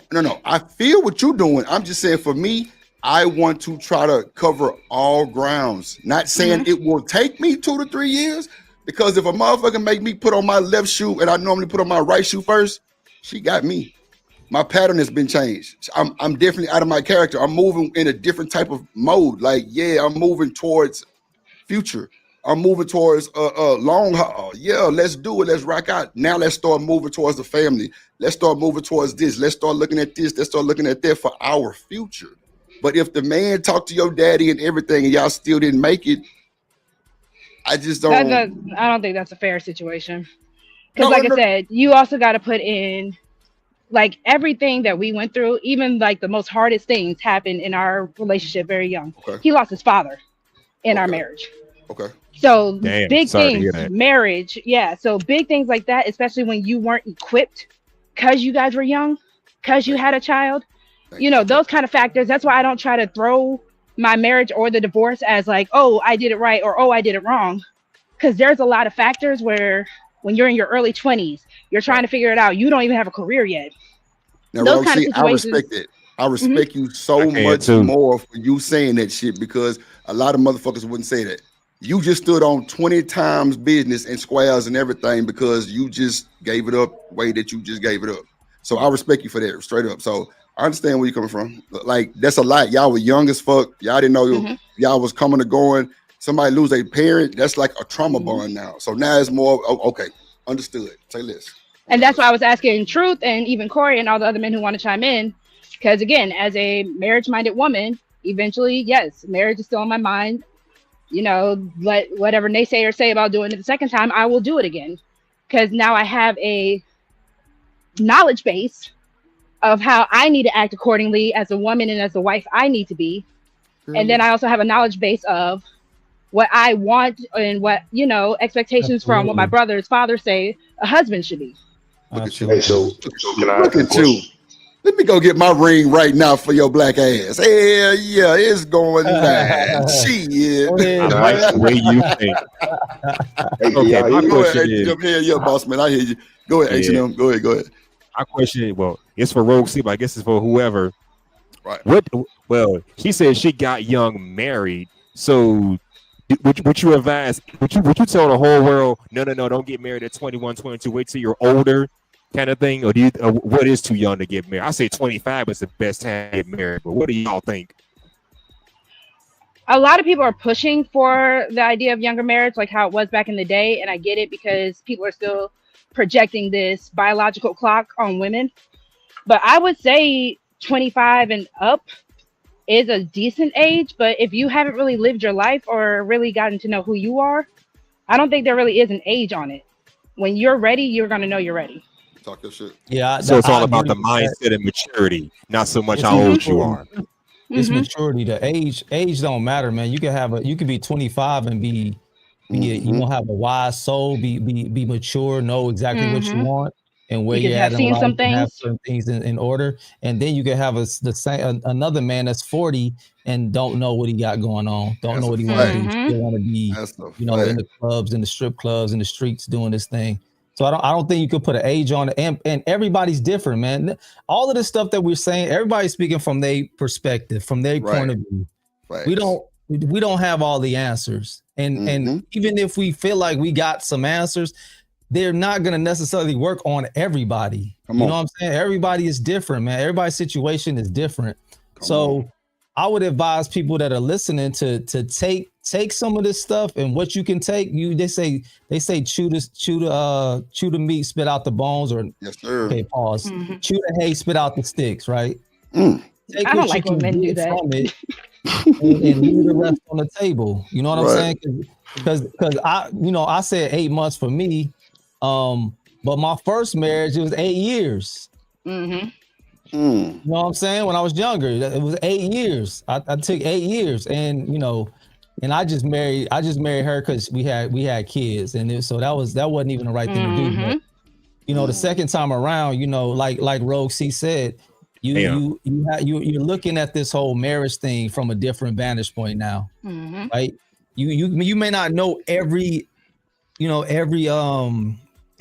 that can come to you, but you have much more of a broader viewpoint now, the second time around or the last time around, than you had at the beginning. So to your question, I don't think there's an age. I don't think there's a specific age, but it comes down to maturity and what people are actually on. That's why we need to find people that we're equally yoked with. But Corey, that's what we're taught, though. That's what we're taught. If you have a baby with a woman, you need to marry her. Right. But that's backwards. Because you already put the cart before the horse. But that's the reason why it's backwards, Corey, because you did that in the first place. So, and the mindset is if she's good enough, if he's good enough to lay down and have a baby with, y'all might as well. You put the biggest commitment on each other. Because you can get a divorce. But you are stuck with each other. Y'all are a family at that point. Yeah. See, we have a good ass conversation right now. I'm fucking with it. Go ahead. It's fire. It's fire. Y'all support the show. Support the show. This fire conversation. Yeah. Support the show. Support the stream. Like my boy Izzy Bear say, let's go. Let me bring up Izzy Bear. Go ahead. H&M. You didn't hear me talking? Yeah. To y'all point, my homeboy I've known since high school, he did something like that. He met a girl. They dated for a while. Had sex a few times. Now came their now 19-year-old son, but they got married sometime afterwards. Fast forward a year later, they end up getting divorced. So I see how that works. You can't rush into shit like that. Right. I mean, God bless my 19-year-old godson. Glad they co-parented, but he can tell you himself it wasn't an easy road to go down. The whole divorce proceeding, it was not an easy road. He could probably tell you better than I could, because I don't know how that stuff works, but he could tell you better than I could. Just saying. So, what up, man? Do you want to get married or you don't, H&M? Because I'm confused. What up, Phil? I'm too old to be thinking about marriage. Come on now. Lord, this nigga said he too old. Lord Jesus. How old are you, bro? What's your name? Let me ask y'all this question. Would y'all judge an older man or woman for being over 35 and still wanting marriage? Because I always think that's something. No, I don't. No. Okay. Okay. Well, let me finish. Because I feel like that's something you should want when you're young. Like, I'm gonna say 18 through 25, 26. That's something you should want then. Who the fuck 35 years old talking about, I want to get married. I want to do right by God. No, you should be past that, man. Hold on. Because that's not fair. That's not fair. Hold on. With a girlfriend. Okay. That is true, but that's not fair. Go ahead. Because at the end of the day, a lot of people don't really even get to a lot of milestones in their life. Like people who want to be millionaires. I want to be a millionaire, but some might not even get there.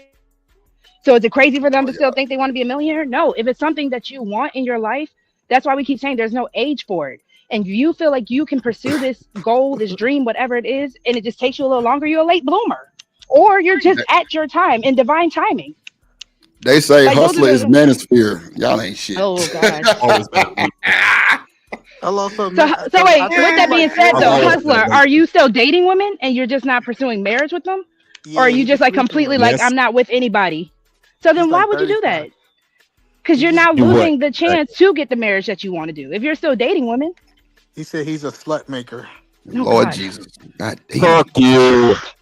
He's so aggressive. No, but I was just saying. Who told you that? I was just saying. After 35, try to get married. Go ahead. After 35, you shouldn't be looking for that. That's something you want when you're young. But past 40, 35 or whatever, no, you shouldn't be looking for that anymore. You should be you should be settled in with your wife or husband. Kids growing up out the house, you should be settled in. You're still asking for that past 35. Something wrong hustler, with that. You realize you're telling me I only have 6 years. I only have 6 years to get it right. I'm 29, about to be 30 on January. I got 6 years. Less than? Possibly.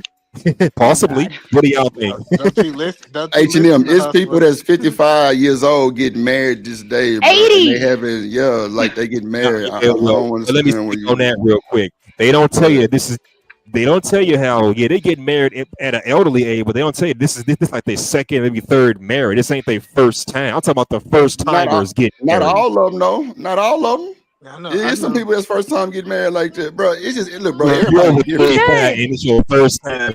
Everybody You're different. 35 and it's your first time getting married. Your first time tying a knot. Everybody's Bro, something different. ain't right with that. H&M, you ain't right, bro. The hell you talking about? People just, bro, people doing their own thing, bro. That's just what it is. Like, bro, I know people, bro, but my aunt got married at 46 years old, and bro, she been married 13 years. Was it the first time she did it, Trip? Was her first time? Bro. Yeah. Yeah, like even me, Okay. I waited to get married till I was out of the military. I perfectly understand a man that's in the military. No, he can't be here to defend for his wife because he's defending for his country. After he retired, he decided now he want to get married. That I don't look at him as weird. I feel like he understood that he could not be the husband that he needed to be until after he served his military career. That makes sense. But yeah, you got How's that people been weird? married for 20 years and you're just now hopping on a bandwagon. But I'm not in competition. That's the whole point. Yeah, Like there it's you out go. here There you that go. I'm in competition because, like, just because Corey decided to get married at 18 and I decided to get married at 30, that doesn't make him better or worse of a husband than me. He walked his path in life and I walked my path in life. Especially if we're also Okay. saying hustler, muscular, like, yo, some people they needed that second chance. That age, that maturity gave them the insight that they needed. I say thank God. Like I me didn't get married being at 20. me being we Roxy can at all 21, not the same as Roxy at 29, and vice versa when I get 30, 35 and up. And I say my wife got Number a one, different you ain't man. shit. I said my wife got a we different can man all at 29 than she would have got at 20. What are we talking Hmm. about? Some people So need we to can all grow up agree that you won't- and so get we can all married. agree You know that what you I'm ain't saying? gonna. So we can Go all ahead. agree that it's not that, Hey, you, that, yo, you, that you're not travel too was old for crazy. marriage. Yeah, You travel. said Say what? that It's again? no I didn't such hear thing you. as too early. No, it's So we can it's all not a agree that too there's no old. such thing as too old for one marriage. Nah, No. it's not old. No. Okay, that's all I need to hear. Just so That's you what know, you I'm just put. playing devil's. I'm playing devil's advocate for the sake of the Nah, conversation. this man So about to go that's all I propose to need that to hear. girl he Nah. been leaving on Your red. ass, Go your propose to ass her. stay off YouTube. That's what the problem is. Hey, You what? stop going to the Go seven propose to that cameo, girl. It's seven okay. cameo He sector and might shit.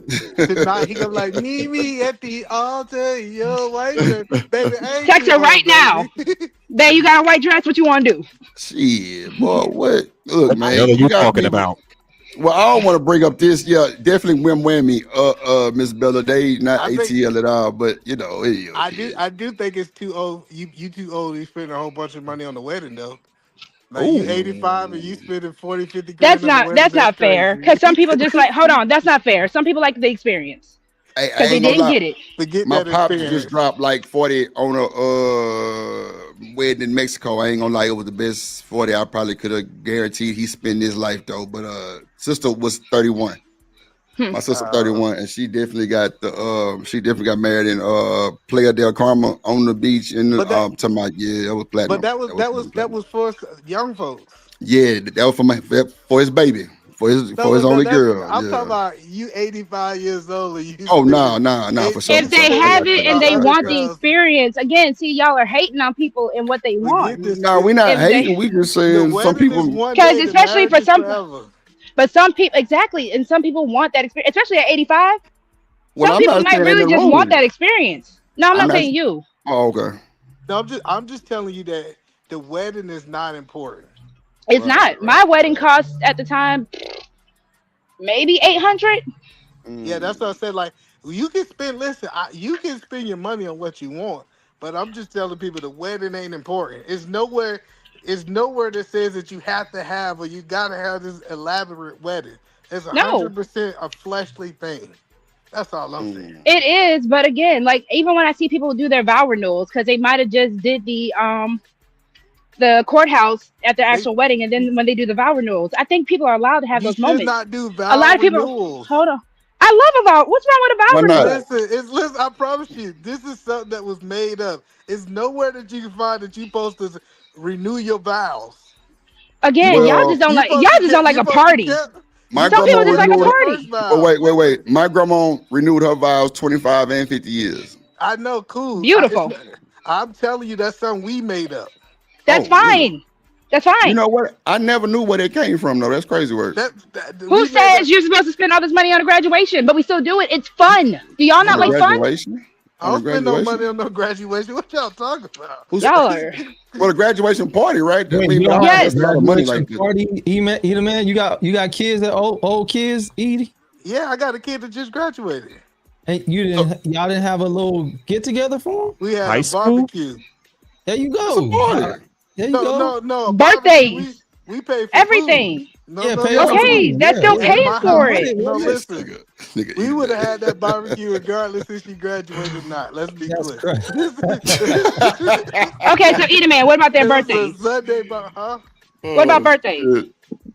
Oh, I don't spend money on no birthday. You old Jehovah Witness looking.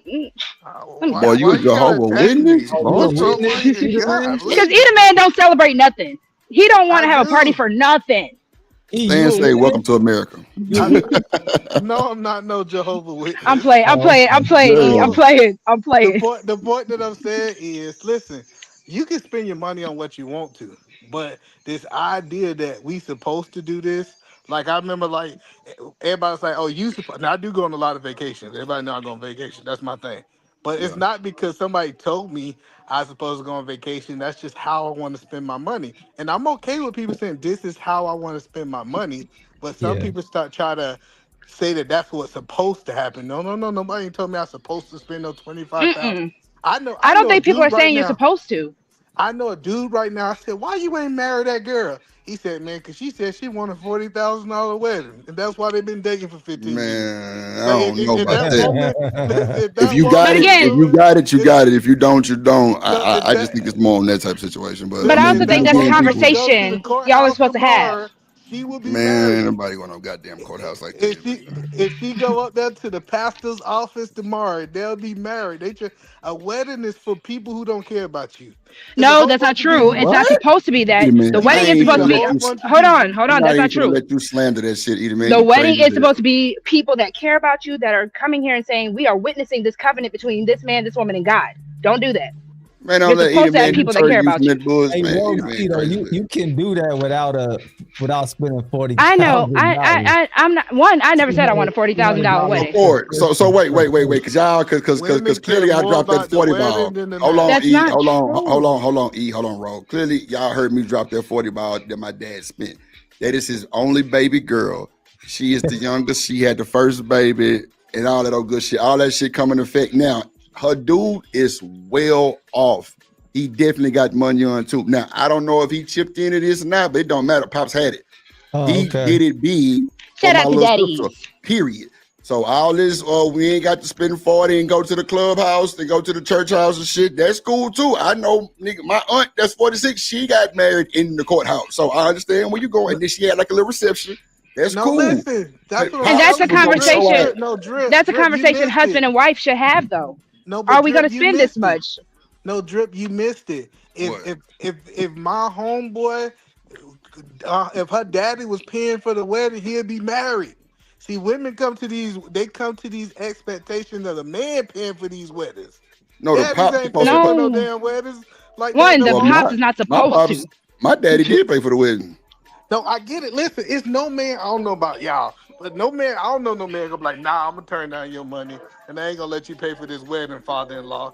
What I'm Nah, telling but you is that's the that type of nigga he is, though, Edie, man. He will definitely pitch in if need be. If he did or not, I wouldn't know, honestly. I know, but but yeah, you're you got to go they're ahead. missing the point that I'm saying. Nah, Like, I ain't missing. The I'm point just that listening to telling you. Go ahead. Is Go ahead. women talking about that you supposed to spend $20,000 on the ring, you supposed to spend $40,000 on the wedding, and I'm telling you that got. Women aren't saying this. I don't know where that shit come from. I never heard Some it. women have this perception. Some women want to spend that money on it because a lot of those women are buying their own weddings. The women who are saying that, they're spending that money. Don't get it twisted. Ooh. I'm just saying, if you ain't happy with me at the courthouse, you ain't want me anyways. And that's why I Edie, said, man, you crazy. as hell, fiancés, that's the whole point of the fiancé stage, right? We're supposed to be talking about our 30 future, days. what we want to No. do. You supposed to be a fiance for 30 days. Y'all don't Hell supposed to be nah. no And fiance usually for in no that 2, fiance 3 stage, you're years. planning the wedding, right? Come on, No, man. 30 So if days. I'm with my fiance at the time and I'm talking to him, I'm like, okay, what do you want to do? If he says, okay, I want to go to the courthouse, well, I'll tell him, well, I want to do this.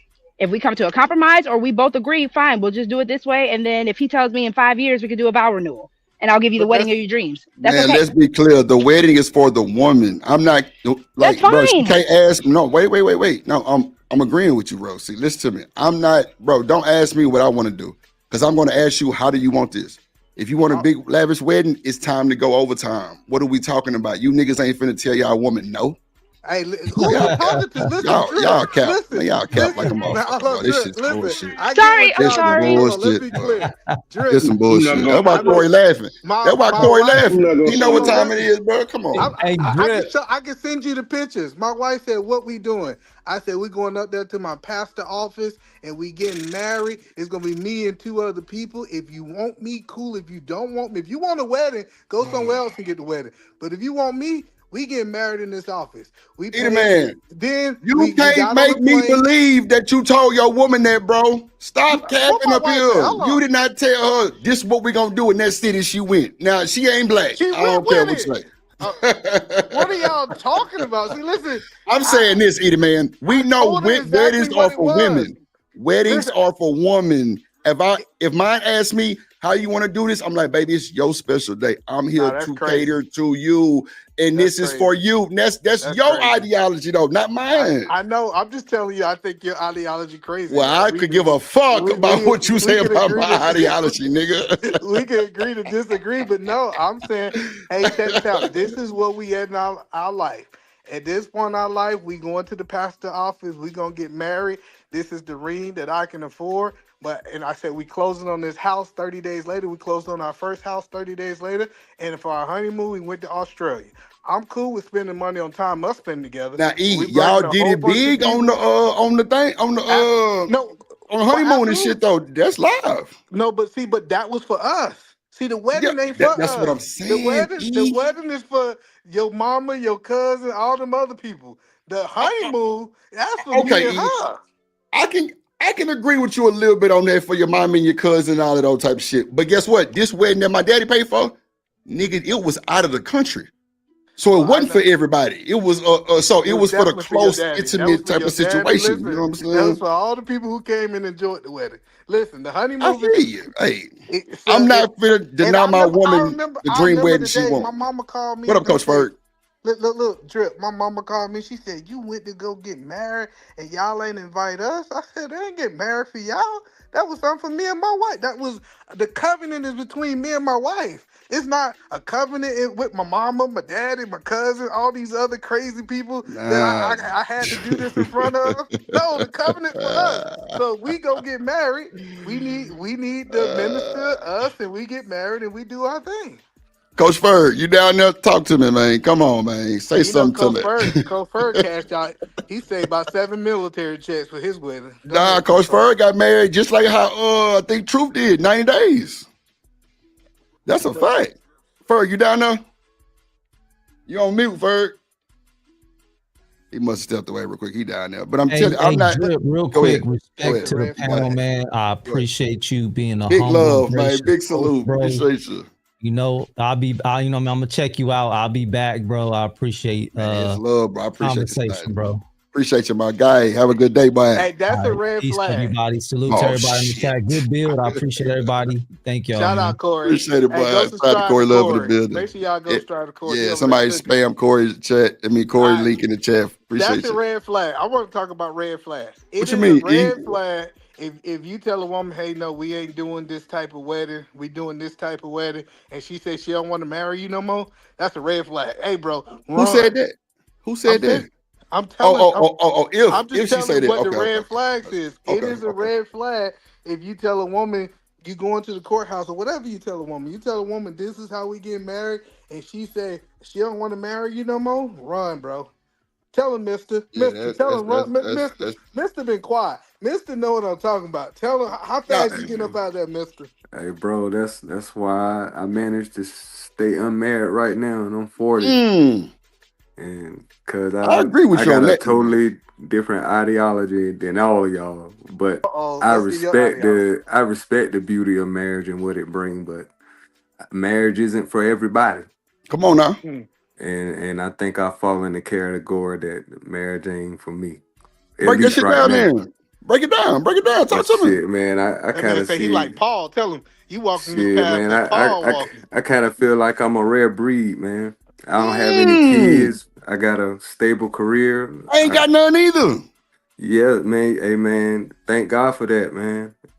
You know what I mean? And I feel like you got to be led by God to find that special one. Since we are rare, what we're looking for is also rare. So it demands a level of self-control. That's a fact, little bro. That's a fact. You know what I I'm with mean? that. Say, Truth. Break that shit down on how you found, bro. I admire this nigga Truth for how he found his, on how he broke that shit down and told me how he found his woman, bro, and his wife and made him the wife. Made her his wife, bro. It was a little different. I ain't gonna lie, I ain't never heard nobody go like this. But Truth, if you want to reiterate what you told me, bro, I really would appreciate it if you don't mind. About the scripture. If you still up there, Truth still up there. Oh, let me bring up Shanika ass. Hold on. Shanika. Hello. What up, What's girl? up, Neat? Welcome to the panel. Neat don't got no intro. You see how he treat us? Don't worry, he treat me like that too. Bro, she on the intro. What is you talking about? She Yo, do see, look, special nigga, you all in my business. Stay on the anyway, I'm all in you know your what? business. I'm gonna make you I'ma be one, in your- goddamn, just for I'm you gonna talking be shit. in your business All right, until I sir. get an intro. All right, let me Until go I and get get an started. intro, I'm Let me in your start working business. on it. Let me start working on it. God damn, Peter, man. Shit. Go these niggas ahead, fall. True. I think he Go ahead. turned over you, True. Go ahead, True. If you don't mind telling me how you found tequila with the Bible verse you were saying, you got to find your woman in the scripture. Man, I don't want to say it wrong because I don't want to mess it up, but it was something He you who said. find Go a ahead. wife finds a good thing Nah, and that's have favor of the Lord. Nah, that's real. That's real too. That's That scripture. boy, when he get back from whatever he doing, he gonna yeah, he got to tell me because it was a little live situation. But So Shanika, Well, wait, go ahead. Shanika, I got Shanika. Yes. So say in your mind you got an idea of what your wedding gonna be, right? Let's just say it's a big wedding. The dude you with said, "Hey man, we ain't doing all that. Man, we going up to the pastor's office. We gonna get married. You know, you can invite your mama if you want to, but it's gonna be about 4 or 5 people." What you gonna say to that, Shanika?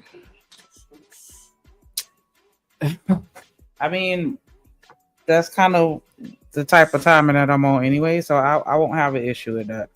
I ain't gonna have no issue with it. Because I just seen a lot of people spend a lot of money and go into a lot of debt getting married, and then the debt still be and the marriage has already ended, and they still paying off the wedding. Like, Talk about it. They be literally paying debt of a marriage, a wedding, not a marriage, because it's a wedding debt, and they done got divorced.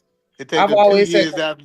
That's crazy. Talk about it. Yeah, because I got a homegirl. She got a book, that she had made stuff since we were teenagers, and she had everything planned out. And I'm like, I don't know. That just never really appealed to me. But I'm not one to throw parties like that either. So I've always felt like I'd rather just do a courtroom wedding, like maybe a really nice reception and like a destination honeymoon, or just put the money on the house or something. Like, I feel like I selfishly want that money to be spent on me and not me spending $50,000 to get everybody else drunk. Like, I this motherfucker. I know, like somebody was telling me, they was like, the more money you spend on the wedding, the higher chance you are getting a divorce. I don't know. That's what I heard. But They something might lie small, to- like a little string quartet, and maybe like 50 people. Like, that's good enough for me. I don't want nothing super huge. But what if he say, nah, it's gonna be like just 3 people? Could you accept that for the man that you want? Yeah, I mean, as long as our relationship is solid, I don't need the wedding for the wedding is just an occasion to have a memory where you can take photos and have fun with people. But the marriage is the goal. So as long as we get married, then that's all that matters. look at that. That sounds like wisdom coming out that Man, woman. that sound like some bullshit too, man. Your ass encouraging that bullshit too. You ain't shit. I almost got married, and we were gonna do just the courthouse, and then something happened, and I was like, hell no, and I left. Yeah. What happened outside the courthouse? Damn, you ain't tell me about that shit. Let me find out you was with. Never mind. Okay, never mind. No, that's all I'm saying. That's all the point I'm saying is that, like, the wedding it's just in the day. It's just an event. It really don't have any significant value on how It you really spend do the though, rest. Eda, man. It's It really memories, have no bro. significance. Memories, As Eda, a man. married man, I'm telling you, they have no. That wedding weighs nothing on your marriage whatsoever. Memories. No, it memories. doesn't. Yeah, but it's They just don't like even prom remember and you know other stuff. You do it for the Let me ask you memory. this. Let me ask you, what color drawers you wore on prom night? Some Joe boxers. You remember that more than your wedding. I ain't married. Listen. I know that sounds crazy. I ain't I know married, that man. sounds crazy. No, it makes no sense. I ain't married. I'm saying if you got that makes no married, you remember your prom night more than you remember that wedding. Man, come on, bro. You talking crazy. What up, Ferg? How you doing, bro? How y'all doing, man? Somebody get him ass. What the hell? No, yo, I've been listening in, man. You Salute, know, Coach Ferg. what's up, What man? up, But you know what? Now that Shanika's here, I want to pose that question to her so I can get her opinion on it if she's still back there. Nah, Oh, yeah. before you Oh, ask the wait. question, just let me comment about the whole marriage thing and the Go ahead. age. Slow ahead. ass kids. You know, and I'll say this, man. You know, as a man, most of us on YouTube are over 35. So, 35-year-old nigga right now, if you still looking for a girlfriend, yeah, you're gonna be struggling for a long time. If you still sagging your pants, you're gonna be struggling for a long time. Because think outside of me, I'm just a light-skinned nigga with a bald head and big lips. You know what I'm saying? Teeth getting crooked. I'm getting older. But I'm telling you, by 35, whether you get married or not, you know what I'm saying? Most of y'all in debt. So to try to pay 35, 40,000 for y'all friends who's been talking about you, drinking up all your luck anyway, you a fool. Damn. Save that little You money. make it so negative, Ferg. God Yeah, damn. no, I'm giving it to you like that. So when you see the good side of it, what you can do by eliminating all that extra cost in the front, you can get your slow ass kids a house so they can play in the yard. You can sit out back and smoke your weeds and your cigarettes Talk and that drink talk. Talk and that protect talk. the baby. See, the baby's got an opportunity to be better, but people trying to look good for what everybody else is doing. People And, talking you know, about you. it's like a poor man's mindset. You have to do things different today. The opportunity's there. And to spend $40,000, $35,000 on a wedding, your debt will last longer than you. Because listen, and here's the negative part. Your age, the marriage age, y'all the ones talk about marriage as negative. Y'all struggle. Get him, That's Ferg. what Nah, be they quiet. say. Let Ferg talk. Bro, shut up, bro. No, but what I'm Are saying we the is, only ones who talk about marriages negatively? Only Hold on, generation? Millennials and Gen Z? Hold on. Wait a minute. We ain't talking about Gen Z. They kids. They still got to get to the age y'all are. So what I'm saying is, a dude 40 years old, you can marry everything from 40 to from 25 to 50. You got all the options. But if you still worry about one women, option. Tell him, Kurt. Got options because they exist. They ain't checking for us, and that's one thing. If you 35 and women ain't checking for you, you doing something Yeah, wrong. you still struggling. You tripping. You playing mind games. You playing little boy games. To me, that's me. I could be lying, but add it up when you see it outside. Sound like the truth to me. Keep talking. So, listen, man, I love being black. I've been called nigga by only black people. I've been called nigga by a white boy. One time I slapped shit out of him so hard, I think it saved everybody else because I never been called nigga. Only around black people. And I embrace it. Coach Furr, you was doing so good. What did that nigga story have to do with what we was talking about? That's why I can't take you niggas serious. Because I only carry about black people in what we can accomplish. That's it. And I say that despite all that, as a man, you still have to go live amongst the world. If you ain't been outside of your family in Mississippi, wherever even if you live in a big city, you got, as a man, single, young man, 24, 25, man, it shouldn't be a part of the United States that you haven't seen. And every time you go there, find out where the black people go and have a good ass time looking at all the new women you ain't seen. But you gotta have your shit together though. That's all I'm saying. And listen, married, yeah, listen, I was proud. It's like the day me and my wife talked about it. She was like, I was like, where you want to get? She said, and we both said it out loud, courthouse. Oh yeah. Let's talk about it. It's funny. You know the funny part about it, Coach Fur? Y'all courthouse marriages seem to last. You know which ones that don't last? 50,000. That's stress. Think about it. They can't even get a new car because they got to pay that wedding off. But think about it, especially if you're a brother and you done saved up about $5,000 or $10,000, man, it can go be a down payment on your 2-3 bedroom house with a basement. What are we talking about? And you can take every year with your taxes and build up the room that you want every year. And if she leaves. If the kids are there, make sure the kids just have everything in writing down with the women. So what you think about? Hold on. What you think about renewing your vows? Do you need to renew your vows with your wife because you ain't commit to the first vows? I mean, shit. If I make it to 25 years, I might just, I don't know. You know what I'm saying? But, you just go out there and do something, huh? You should go. But again, that $10,000-$15,000 that you can save. Let's just say most niggas making $40,000 talking about a $40,000 wedding. You broke. Stop lying. But what I'm saying is, if you got $10,000-$15,000 between the two of y'all, and y'all know I love the babies, I'm always advocate for the kids. Y'all both got two slow ass kids. Just talk about stuff together. Show the kids the opposite. Show the kids about finance. Show the kids how to read.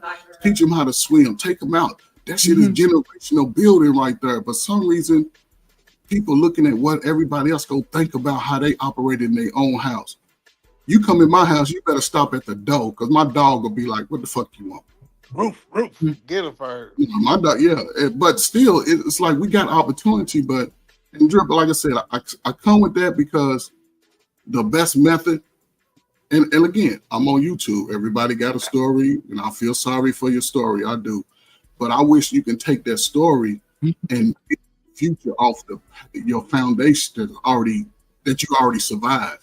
We didn't already survive the worst of our lives as Black people, I believe, now, but for me, but you got to believe it for yourself and live life. Brothers, if you're single, just get out and go see the world, man. Go see the world. Be a passport bro. Be a down south. Go to the south. Stop, Fur. You went wrong. No. Go see what the women see. Don't be no passport, bro. See, God, listen. This married man was doing so good. No, we gotta cut you off now. I'm not meaning for so good. He was talking about you don't do nothing for women. No, men should not be a passport bro going around the world sleeping with women. No, I didn't be doing it. That's what the passport bros are doing. I know, but don't be the passport bro behavior. See, you're right. Don't do that dope shit. Clean it up, Bird. No, but that's what you know what? I was just using YouTube rhetoric, is all I'm saying. I use the rhetoric that people say. You can get your passport and do the right thing and go see the world and come back and talk about that shit on YouTube. That's real life. A man can't afford to talk about life into his 30s and 40s. The passport bro's down bad right now. He got one beating up because he couldn't get no booty. Listen, he was beating on the woman. He had $70 for you just told the young men to go beat on women. No, I didn't say that. That's what you're trying to push. No, that's what you're trying to push. I said I used the rhetoric. Passport bros is what is used on YouTube. I'm telling anybody, you don't go do the passport behavior. No. Why you ain't telling them to get married, Ferg?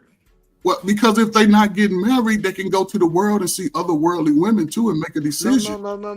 Why you not telling brothers are claiming the sisters don't want a man that been successfully married, a man that says that the marriage was the best thing ever happened to him. Why you talk about this YouTube rhetoric? Why you telling these men to find a woman, settle down, and build a family? It worked for you. Why it won't work for these young guys? Because even with the men and the women on both sides, right? Both of them are saying, ain't no good people in my vicinity. People are talking about ain't no good brothers in Florida, but they live in California. There ain't no good brothers in California, but they live in Florida. My thing is this: travel the country, travel the world.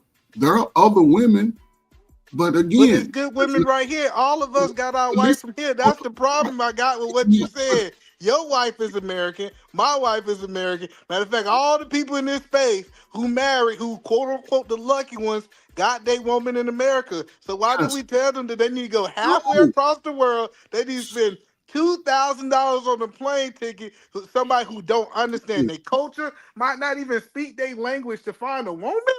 No. It is millions of women here. No. I gotta go all the way over there, Coach Bird. Come on, man. There ain't no Listen, good advice, Coach Bird. You I'm was doing saying so good.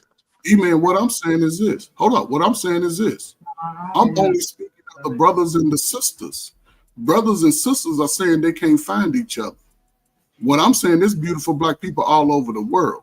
Well, That's just what that open. You should tell them to open their eyes up. Listen, But you tell listen. them open You up. didn't You have to tell them leave. Listen, you did listen, not have I to don't leave your grown city. people, I love grown you, people, brother. open your eyes You up, did not grown have people. to go all the way across to Grown people, open your Zimbabwe eyes. to find your wife. It's a lie. Hey, hold It's a up. But I didn't biggest say lie. that. It's a reason That's not for what them I'm to be saying. hoes. They But that's what telling these dudes to go be hoes around the world. that's not what I'm saying. Drip. What I'm telling the black Yeah. man to do is go What learn. travel talking about? What she said? Oh, that's what you pushing. I ain't I'm even not read saying that. be getting out there being a slut. I tell She black said men- you. You said what? She said the drip tell. She said Green Shanika. The drip tell you he found the one that will be married by Halloween. Bro, I ain't got time for tribal women. That shit crazy. Hey, Shanika. What up, Bolo in the building? What up, my boy? What up, Bolo in the everybody? Travel building. One, Shaka, Stand the Man, BJ, the Cynical One. Shout out to everybody on the panel. I'm sorry because when I came up here, I didn't really properly. I just want to let you know everybody. it's a woman for y'all men in your city. You don't have to get on no plane and go to Brazil and be able to go down there. She go trick you. She go tell you that she ain't never had sex, and you go fly her lying butt back to the U.S. thinking you got something different, and you realize you went halfway across the world to get the same type of woman you couldn't get along with up the street. I done pissed and off that's not what I'm saying. He And done that's with not eating what I man never today. said. I never said anything about brother go in out of the country and find you a foreign woman. That's never what I said. That's what you said. But no, What I'm saying. when you say passport, bro, that's their whole rhetoric. Hold up, let me explain. I already explained it once. I'm not saying get a passport for women. Get you a passport to see the world. That's what I'm saying. And you can come back home a little bit more skilled, a little bit more versed, a little bit more well-rounded when it comes to finances, control, and being self-accountable. And then you can make your choice of the top. You can be the top man. I'm not saying go get no passport. That's the 45 and under. No, I'm saying. Nah, I'm saying this is what I'm saying. I'm saying get married and go see the world together with your wife. If you want to, get your covenant together. You have to go and do other things beyond the women. If you want a man, you be ready for that man. But if you want a sister, y'all got sisters. Y'all grew up around black women. Why is it so hard for y'all I to get it. I get it, but this is the best thing for a man, especially if you talk about living in God will, is for that man to get married and to travel the world with his wife. You go over to these countries, they're gonna give you something you ain't never had before. Something they ain't got no disease for. Like this, I get it. If you just telling men to go and see the world, I'm not saying over and have sex or nothing. I never say that. That's what but you said. you reference big booties and big. Hello, Mister. Maybe Mister heard so. Hey, Mister, did you hear him referencing women bodies and cute women around the world, or is it just me? I'm tripping, Mister. I never said nothing about their bodies. I never said nothing about sex. I'm You saying said nothing about booties. no. Yeah, I think I got my man point. What he's saying. Appreciate you. Yeah, I'm listening to him. You funny, bro. You a funny dude. Everybody can do it, man. It just comes in at different times in life. And Yeah, most that's people what you do. So I'm gonna give you the God figure. This It's is what not you do. You get you a woman that's into you and want you, and you marry that woman. You make that woman into an honest woman, and then y'all go travel the world together. Cause you know what? I'm telling y'all, I done traveled. See, it's different from people who ain't traveled.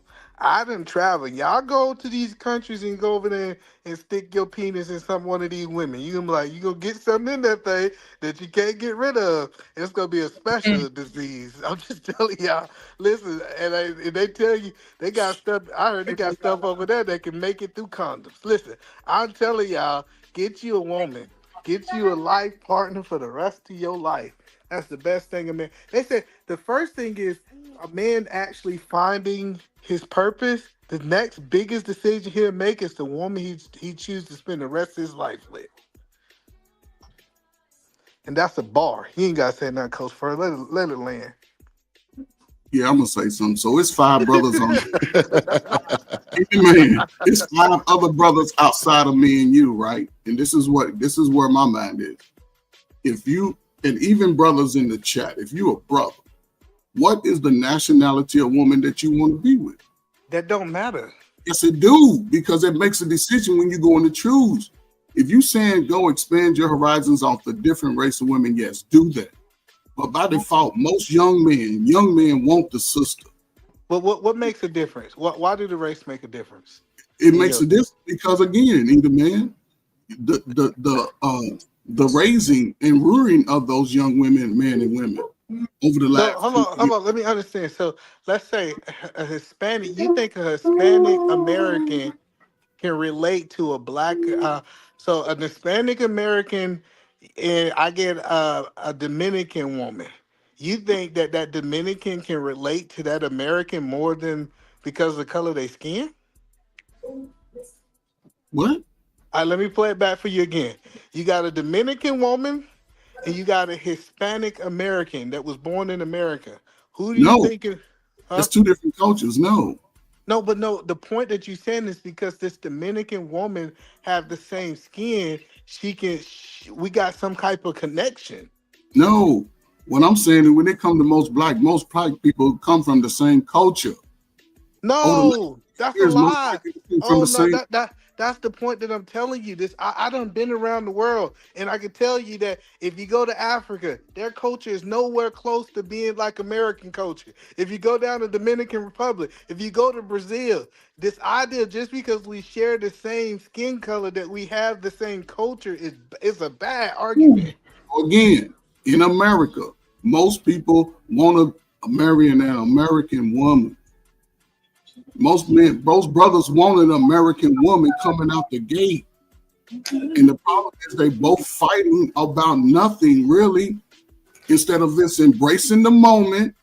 Sisters, man, study man, talk to good man that you know. Brothers, if you want a woman, you got to do some self-reflecting first and understand that not every woman will choose you, whether you choose her. That's part of our ugly. Love your ugly, and then you get physically fit. And then when you want to see something different, you got to put in the work, because remember the reaping. I got some specific questions now. I got you. Wait. I got you. So, Ghost Fur, what country should Mr. go find his wife in? Oh shit! It can be in California or Florida. Depends on where he lives. He don't have to be out of the country. I'm saying, as a man, you're supposed to explore, and that explore could be a 3-hour drive to the next biggest city. That explore. I got what you're saying. You saying just don't date the women in your hometown. No, I'm just saying. If I'm from Augusta, I need to go get my woman from Atlanta. I'm not saying don't date. I got you now, man. I got you. See how when dudes mischaracterize stuff. I never said don't date the women in your area. I'm saying if you've been trying to date the women in your area, and it seems nobody can find nobody in their area. But that's not true. See, that's the problem. That whole statement that you've been dating the women in your area, you can't find nobody. So YouTube, listen, all the YouTube single people, all the people. Talk to me now. Why you want to talk to YouTube? I want you to talk to me. I don't want to talk to YouTube. To go out this weekend and find you somebody that you can start kicking it with and make it happen, and y'all can come back and say how y'all getting together. Do that. Well, because that's what they did in the past. See, we didn't believe that you had to go. We didn't believe that you had to go to Timbuktu to find no woman. You know, before the internet, you know what you did?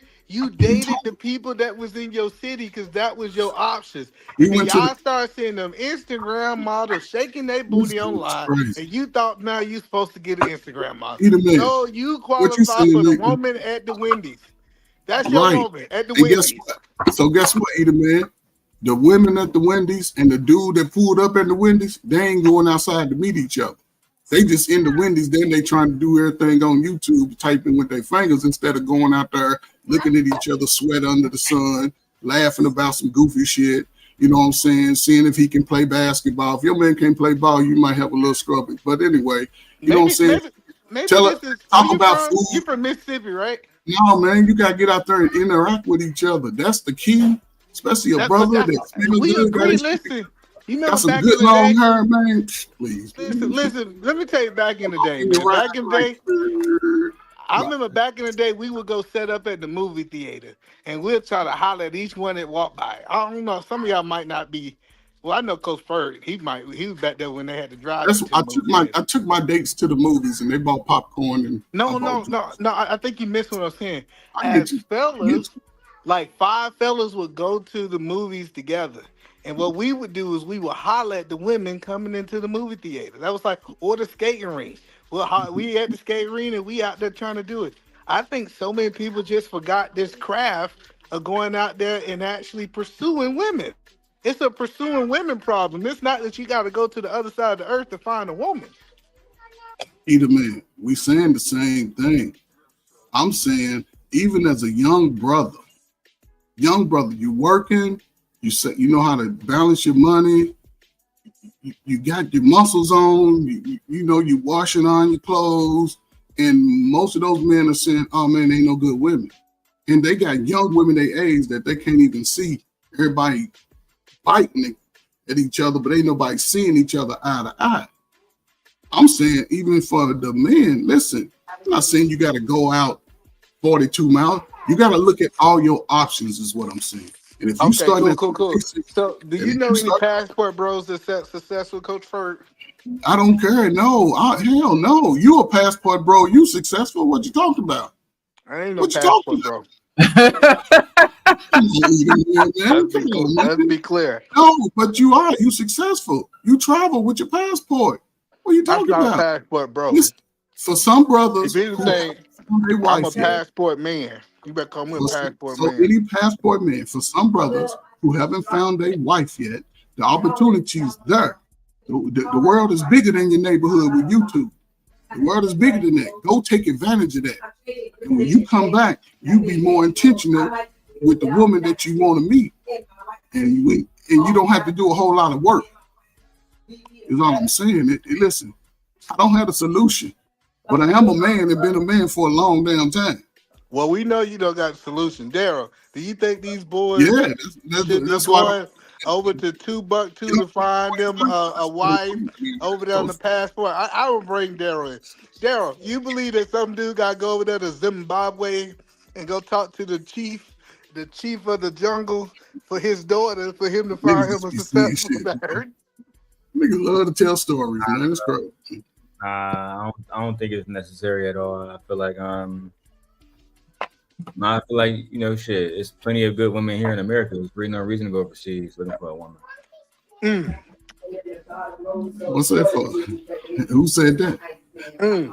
So brother Daryl, just like either man asked you this question, let me ask this question: are you and your wife from the same state? No. At some point, y'all got together and met each other, right, and had a conversation about it, right? Do you think most brothers your age and under are doing that? What exactly? Like meeting a woman, she's in a different state or whatever, and then they having those intentional conversations and they come together. You think most brothers your age and under are doing it? Nah, a lot of dudes are dating women in their neighborhood. Yep. That's what they're supposed to be doing. So that majority of brothers who don't have a date, they ain't got no woman.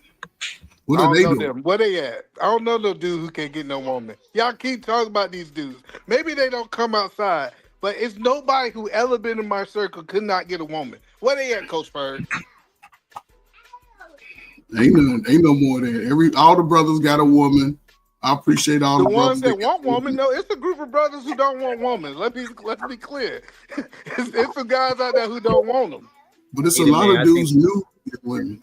A lot of niggas, they want women that's I think one of y'all said, I think it might have been E. They want women that's outside of they outside of like they level. It's not even just they pay grade, they swag fucked up, they bodies fucked up.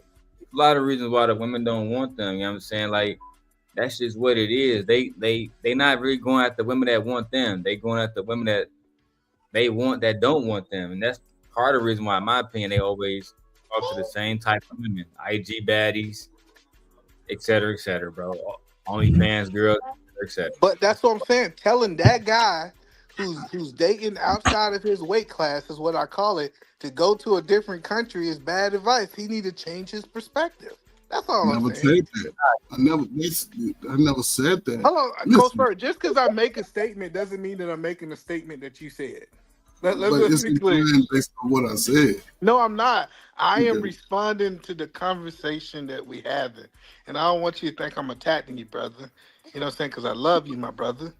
But before we get Bolo in there, I think some people have unrealistic expectations in dating nowadays. And those people try to feel like they build this narrative that they need to go somewhere else instead of living in reality. So you need to live in reality. You don't need to go nowhere else. So Bolo, what you think, Bolo? Because Bolo, I know Bolo about to drop that. He about to drop that. First of all, I'm gonna say blessings to everybody. Thank you for How having you me. doing? Good evening. Bolo. What's going on? I think this conversation is Go ahead and say it. Some bullshit. Don't do that. This conversation is a simpleton conversation, man. This is a stupid conversation. I told you. This is a stupid conversation, bro.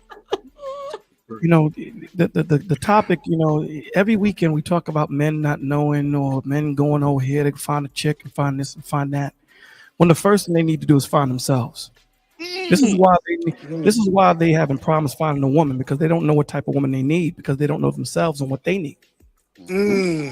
That's a fact. When you're telling these cats to go out there and find themselves a chick, you're telling them to go out there and just willy-nilly figure it out. Then you know what happens? They get a chick pregnant, and then the child suffers, the woman suffers, he suffers. Because now you're trying to get him to figure out what it is to be a man while being a man, try to figure out what it is to be a husband while being a husband, try to figure out what it is to be a father while being a father. And everyone suffers. You don't get into the NBA and learn to be an NBA player. You have the fundamentals already packed down before you get into that type of league. So what we should be telling these men is, yo, before you even get involved with any woman, know your intention, your integrity, your character, your direction, and be intentional. So wherever you go, whether you go to the moon, you go to Mars, you go to Pluto to find yourself a wife, you know what you're looking for. These dudes don't know what they're looking for. And everybody suffers for it. This is the stupid conversations that we're having. I told it. We need to sit there and say, yo, brother, sit your behind down and stop rushing to be a grown-ass man when mentally you're not. Physically, we understand you're a man, but mentally you still move like a child. When the scriptures tell you a man that findeth a wife is a good thing, how does he find a wife? How does he know that this woman is a wife? Because you know why? He has a criteria. He knows himself as a husband, what he needs, the foundation of what he needs in a woman to help him to get to the next level. These dudes don't have that foundation.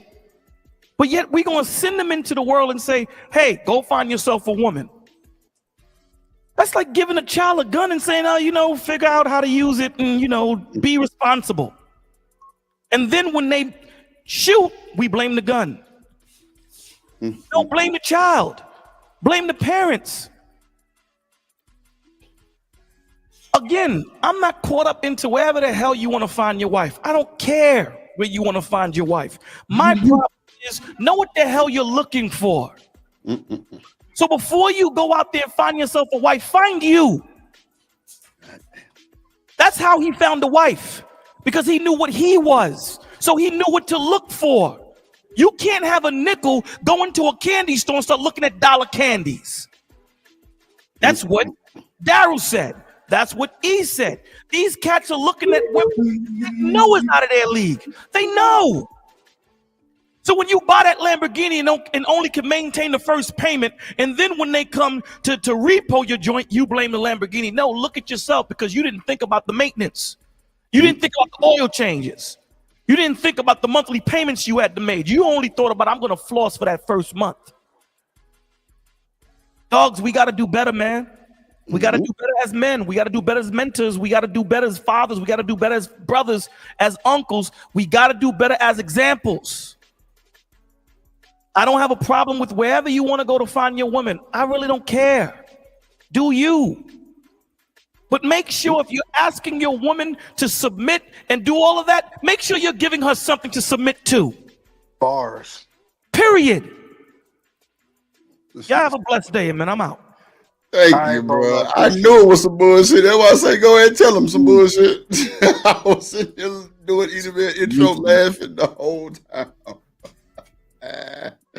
I knew it was coming. That shit's like some bullshit. Y'all tweaking that, man. You could go overseas and get your buddy. Look at that. So all you single brothers, that's your opportunity. Shit, I'll be damn. The problem is, right, is all of that shit sound good, but at the end of the day, niggas not gonna check niggas. Right, Bolo? Niggas not gonna tell niggas, hey, you a bum ass nigga. You dirty. You don't got no money. You ain't got no career. Right? Because it sound all nice and elegant when Bolo say it. But that's the truth. Niggas not going to tell niggas. Because what Bolo just said was, we need to tell men before y'all get with women to self-reflect and be better. But when I do that as a sim guy, these niggas have problems. Hey, bro, ain't you living on disability? Oh, Lord. Ain't you a broke nigga? How you talking about women go to school? You ain't even got a house over your name. How you talking about somebody else got, right? And you can't even go outside and show us a $5,000 car, let alone a $70,000 one. Right? Talk your shit, Damon. That become the motherfucking problem, bro. Is the niggas, they will listen to a nigga like Bolo and say, amen, power to Allah. Boy, you ain't niggas shit. Afraid to check they niggas when they see him being a dirty ass nigga. You feel me? That's the problem that I've always had in this space, bro. Again, I used to check niggas.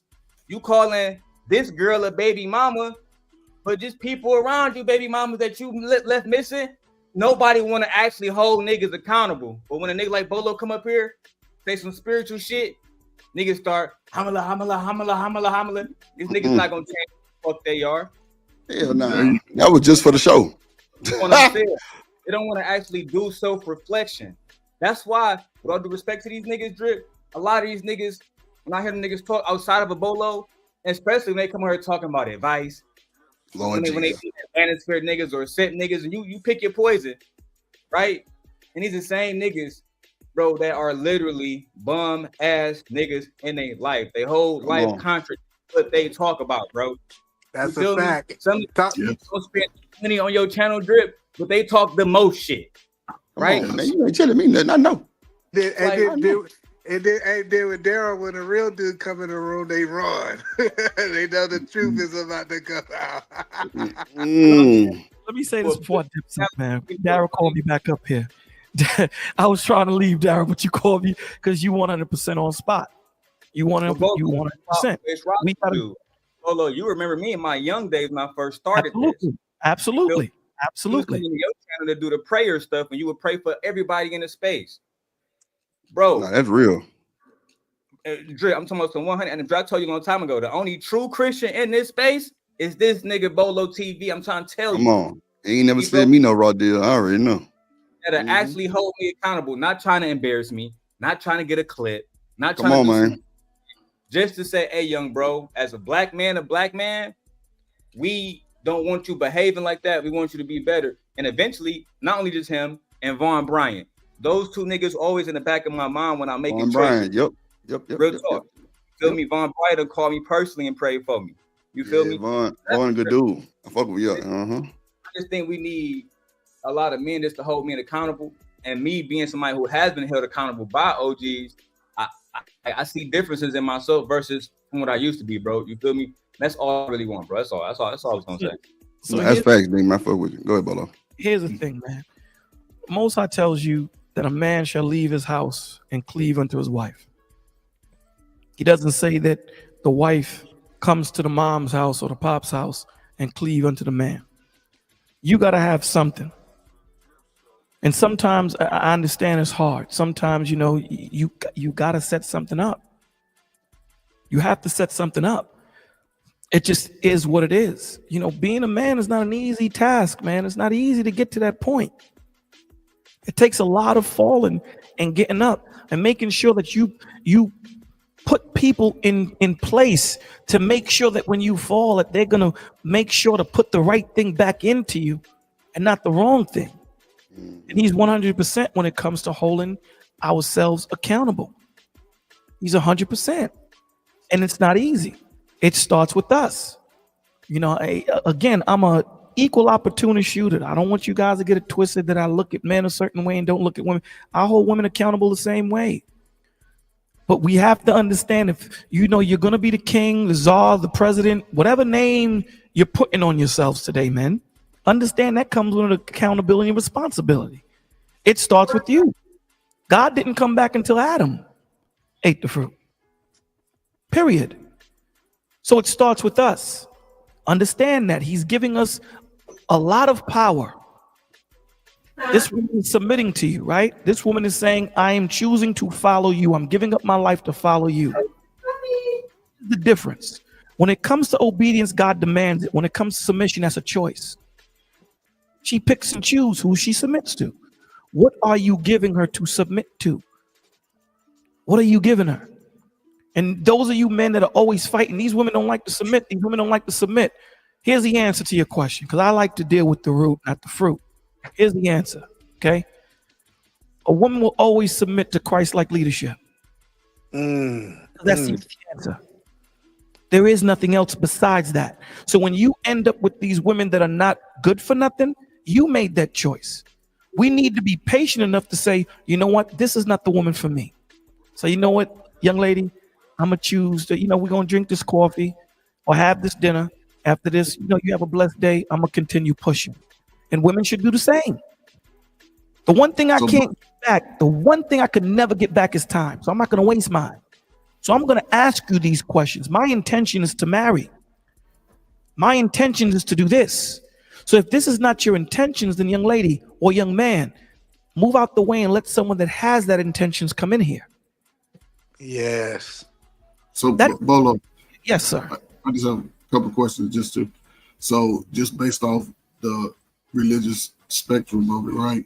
Should a young man be exploratory, be productive, whether working with hands or discovering new things and creating, inventions, just, whether it's minor or whatever, just giving to the world, helping those in need, facing adversity head on? Should those be part of what especially young men should be doing? Absolutely. We have to understand that, whatever that young man is in his life, our job is to cultivate that. Our job is to give him the formula, but it's only a formula in a laboratory. It's not tested until he takes it out into the real world and see that it works, right? It's still theory until he goes out into the world. Perseverance comes to those things. So the point that I'm saying in agreeing with you to a certain extent is we have to understand that these young men that we're dealing with right now are not being raised by men. They're not being raised by men. These young men are being raised by women and being raised by men that themselves are not men. So they're caught between a rock and a hard place. So the men like yourself, the men like Drip, Those responsible men need to stand up and infest their neighborhood, not the world.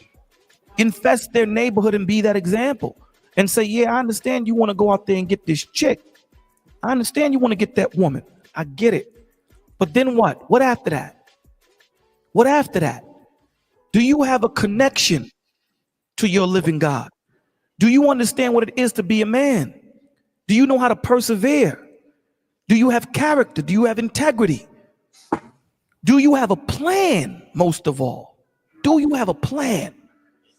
Because the woman is not submitting to the plan. She's submitting to the man. Because sometimes I can have a plan, coach, and it fail. But if she knows that I'm that go-getter, she knows that I'm that dude that ain't going to stay down too long, I'm going to get back up and make it happen. She rock with me wherever I go. But when you lead, when you understand, my money does not project my position in my home. I want you to understand that, because if I lose my job tomorrow, guess what? I'm still head of my household. See, these dudes, they push that narrative of saying the money makes the man, the money makes this. So what happens when you get fired and she's making more money? Is she the man? So that's what I'm making. The point that I'm making is being a man is so multifaceted. It's so multifaceted, and it takes a long time to become a man, bro, or responsible young adult. It's not an easy thing to do, but the floor is back to you, Coach Ferg. So speaking from a place like when you said young man, right? And again, just that's what I retired doing, you know, in my 20-some years working with the disadvantaged, big nose, big lip people. And I'll be facetious when I say that. Big nose, big lip. Hold up. Here's the thing though. I didn't see a lot of men. Right. Didn't see a lot of men, right? So I've been screaming that since I started work in Chicago, you know, saying shout out to West and South Side Chicago, right? And I used to try to get that space, right? And now a lot of those young men are the ages of YouTube. So YouTube men to me are different. Most have already experienced some part of life, some negative part. And the thing that I think a lot of people take for granted is that typically around 35, going on 40, you sort of think with a third eye. And a lot of us have already had some form of, listen to stories. Everybody claims some form of trauma coming up, mama issue, daddy issue, some physical, things that may have happened to them, emotional trauma, deletions in the family, people that know. A lot of that is coming to this adult space. And when I speak from, listen, for me, when I say a world, I'm a military guy. When I saw the world and came back to America, I said I would never be a nigga again. I'm gonna be a man to the world. That's what I mean by this. Thank you for your service. It wasn't about looking for women. I'm not saying go for the world forward. Go and see how the world operates as a man. Go over to the place where they said our cousin walked. Go over to those places, explore. But see that here's the problem with that. But going by what, listen, here's what's happening. Here's what I'm hearing for the people, right? People are saying that they don't want it. Everybody got an issue with that 25 to 45 dating age. Yes. You tried your house, you tried your neighborhood, you tried all these things that are close to you. But you didn't look in the mirror, though. That's the point. That you didn't hear what I said, though, Coach. Sometimes explore. Listen, a lot of guys go to the military to find themselves. So I'm just saying, in that regards, you got all this part of going to find yourself, discovering who you are, accepting your uglies about yourself, getting the people who can say, hey, you can overcome it despite daddy not being there, mama not being there. Let's talk about accountability. Are you being accountable for yourself as a man? Are you having integrity for a man? Are you have a vision for yourself? Do you have a positive expression about your anger? We all get angry. Do you crash out when somebody make you angry? A woman talk to you. You got family members, they talk to you. So it's all comment of who you are. Do you have But no, respect but for Coach Bird, Can I say this, Coach? Let me say this, E. I'm sorry for cutting. You see what Daryl said? Let me explain something. There's been plenty of times that when Daryl first came to YouTube that I encountered him, that he was off the chain. That nigga still off the chain. So. You just aged yourself with that phrase, Bolo. Off the chain? I ain't heard that one in a minute. I'm old school. I tell you. Yeah. Off the chain. That took me back. Now, to what Daryl said, right? It would have been easy to clip Daryl. It would have been easy to try and check him on stage. That's not who I am as a man. My thing was to anybody, and I've said this to JP, my dude, here's my number.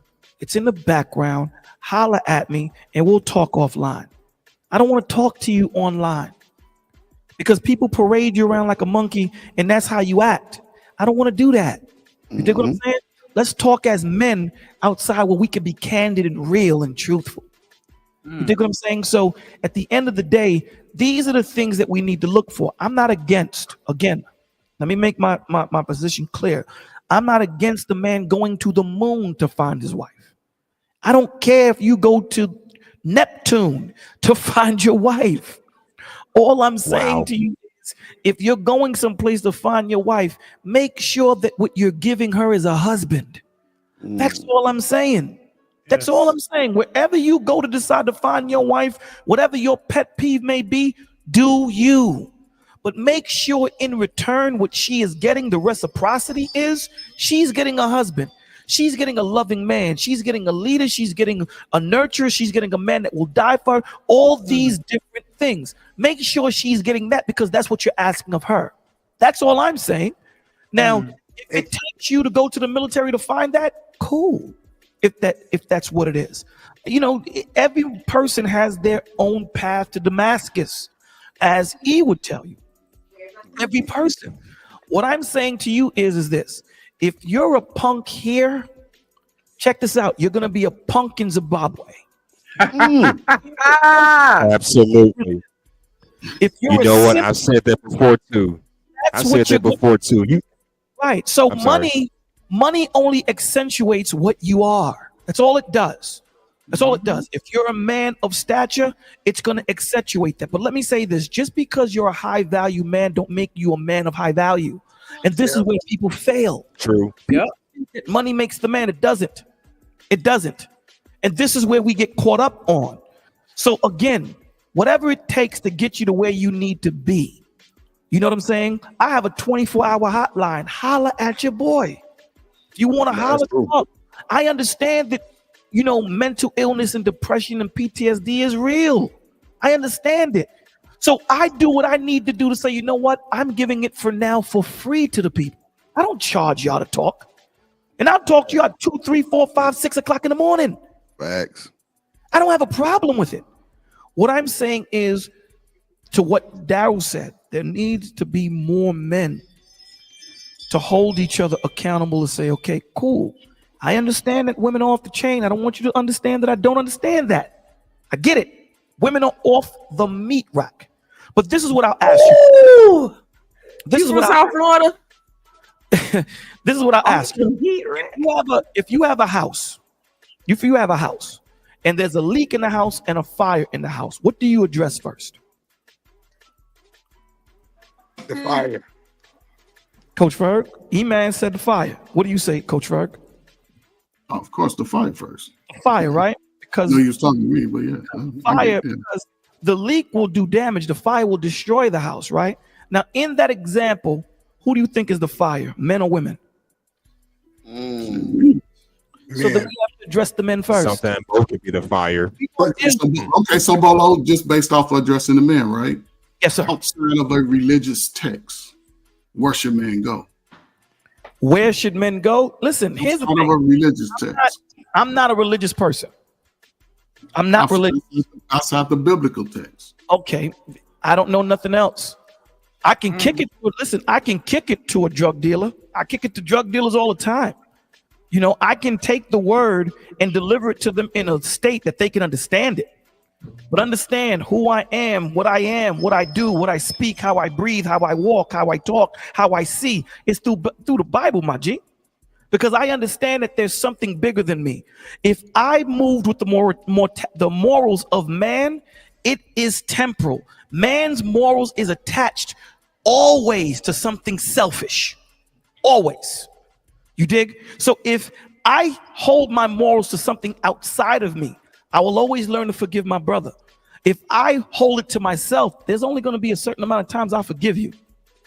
You dig what I'm saying? So when it comes to, even if I don't even give the word to the brothers, just them seeing the genuine love that these brothers get, just the genuine love that they see, they say, yo, I've never met a brother like you before. You don't ask for nothing. You don't want nothing. You don't show your face. You know what the purpose of me not showing my face? Because cats can't be their real authentic self when they show their face. There's always an act. You dig?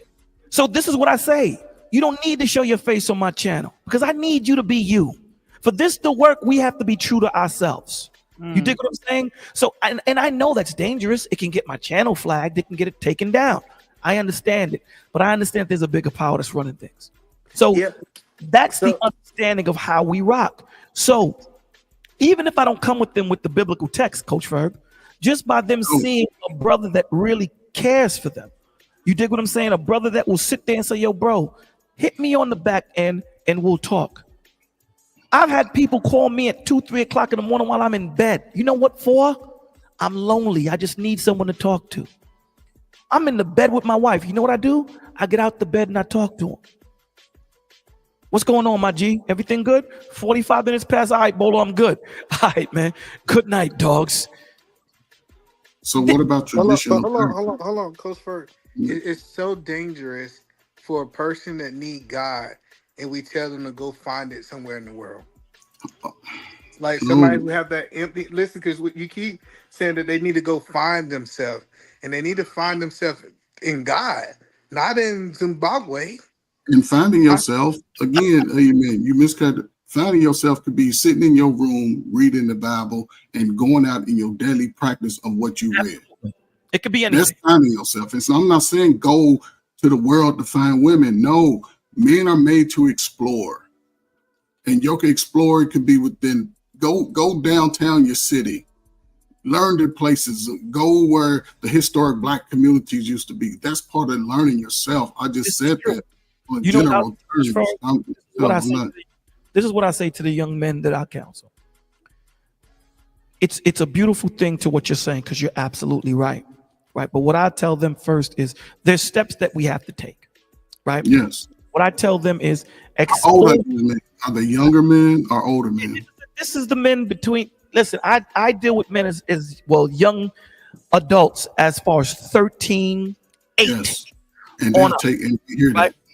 So what I tell them is explore your mind and explore you first, right? Yes. So that when you go to these different places, you have an appreciation for it. Yes. You dig what I'm saying? So when they go to Zimbabwe, when they go to the Africa, when they go to the Brazil, they can sit down and actually say, damn, I can appreciate this. Why? Because I appreciate me. This is why God always tells you, love your brothers as you love yourself. I can't love you if I don't love me. It's not real love. You dig what I'm saying? And love is not a feeling. People keep thinking it's a feeling. It's not. Love is an action, right? It invokes a feeling. So if I slap Coach Ferg, he's going to want to take that right arm that I slapped him with. So it was the action of slapping him that made him angry. That's what love is. It's an action word that invokes a feeling. Because there's going to be sometimes I don't like Daryl. But guess what? I still love him. So if he calls me and says, yo, Bolo, man, my mortgage is up and I need help. All right, man, here, how much you need? 500? Here's a 500. All right, don't call me because you're still on punishment for the week. That don't mean that I'm not. You know what I'm saying? So when people say I fall out of love, you were never in love. That was infatuation. And we mix the two. You know why? Because they have similar traits. The same as being happy and a manic depressive. The joker and a person that looks happy from far away, they look the same. They share similar traits. But when you walk up on them, you see the difference. Joker's a maniac. So we have to understand ourselves first, because when you understand yourself, now I can truly empathize and sympathize with someone else. When I don't know who I am, you know what we do, Coach Ferg? We use emotions to justify logic, opposed to using logic to search out, why am I feeling this way? I'm angry. Why? We say, I'm angry. Let's justify my anger by this. We do it backward. So when we take these young men and we sit down and I sit down and I say, okay, tell me your story. I don't say anything. I let them breathe. I let them breathe, because me hearing them gives me an understanding of where they're at. So now when I'm going to give them the information they need, I can tailor make it for them. To the weak, I become weak. To the strong, I become strong. It's kind of sort of like what you do when you coach. When you're going to deliver certain messages, you can't deliver the message the same way to everybody, because some people learn differently. So you tailor make it for that man or that woman. That's what I do. So I agree with you. Sometimes they have to go out to appreciate. Yes, sir. You know, you're speaking to a, you know, especially young man, you know what I'm saying? Everything you're saying is 1,000% of what the approach. I agree. I have to do it 2 or 3 times, and I love seeing that growth based off once they start self-reflecting as young men. Okay, now we're gonna bring it to YouTube space, right? Yeah. And everything you said, I would appreciate if everybody that listened to it wrote it down, right? Yes. Then go out and apply it. And then when you come back to these spaces, you can talk about the changes that you're seeing in your life instead of looking at it. There's nothing that's going to work. Well, you know that. This is what I do. Different age group is all I'm saying. That different age group could do it. But even with the men, Coach Ferg, even with the men, you know what my response to them? Because, you know, with the men, because they think they know, you got to be a little bit more cerebral, a little bit more strategic. And my response to my question to them is, since you know, how has it been working for you? How has it been working, my G? And when they say it hasn't been working, then I say, okay, so are you ready to try a different route? You know, so here's the thing. You can lie to me all day, and that's cool. I'll take that. The one person you can't lie to is yourself. At the end of the day, you're going to find yourself by yourself. At the end of the day, when you got that banging shorty next to you, you know she's only there because you got bread for now. You know it. You know you an ugly dude. You know you ain't worth it. You know that if you ain't have that 6 figures, you know she would not be here. As soon as she finds somebody that has more than you, you know she out. You know that. You know it.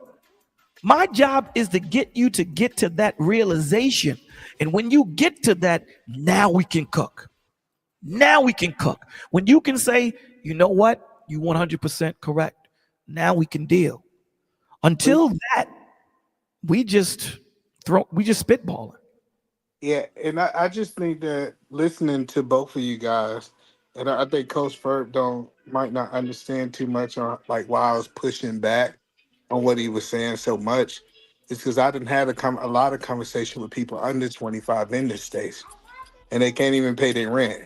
They can't even think about, they're living paycheck to paycheck. So just telling them to travel the world and go figure it out might not be the answer for majority of these guys, right?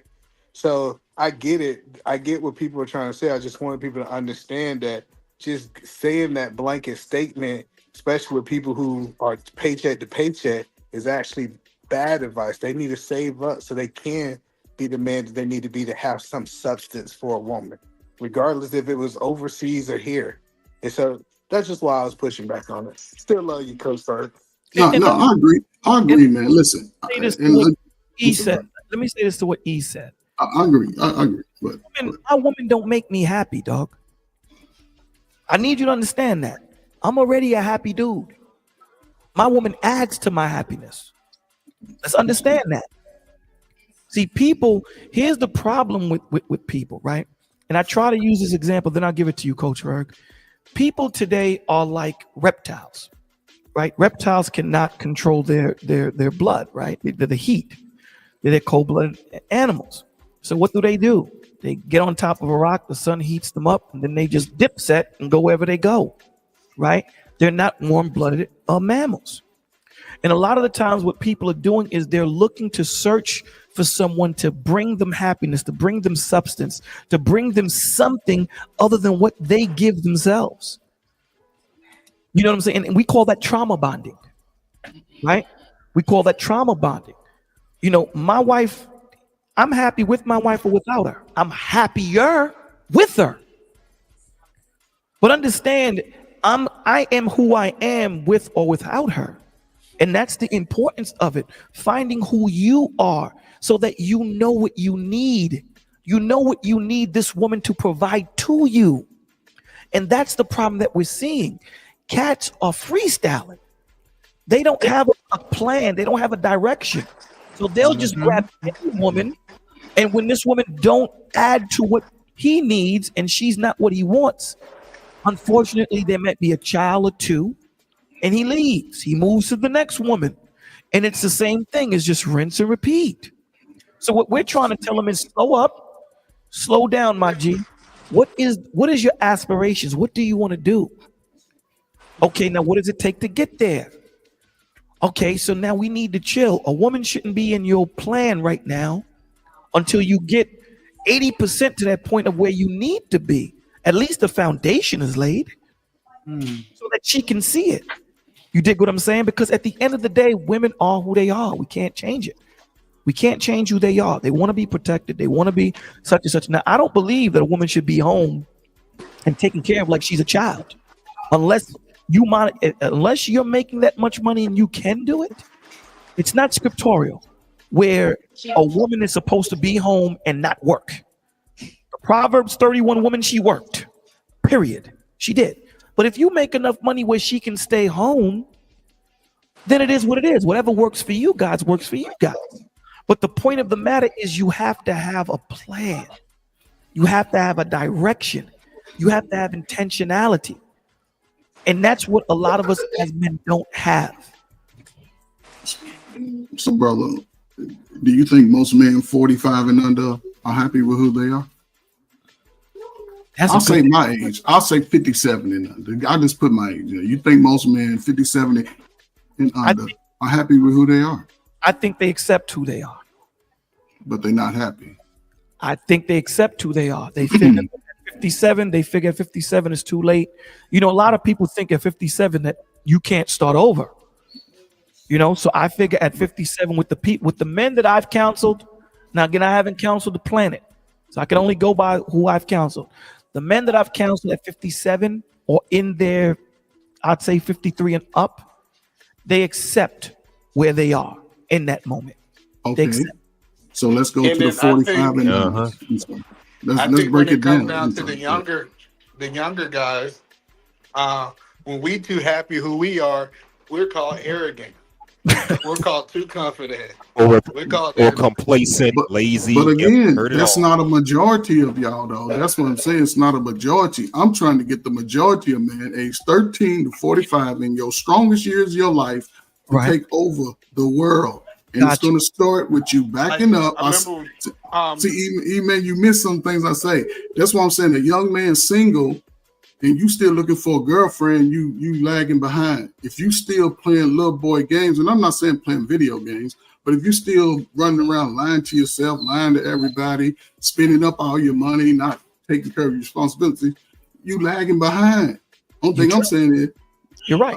Thank you, Bolo, for breaking it down in a sense to where it can soothe the emotions. In what I was saying, I appreciate that. What I'm saying is right now, the brother don't have time to play. If you in your 30s, you can get ahead of your life within the next 4 years. The America that you know, handout welfare America, is going to be changing in the next 4 to 8 years. You're right. People are coming here to America when the Olympics get here with money. And if you ain't solidifying your workspace, your career space, your little house, like I said, your little space, then you may be pushed out. We are people of color. Ain't nobody gonna look to save us. You have to save yourself as a man. And if it takes going to talk to a religious text, talking to brothers like Bolo, talking to brothers like you who are trying to be better and actually going out and living it. It may not be in the neighborhood that you live in. It may be 2 neighborhoods over. You can't be looking at everybody else like, oh, I don't know them. They enemies. No. I got you. Hold on, no, but what do you mean by we going to be pushed out? Meaning that America is going through a change we never saw. Never saw. They cutting back all the free handout. Meaning you're going to have to go work somewhere or create. Not everybody can do YouTube. We have saw this in America before. This is not new. See, a lot of people think that. But those people work together. People are choosing not to even want to be in a marriage, in a relationship, not to build. That's the foundation. People are saying. No. I think that I was gonna say I think that we need to stop trying to deviate from the scripture, because we're always trying to say, well, where can we find ourselves and how can we grow and do all of this without doing it in the church? And that's the only place that, in my personal anecdotal opinion, where that happens, because I've yet to meet a person that had all the answers, did all the right things, and was everything that they needed to be, and didn't have that foundational structure and that relationship with God in order to get to that level. And if we keep trying to steer everyone away from the church, I think that that's one of the main reasons why we are where we at right now. Because back in the days, I was in church every day and our pastors were holding us to a standard. They were holding themselves to a standard. Like, we needed that fellowship and that guidance and the structure that comes from the word. And that's how you learn yourself. And that's how you become a better person, trying to emulate and represent what you learn through the scripture. And let me say this to what she just said. Absolutely. What she just said was a bar. Let me say this. And I'm gonna drop and let you guys have it. It's really important, and to really, I'll tell you guys, at least 3 times a week, I go into the front yard barefoot and walk in the grass and just ground myself. When you sit and you look at these men and women that were in slavery, just look at that, right? That were whipped, raped, robbed, sold, and had to do that every day. They knew that they couldn't run. What kept them fortified? What kept them strong? It was that word. It was the word. It was God. Yep. That's what kept them fortified and what kept them strong. And don't you see, the further away we become from God, the weaker as a family unit, the weaker we become as a people? Look at that. Look at that. When we had nothing, we couldn't even talk. We weren't even allowed to read. The one thing we had was God. We stayed together. We were there for one another. If Vaughn came running through my backyard, he had a place to stay. I didn't even have to know him. It was my brother. Today, it's a whole different world. And to what this sister is saying, this is why the Lord says he compares wisdom to a woman. Because what do wisdom do? It walks into places that masculinity can't. It gets into places that you wouldn't normally expect, and it speaks and it holds and it hugs you and it holds you a certain way that only a woman could. So I want us to really meditate on what she just said. Meditate on that. The further and further away, I compare marriage to a rung, and I know E is going to be able to dig this, right? If you open that rung, that triangle side rung, ladder, right? And it's a triangle. God is at the top, right? You and your wife are on either sides. The further you climb up to the ladder, what happens? The closer y'all get together. The closer we get together, the closer we get to God. But the further we are down, the further we are apart. Mm-hmm. We have to go back to the foundations. All right. We've tried it the Martin Luther King way. We tried it Malcolm X, Medgar Evers, Marcus Garvey. We tried it all that way. It didn't work. Let's try it God's way. So, Bolo, you saying stay in church, right? I'm saying to you that there are churches out there that do give you the gospel the right way. Yeah. You have to be, you yourself have to be rooted in the word yourself. You can't just rely on Bolo to give you the word every morning and every Friday night. You have to have a relationship. Discernment. Bolo is because my boy Truth was up here and he seemed like he know what he's saying too. He was saying don't go to church. Exactly. But you know the funny, hold on, Bolo, 1 second. The funny part about it is funny how Bolo came and confirmed what I said 2 hours later. Like we didn't talk on the phone. It wasn't no call. Listen, I'm telling you, anybody telling you to get away from fellowship, and I get it. I said it earlier. It's bad doctors. If I go to a bad doctor, I'm never going back to that. But if I'm sick, I'm going back to another doctor, right? Like I'm telling y'all, it's good to fellowship with other believers. Fellowship is important. You need fellowship. The Lord tell you, forsake ye not the assembly of one another, because you need each other, right? Because at the end of the day, when I fall, it's going to be my brothers that pick me up. So we have the fellowship. But here's the thing. When we look at the Noahs, the Davids, the Solomons, the Jobs, the Jonas, and all these men and women, before they went into their tribulation, the one thing they all had was a relationship with God. They all had a relationship. Now, sometimes you might have to go through fire to gain that relationship. I get it. But most of these men and women had relationships already. So when you already have a relationship with the Father, you know, and the Holy Spirit fall on you, there are certain things that carnally I can't say that you won't get. There are certain things that you are going to understand in discernment through the Spirit, because you're looking at them. You have to understand that man's eyes are limited. They're limited. And if you don't understand that there's something spiritual out there, if you don't believe in the invisible, then you got a problem. So that's what we tap into, right? What people tend to forget is you read that word, but the most important thing of that word that you read in that book called the Bible is the relationship with God. That's what's most paramount. I don't care about the knowledge. The knowledge you'll get sooner or later, but the relationship is what's important, because that relationship is going to be what Coach Ferg is talking to. When you know what I learned too? Yes, sir. I've been planted in the same church for the last 12 years, right? And eventually it came a time where the young men coming into church, it wasn't for me to be there for myself, but it was to be a blessing to somebody else. Absolutely. And there's so many people I hear, they say, oh, I know everything, but you don't understand why God might plant you somewhere. And it's a young man that I'm mentoring right now. He's like, I understand the pastor, but I can't relate to him. I can't like and then me and him was sitting down and was having lunch, and I just let him talk, and I let him talk, and I just told him kind of really what the pastor was saying. He was like, that makes so much sense. Sometimes us men supposed to be bridge for younger men. Yep. In that church. So like sometimes you can't be so selfish to say what I'm getting out of is how am I contributing to the kingdom of God? Yeah. How am I serving? You know, we have to understand this too, that this is the one thing I tell brothers, and they fought with me to a certain extent when I said, you have to understand that a woman will never love you as much as you love her.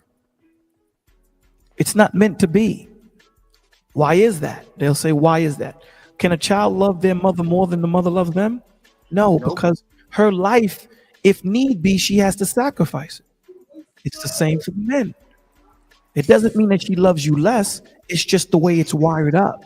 Our job, if need be, is to sacrifice our life the same way Christ did for us. I cannot ever love Christ more than he loves me. Never. Correct.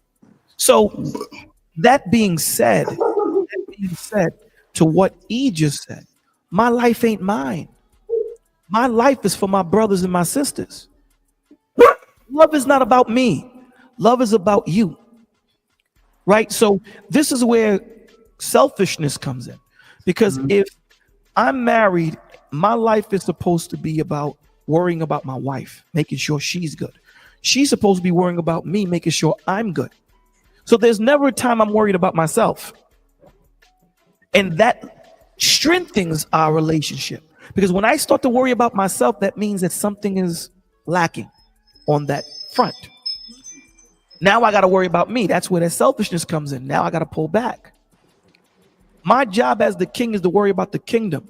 My wife's job as queen is to worry about the king. And this is what we're supposed to do. So to what Coach Ferg is saying, to what E is saying, to what Daryl said, to what all of you brothers are saying, we are not here for ourselves. We are here for one another. We are here to sacrifice our lives for each other, because every lesson that Coach Ferg learns may not be for him. It may be for him to go through so that he can be that light to that man that needs to understand. But you know what? That man was too weak at the moment. So Coach Ferg had to go through it so that he can be that light and that strength to that young man to guide him. That's how God works. That's how he works. So I'm sorry I took up most of your time, man. I love you all. I just had one more question though. Yes, based on where you're an Edom man and everything, what you're saying, right?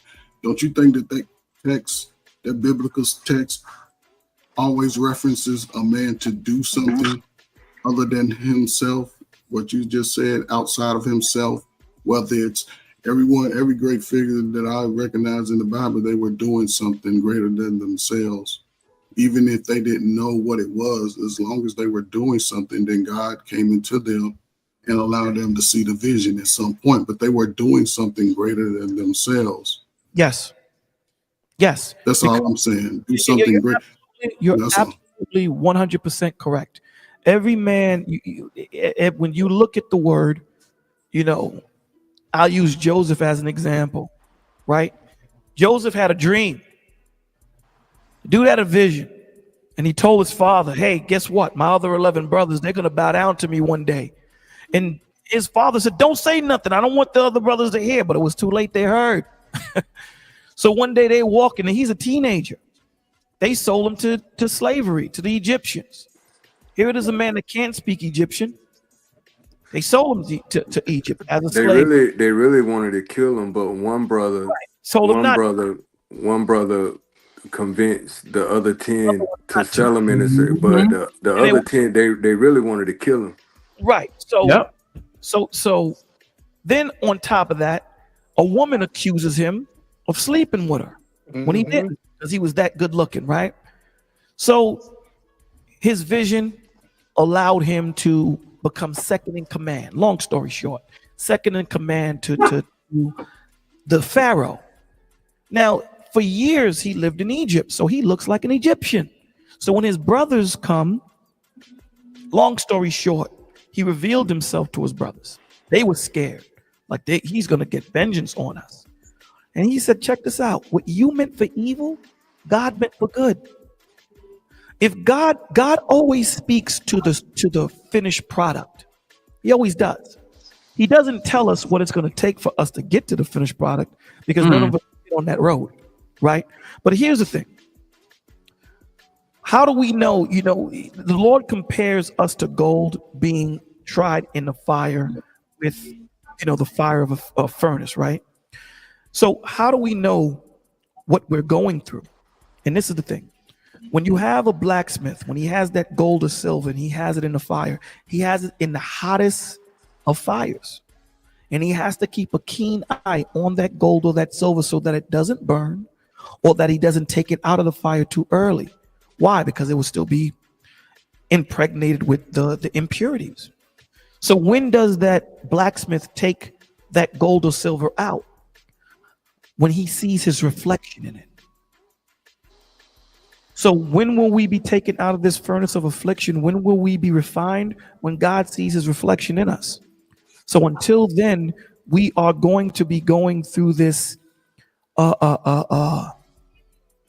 tampering, this growth that we have to get to, right?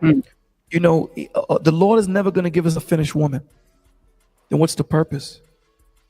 What's the purpose of me having a finished woman? How do I go with her? How do I understand her? How do we finished woman? A finished woman meaning she's already there. She's already perfect. She's already this. He's never going to give me that. The same way the Lord is never going to give a woman a finished man. Right? We get there. Here's the thing I've noticed. I don't mean to cut you. Here's the thing I've noticed. Yes, women are going to come to win kind of unfinished. But one thing I've noticed is that women have all these problems, mental, physical, psychological issues. but then expect the man to just come to the rescue and play Captain Saver. You know what? Save them from their problems. It's not something a man's supposed to do. Last I checked. But here's the saying. point. Go ahead. But that's the point. The Lord is not going to give us a finished man or a finished woman, right? Because if that's the purpose, there is no perfect man or perfect woman out there. You make them perfect for you. You grow with them. You understand them. And this is for men and women. So whatever flaws you may have, we go through it. We go through it together. We figure it out together. We understand it together. No one is finished. So we have to understand everybody has a past. Everyone has a past. You dig what I'm saying? So we have to understand that in Christ, you're a new creature. So if I'm a hold hustler to his past, Christ is going to hold me to my past. That's how Christ works. That's why he says, judge not lest ye be judged. What does that mean? Don't hold them to a certain standard that you're not going to hold yourself to. Yep. So when we do this to each other as men and we do this to our sisters, understand the Father's taking a note to all these different things. He's taking a note. Now, again, I'm not telling you to end up with the worst woman or end up with the worst man. I'm telling you that at the end of the day, Lamborghini don't advertise to everybody. There's a specific type of demographic of people that they advertise to. My job is not to advertise myself to every woman. I advertise myself to a certain specific woman that I need. Because when you try to get everybody, you wind up getting nobody. Go out there and find your woman. First, find yourself. Know who you are. Understand your trajectory. Understand your relationship with God. And then go out there and find yourself your queen. And hustle, that it goes back to what we said earlier. If you got a whole bunch of women around you that need to be fixed or they're broken, we might have to, as men, look into the mirror and see where I'm at in life. Why do I only draw these type of women to me? And I think a lot of guys don't want to do self-reflection. A lot of guys don't want to look in the mirror and say, why? Because like when people say that all these type of women are drawn to me, I say, that wasn't my experience. So what makes me different from them? And it happens to be who they are, how they see themselves and their self-image. A lot of men don't know how to do it. A lot of them don't know how to do it. A lot of men, and I think that's what a catch-22 is for men. They don't know what it's like to have camaraderie with men like that. They've been influenced by the people around them the most of their lives. It takes a deeper dive. It takes a man to really be intentional about the direction he wants his life to go. And that's the hard part. But that's when a lot of men's ego come into play. I've been to several sort of. I don't know, man. It's all races of men, and it's sort of like what is it called? Man, I forget the name. Right, it'll come to me, like a conclave. Yeah, something like that. And it takes you to do some self-reflection. And I'm just speaking from a YouTube space. Listen, people drop gems all the time, and I think the spaces are great area right now. I think men are doing a better job, even regardless of how they're speaking out their mouth. I do think a lot of younger men are doing a better job of learning who they are. I think 40-year-old. Let me tell you something. Y'all niggas is old too. Don't get it twisted. Well, no, everything. I'm trying to understand I'm trying to understand what you're saying. So you believe men in 2025 are better finding out who they are than men in the 90s? Most of the young, I would say it depends on the age. Most young men who are 40 years old today, they were kids in the 90s. They came up with a lot of destruction. They seen the community fall apart right in front of their eyes. Now they are adults, and most of them are talking about life from what they went through and are afraid to really take a step forward because it goes back to what I said. When you really intentional about your own life as a man, you would say, hold up, let me look at everything about me, from your standing in your apartment, your room. If it's messy, clean it up. If it's dirty, clean it up. It takes so much, and it's a lot of nuances that people try to skip over that gets them caught up. I get that part. I'm trying to say, you think that if you looked at the men today, they're at one age. So if I take men at 30 in 2005 and men at 30 at 2025, you think they're doing better today than they were 20 years ago? No. Okay. Because, I misunderstood what you were saying there, because that's what it sounded like you were saying. no, That they was doing because men today, guess what? They complaining about the one thing that by default they should be able to get the most is a good woman. Yes, good women don't just stand out waving flags. They're the ones who stand in the back.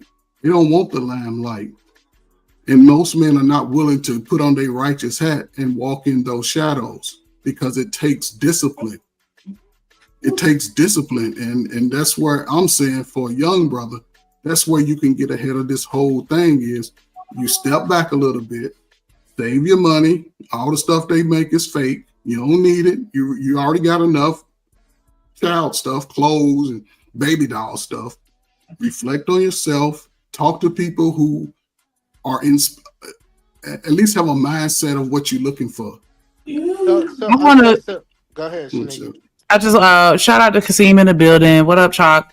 Glad to have you on the panel. I just want to say in response to H&M, like I feel like, and Truth said it in the comments, and I say that a lot. Like it's levels to this, and I think that perception is definitely important because when it comes to women, yeah, you're gonna have some women. We all have problems, like Bolo said. We all have a past. We all are gonna need. We're not gonna come to you whole and already ready, right?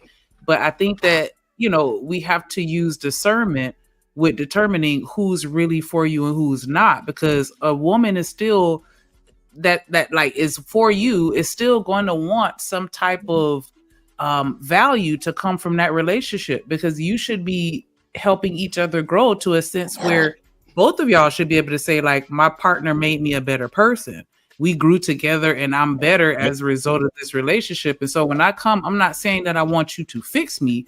I'm just acknowledging the fact that I am flawed. And I feel like if you and I are yin and yang, if we're really, locked in, we can help each other identify our strengths and weaknesses and build on that so that we can be better together as a unit. So it shouldn't always be you coming to me because you want me to just save you for some foolishness. Yes and no. Yes, I do want you to save me from myself to a certain extent, but not to the point where I want you to be my dad and, just come and fix all my problems without me having to grow as a person. I'm sorry, Mike. Yeah, you guys hear me okay? Yeah, we hear you. Okay. I didn't want it to be too loud. Thank you. Oh, no, you sound amazing. Shanique, I think that's the important thing. It really don't matter what you and him is at, as long as you on the triangle that Bolo talked about. If you look at a triangle, I'm on the left side and she's on the right side, and God is the middle. As both of us strive to get closer to God, the closer we're going to get and the better we're going to get. So that's kind of like earlier when I don't know if you was here when they was like, hey, you give your life to Christ and you're supposed to change. No, that's not how it works. That stuff started being working out of you over time, right? Mm-hmm.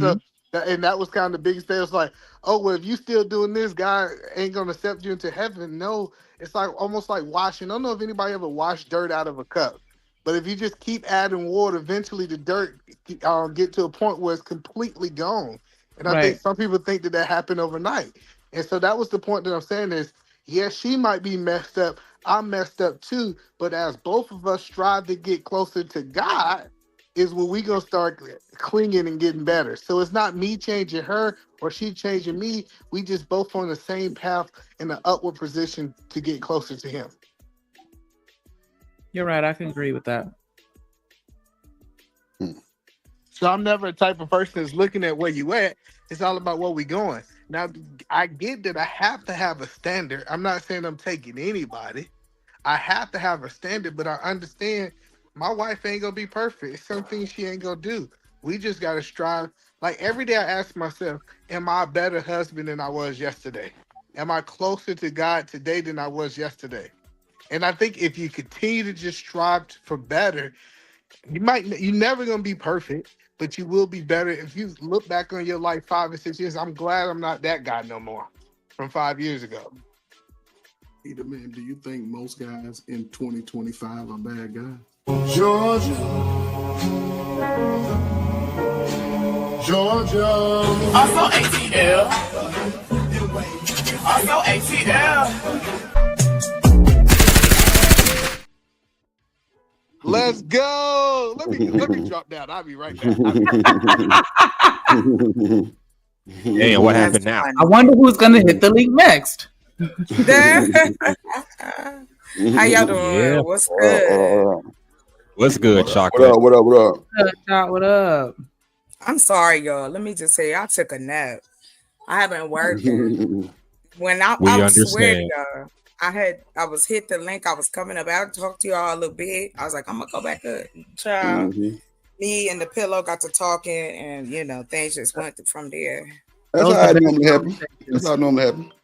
Best Now I'm conversation refreshed, ever with that pillow, baby. baby, whispering all to me like that, cradling the head like that. Mm-hmm. Especially you what get the it- slobbing. Oh yeah, it's real good. Ooh, Come on, Mhm. baby. And it's the Chocolate, air can you take a conditioner drink? on.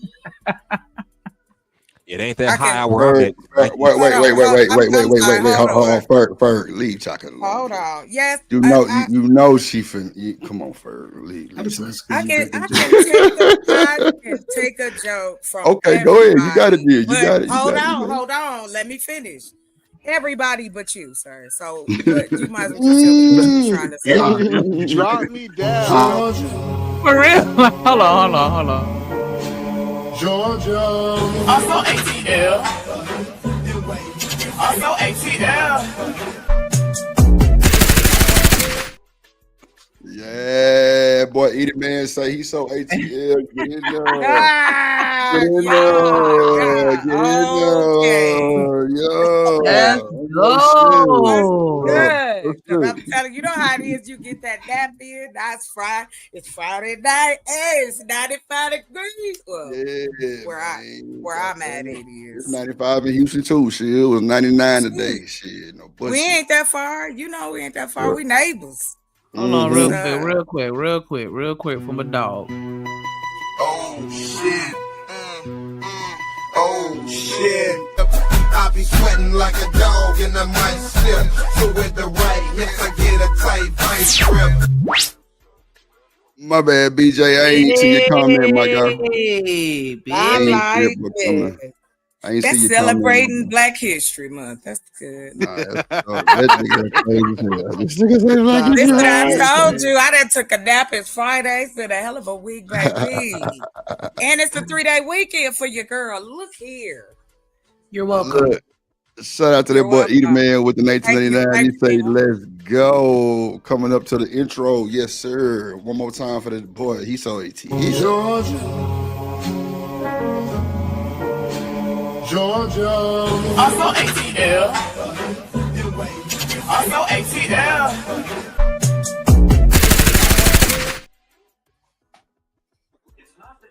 Okay, that was awesome. That's hype. Okay, Coach Ferg, what you want to say to me? Go on. What's the joke? I ain't got no joke. Well, then, okay. So why you ask me if I could take one?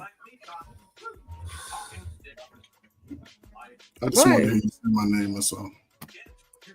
You said I said it too much last time, so I won't be saying it again. Thank you. That shows accountability, ladies and gentlemen. So, Chuck, what you think about what we were talking about with regards to relationships and scripture and just men being the leaders? Because one thing that I felt that stuck with me, that Bolo said, like the men focus on the kingdom and the women focus on the king. And it was like the first thing that came to my head, but I thought that would make me a mammy then, though, right? No, Okay. and here's the thing. I'm gonna be Okay. honest with you. If it's for the right man, this is to the ladies in the chat and to right to you, Shanika. I'm telling you. If it is the right man, I'll be whatever you want. If it's the right man, you could call me whatever you want. Because when I go home, I'll be cheesing. Somebody gonna be asking me, well, who got you smiling like that? That's because the right man has allowed me to feel safe, to feel comfortable enough to give him everything he's asking for. Because he's giving me what I'm asking for. So you want to be a mammy one day, you want to be vanity 6 the next day, you want to go to church on Sunday, then that is between you and that man. And if you comfortable and he's giving to you what you giving to him, and y'all feel like, hey, yeah, we can talk it out. I can trust this person.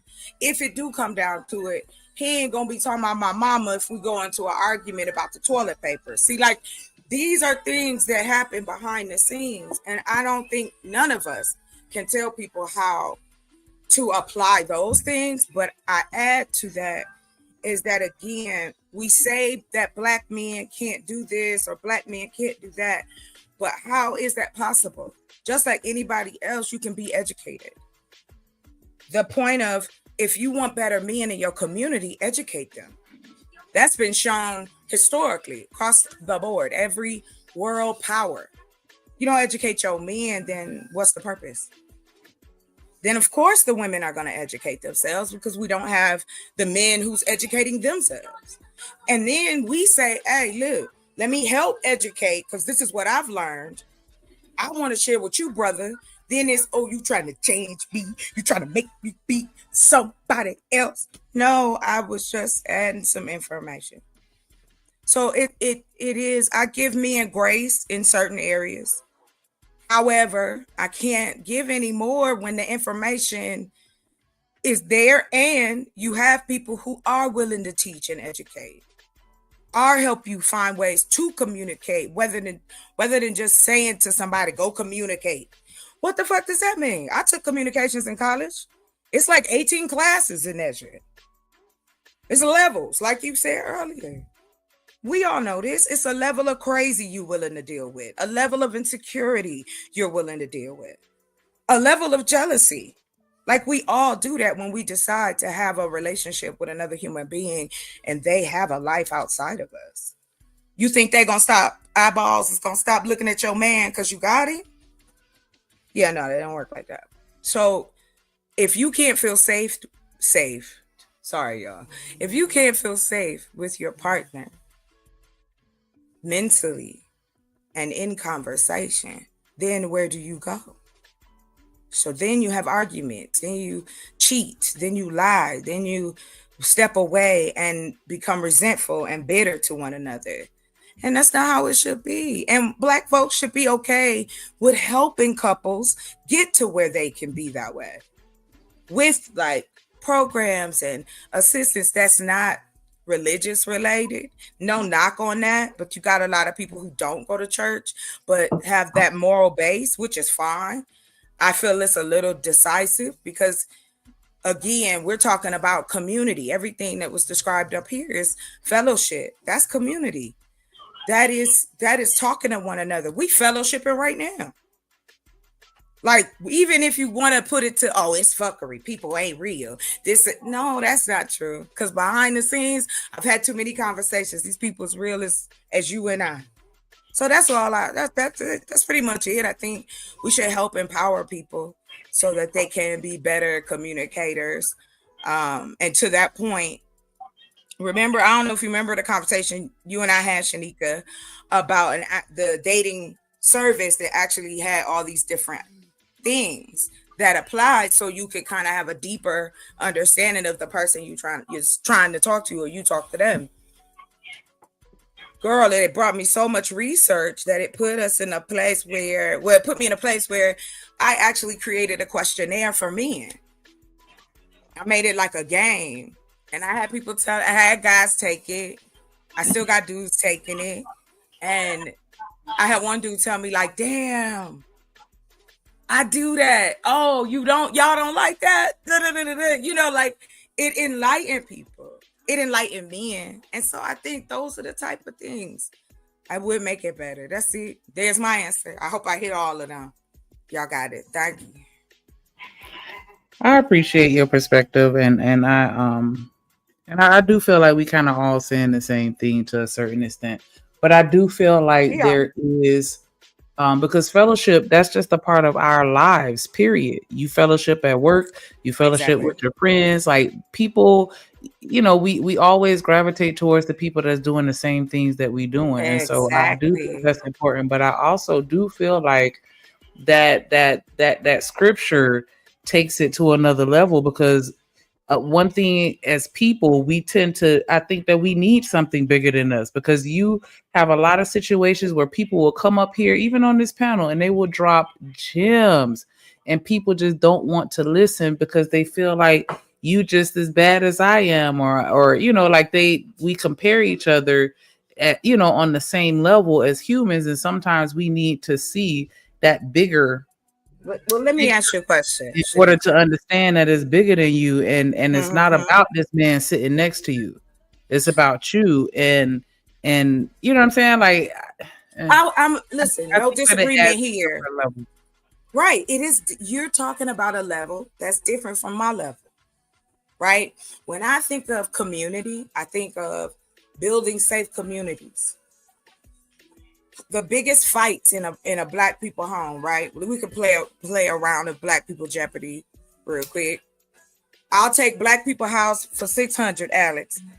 These things, like, not the finances. The house costs too much. Food costs too much. I'm applying this to the now of reality, right? That can tear a marriage up.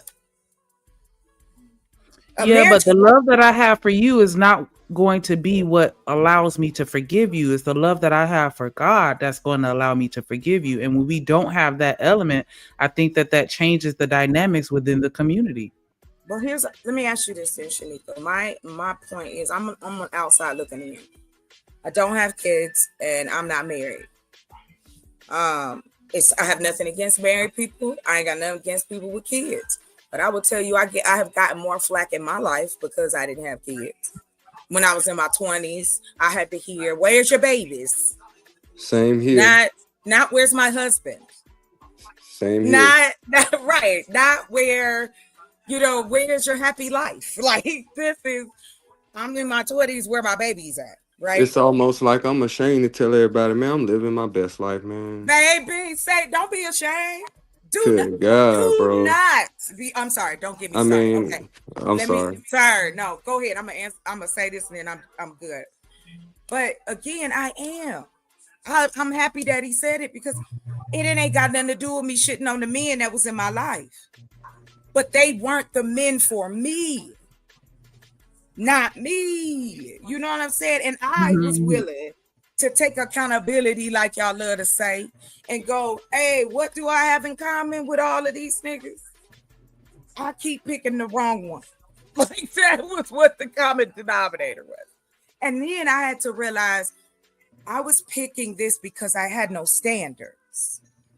Because I was raised, you take your man as he is, you build him up, you wash him down, you clean him off. He gonna be a good husband to you, Savannah. Shanika, did you see that thing they did on Maya? The men just started crashing out on Maya. Maya is 38 years old with no kids, and she ain't married. She said she was celibate. Now you got somebody with a lot of gums that decided he wanted to get on the internet, on Beyonce's internet, and say,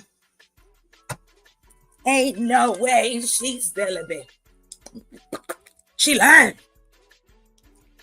And it brings me to that point of, you cannot put us in religious boxes as it's described.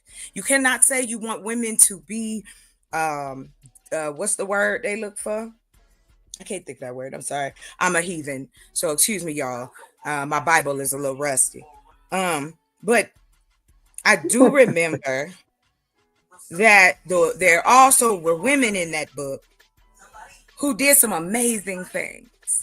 But we don't hear about those women. We don't hear about their strength, their fight. We hear about David. We hear about Jesus. We hear about all the men. But how much are we talking? We was there too. Standing there, right there. Wow, hey, washing feet with our hair and shit. We was there too. So I guess I'm like, we've gotten to this place now in 2025 where we are trying to hold on to an idealism, though, that isn't necessarily all religious based and all the world base. It's a mix of both. And then no matter what nobody say, when you apply that, people wince. They blink a little bit because you like, wait, I don't want you judging me because I'm on this level. Why is you worried?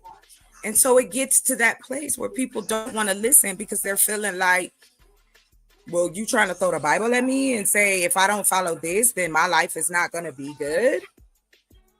That extreme is there. We hear it.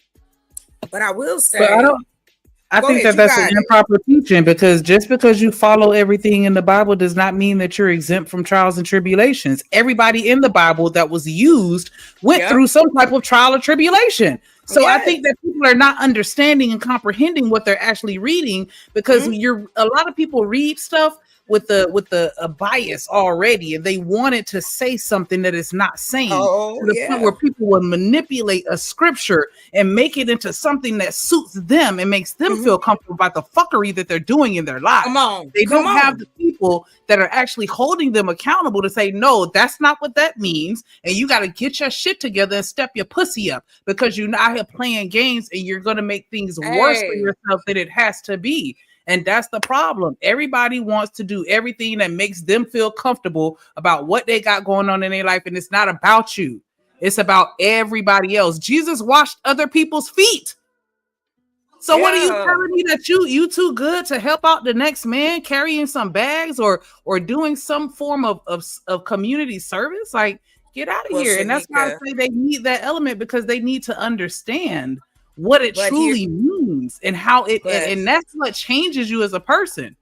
How many, and I'm not being facetious, here's where I'm gonna go with this. Now in Christianity, I'll give them this. When it does come to that cornerstone of relationships, they have boot camps for the men, they got retreats for the women, they got, and I'm talking about people of other tonality. They want to help y'all, they want to have you talk to the pastor to go and leave X, Y, and Z. We don't do these things for our own. We do exactly go figure it out. My parents said shit like that too. Judging the messenger and not listening to the message.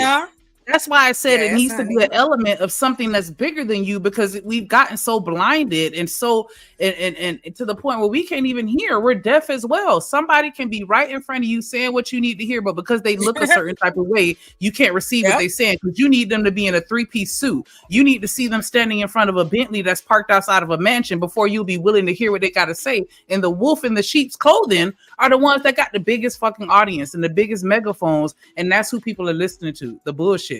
And they're not even taking the time to go out and figure it out for themselves, because everybody wants their hands held. And it's like, no, I just want to go to a therapist and she tell me what's wrong with me. No, you figure it out for yourself by getting into that book, because that book is going to expose everything without you having to go to no therapy. I mean, therapy is good for certain people, and I'm not trying to say don't do it, but I'm just saying that book is therapy too.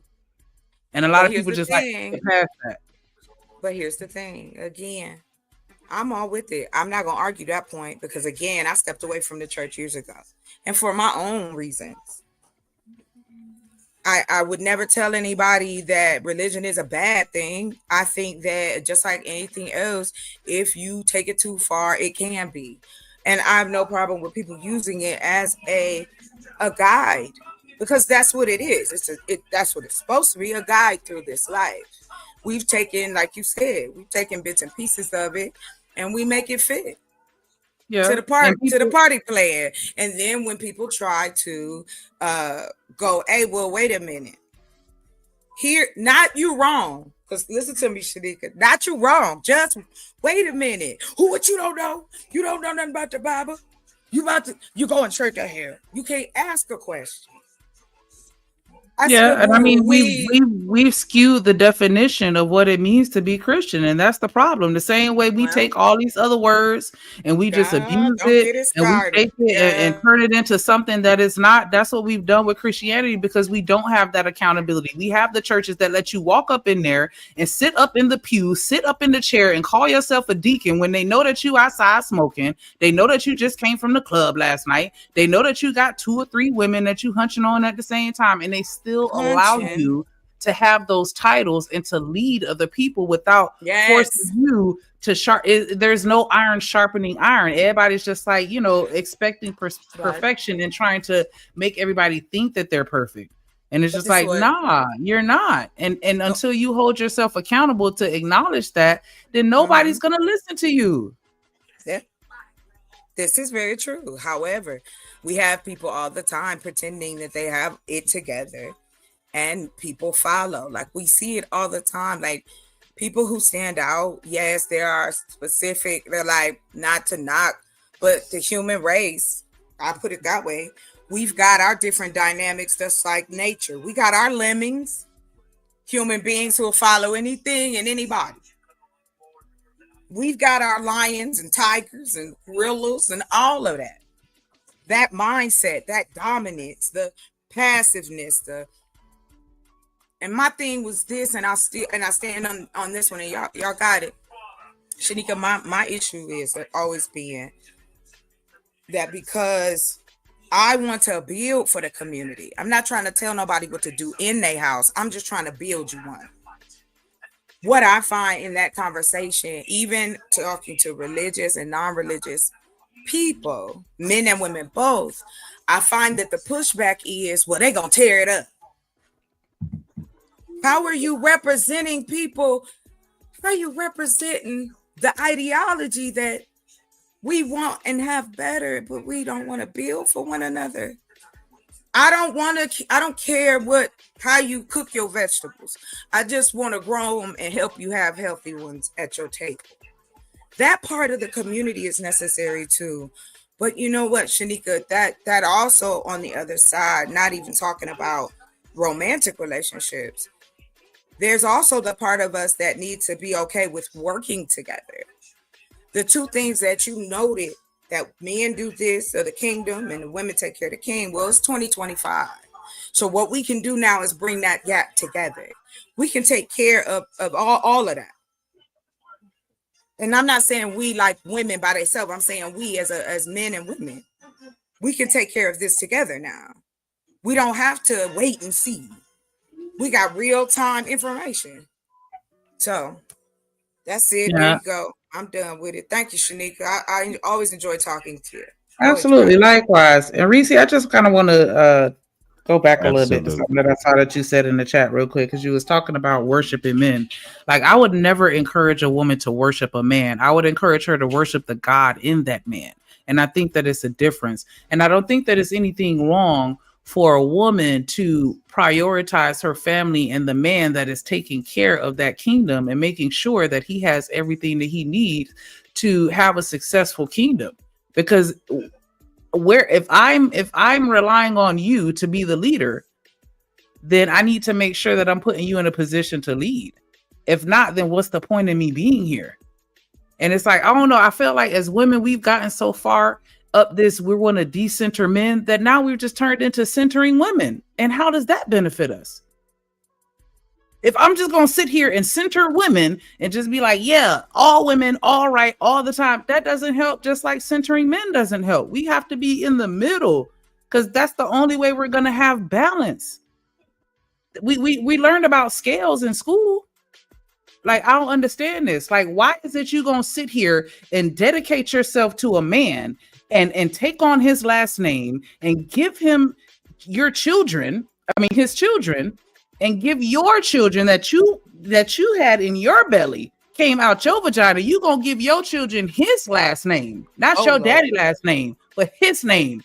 And you telling me you don't want to do for this man? You don't want to put yourself in position where you can elevate him to the next level? Because who's riding his coattails if not you and your family? Who's benefiting from that if not you and your children? Who's going to be able to have the value that comes with that name?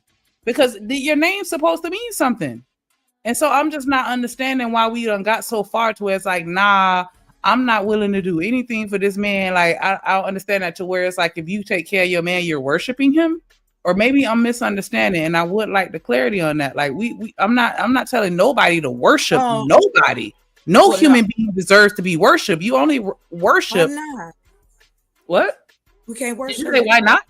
I was just playing. Go ahead. Oh, I was gonna say. I was going to say, I'm sorry. I just had to do No. it. You was on it. You Do was that, on honestly. it. Yeah, we're What not about? Can I ask you one question, Shanika? What about Mhm. once you go in the room though, the regular room in the house in the back where they call it the master bedroom? Can then you be worshiping? I should say. Is that a? I feel like every breath that you take as you're alive, you should be worshiping in some form or fashion. And that may sound extreme, but I mean, Not to every me. day I thank the Lord a multitude of times for thank you for waking me up. Thank you, Lord, for letting me get to this job because I could have wrecked out and not made it. Every time I drive past somebody else that got in an accident, I pray for them and I thank God that I was able to get where I needed to go safely because there's people out here that don't have anything that you have, not even the breath in your body. And so you should always be in that state of gratitude and thankfulness and servitude and wanting to love others the way that God has loved you. Because clearly he loves you if you're still here. And you ain't under no bridge. You ain't in nobody hospital laid up or in hospice, even worse. Like, I'm not understanding that. You got men out here. Look at Daryl. We see Daryl every day in that fucking truck sweating his ass off. And people try and throw shade and make it seem like, oh, you just drive truck for Amazon. Nigga, I see a man that get the fuck up and go to work every fucking day to provide for his family. Put some respect on that shit. Oh, shit. Like, what are we And that's saying why I here? say, but here you go, Shanika, your Hold on, passion. wait. Who's the Keena China person in the back? I don't know. That's why I ain't clicked nothing. All right. What up, Dr. Quantum? South Florida in the building. But I'm just saying, like, I feel like our priorities are all fucked up because we so focused on the world that we not focused on the God that's within us, because that's what makes us a better person. That's what all these religions are about. If you study all of them, you'll see they're all pretty much saying the same thing. Be a good person and treat people right. Come on. Now that is the religion I stand. They're all the same. If we gonna make it a religion, then that would be me. Because again, I don't have to do any of them things to see you as the human being. I don't care about in the sense of this. I'll put it to you. Like the brother said earlier, Bolo, he was up here, he left. My mother raised us to be caring and giving of people. If even Fer get on my nerves, but if I saw the man on the side of the road and he needed help, I would stop and help the brother. Now, if he say something crazy about crack babies, then I'm gonna leave him there. Okay, I'm gonna tell y'all that right now. I'm gonna drive off and let my tire stash water on him by accident. I'm just fucking with you, Fer. Okay, I'm gonna say for me it depends on what he says because you never know. God may be using you as a vessel to change his perspective. Shock, you gotta understand. Sometimes when you run into people that got fucked up perspectives, sometimes that's your assignment. You're being used as a vessel to expose them to the truth. Because there's no other way that they're gonna learn it until somebody else plants that seed, because they're not gonna plant it themselves. Come on.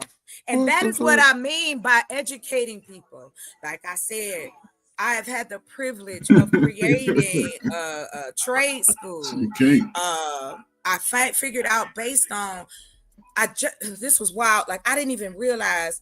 We were talking about this the other day. There are close to 30 million people in this country over the age of 25 that do not have their diplomas. And so I was trying to find out how does that correlate, right? And I then found out that my own state offers a program because with my background, can you turn that down just a little bit, baby? With the background, they'll give me what's called an educator certificate, and I can then assist with helping people get their diplomas in 6 months. Like I'm learning cybersecurity so I can teach it. Like I'm learning those type of things so that we can create, because when a person has purpose, then all the things we talk about do start to fall in line. Man or woman. And if you're talking about young men not going to college, this is a way to close that gap. You go to one program and you get your high school diploma. We bring your ass over here to the next program where now if you want to learn a trade, here you go. This is the hybrid part. Take this part online. We hook you up with a mentor. Now we got jobs. We got creation. We got men not in jail. We got kids not on the corner selling, right? Ain't that the point of all of this? I want to I'm sorry, I'm I just want to give Go Kasim a ahead. shout out real quick before we go too far. I'm so sorry, I should have been mentioned this. Shout out to Kasim with the $10 super chat. He said being a good person is valuable in a relationship. However, being a good partner or spouse is its own skill set that requires intentional development and attention to your specific relationship dynamic. And that's a fact. Definitely appreciate you showing that support. Hype me up.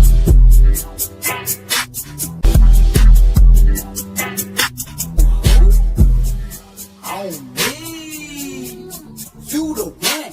Ain't nobody fucking with.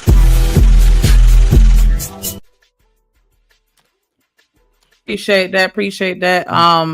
And going What back Reese to read, worshiping males.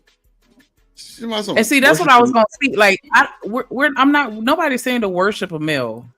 I'm just saying that we need to speak life into people, because if you keep sitting here just talking all this shit about what you don't like, that's just like if somebody did that to you. Is that gonna put you in a good headspace and make you want to be better, or is that gonna kind of, you know what I'm saying? Like that's not how it works. We have to start speaking life into these people and speaking into them what we want and what to see and what we need out of them, instead of just talking about where they keep fucking up. Like that don't work. I was just telling Drip about that shit earlier, like some shit with my boss. Like, damn, nigga, you got to learn how to sandwich that shit. When I'm in a management position and I got some criticism for you, I'm gonna come in, I'm gonna tell you something nice and something good that you're doing. Then I'm gonna slide that criticism in there real quick and let you know where you could do better. And then I'm gonna end it with another compliment, just so you know, like, hey, I fucks with you. Like, we ain't perfect, but we got it. We gonna do this together. And that's all I'm saying. Like, we gotta celebrate them, because if not, if we keep talking about them ain't being shit, this, that, and the other, they're gonna be like, fuck it, why try? Right. You keep calling me a fucking cheater. I'm gonna just go ahead and cheat. For what? If all you gonna do is just look at me like I'm a liar, then what the fuck am I telling the truth for? That's all I'm saying. Like, can we just not? And that goes for everybody, not just with men, but with women too. We gotta stop talking about all the shit that we hate and start uplifting each other. That's the thing. Ain't no positivity coming out this shit. Y'all so worried about women worshiping males and males worshiping women and all that old stupid ass shit. Damn. Like, come on, bro. Like, we need positivity. That's why I be so hard on the chat like this sometimes, bro. That is it be a bunch ridiculous. of For a bullshit. man, we got a man showing love get to up- his woman, and then we sit there and we give him a derogatory term and call him a simp Come because on, he man. fucking loving on his lady. Yes, honey. That's what y'all want. Yeah, that word is thrown around so much, it's ridiculous. What Same thing happened to with y'all Ralph? ladies being called people because y'all support a man. I hate that. Let me tell y'all something real quick. Let me tell y'all something. Please don't interrupt me, nobody. Bruh. The fact that the simps got all the women just blows my mind. The fact that motherfuckers get on this internet and be negative as fuck every day blows my mind. We know you niggas ain't got no men, no woman, none of that bullshit. Ain't no way in hell you that fucked up. The negativity is insane. Are we gonna ever hype somebody up? Ever. Because all I see is a bunch of bullshit ass folks on this motherfucker talking big shit for nothing, and they don't even go through this shit. Show me, you know what? All you women got babies and say y'all married, put your husbands on here. Show your husband. Let's see what they look like. Show your boyfriend, let's see what they look like. Niggas, show your woman. Let's see what they look like. Wow, all this old capping ass rap these motherfuckers be doing. Show that shit. Yeah, I'll wait. I'll wait.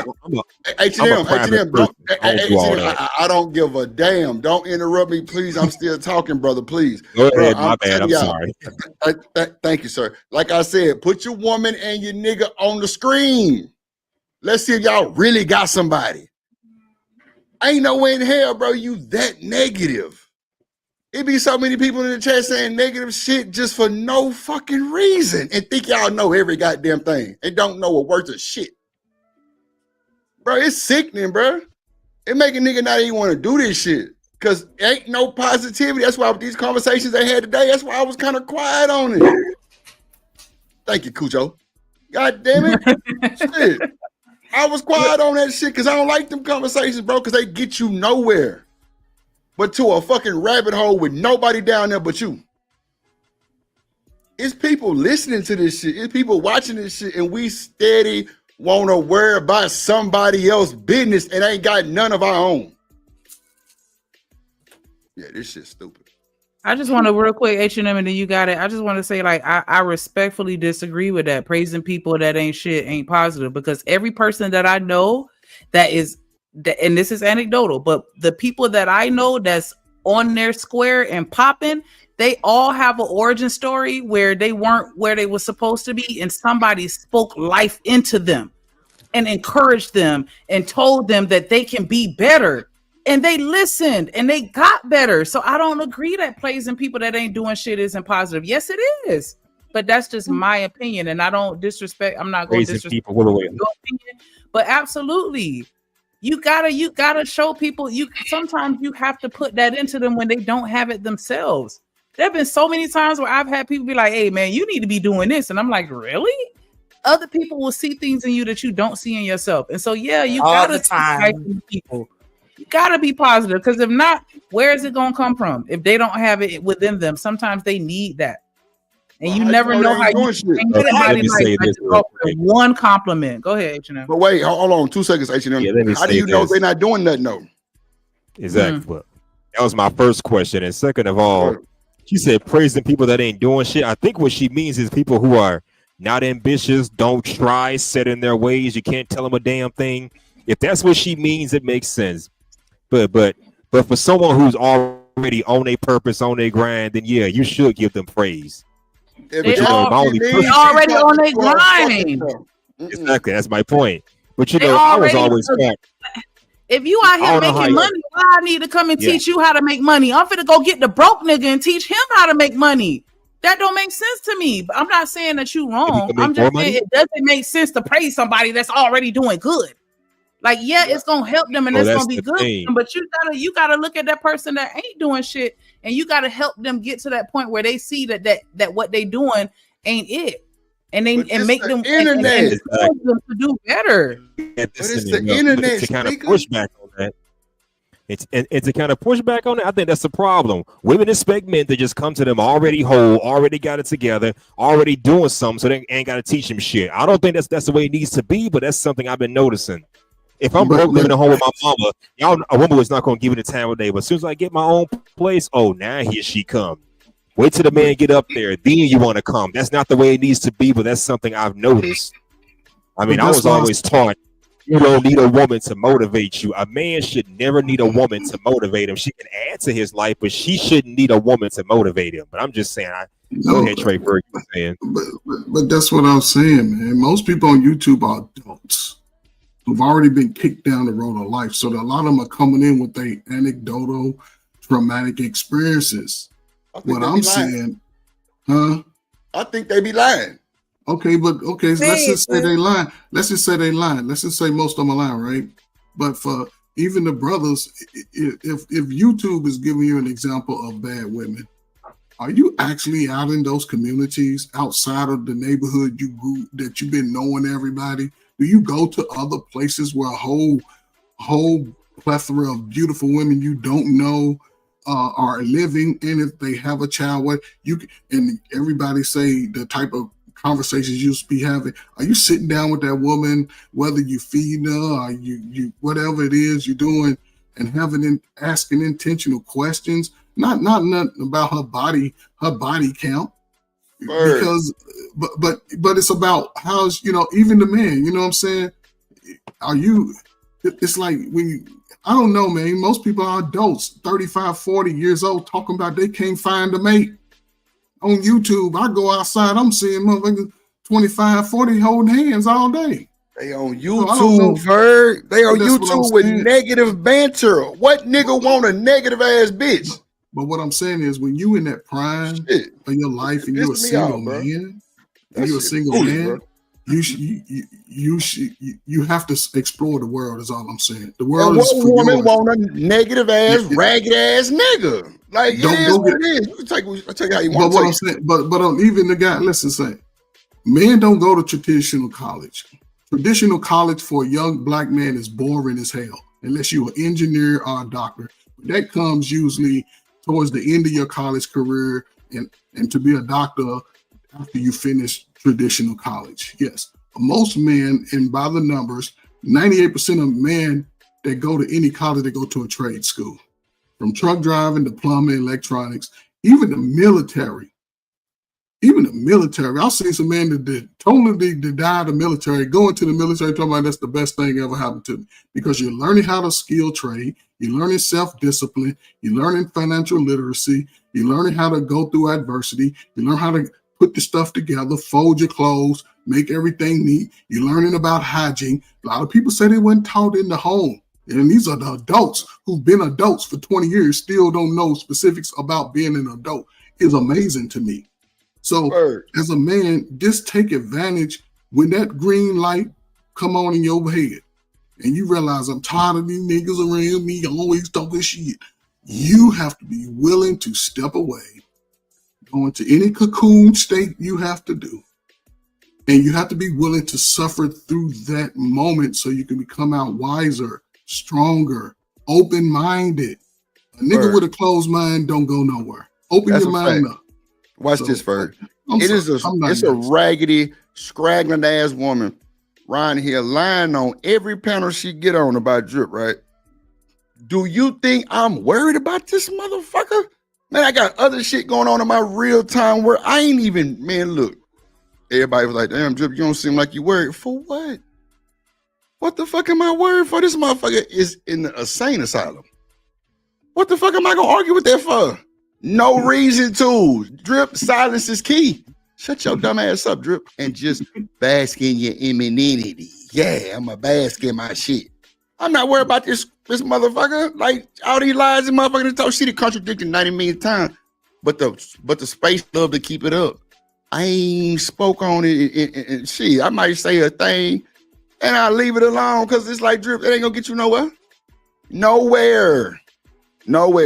Just fuck it. Leave it alone, bro. Silence is key. Like when you get to talking to your own self, it means, man, don't nobody give a fuck about what you're talking about. When nobody respond to it, don't nobody give a fuck about what you're talking about. Because I know single-handedly, first, I could shut this motherfucker down. Literally. Yeah, but again, there's no need to. Right. You listen again, man. I got like sense. Like, I ain't dealing with no bullshit, motherfucker. I got shit to do today. Let me say this, and I'm gonna shut up and I'm gonna go. You don't have to shut up. I have a question for you before you go. Seriously, about what you just said. Yes, you've heard. I have a question for you. So, with what you just finished saying about people that's older, and to what Shanika's point is, so for me, based on what she was saying, that's how I feel about it. Why can't we create things to help these men that y'all talk about? And my thing is, why is it that it's such pushback when you like, hey, we can create programs to better these men by giving them education, by giving them jobs, by helping them find housing. They may be able to be the dad they want to be. Maybe they're single, maybe they vets, maybe they whatever, that part, that side of it. Why is that always then applied they ain't gonna do it?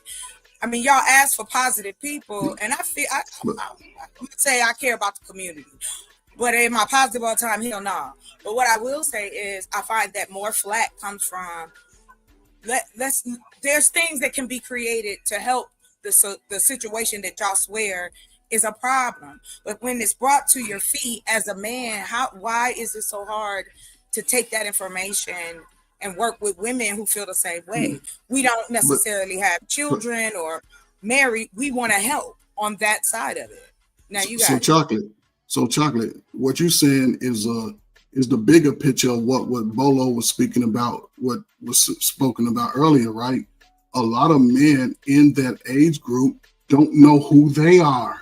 That has to be mined out first so he can understand that there's a vision for him to be the man of the world, not just in the Black community, be a man of the world, be able to stand amongst men of the world. And when they put your chart up side by side, hard worker, checkmate, savings, building wealth, checkmate, protector, checkmate. Those things to me are bigger than a woman. They're when I speak for me, I speak for I'm gonna be a man amongst the world. And when I come to my community, that's why I go specific to the young people, because it was spoken about earlier.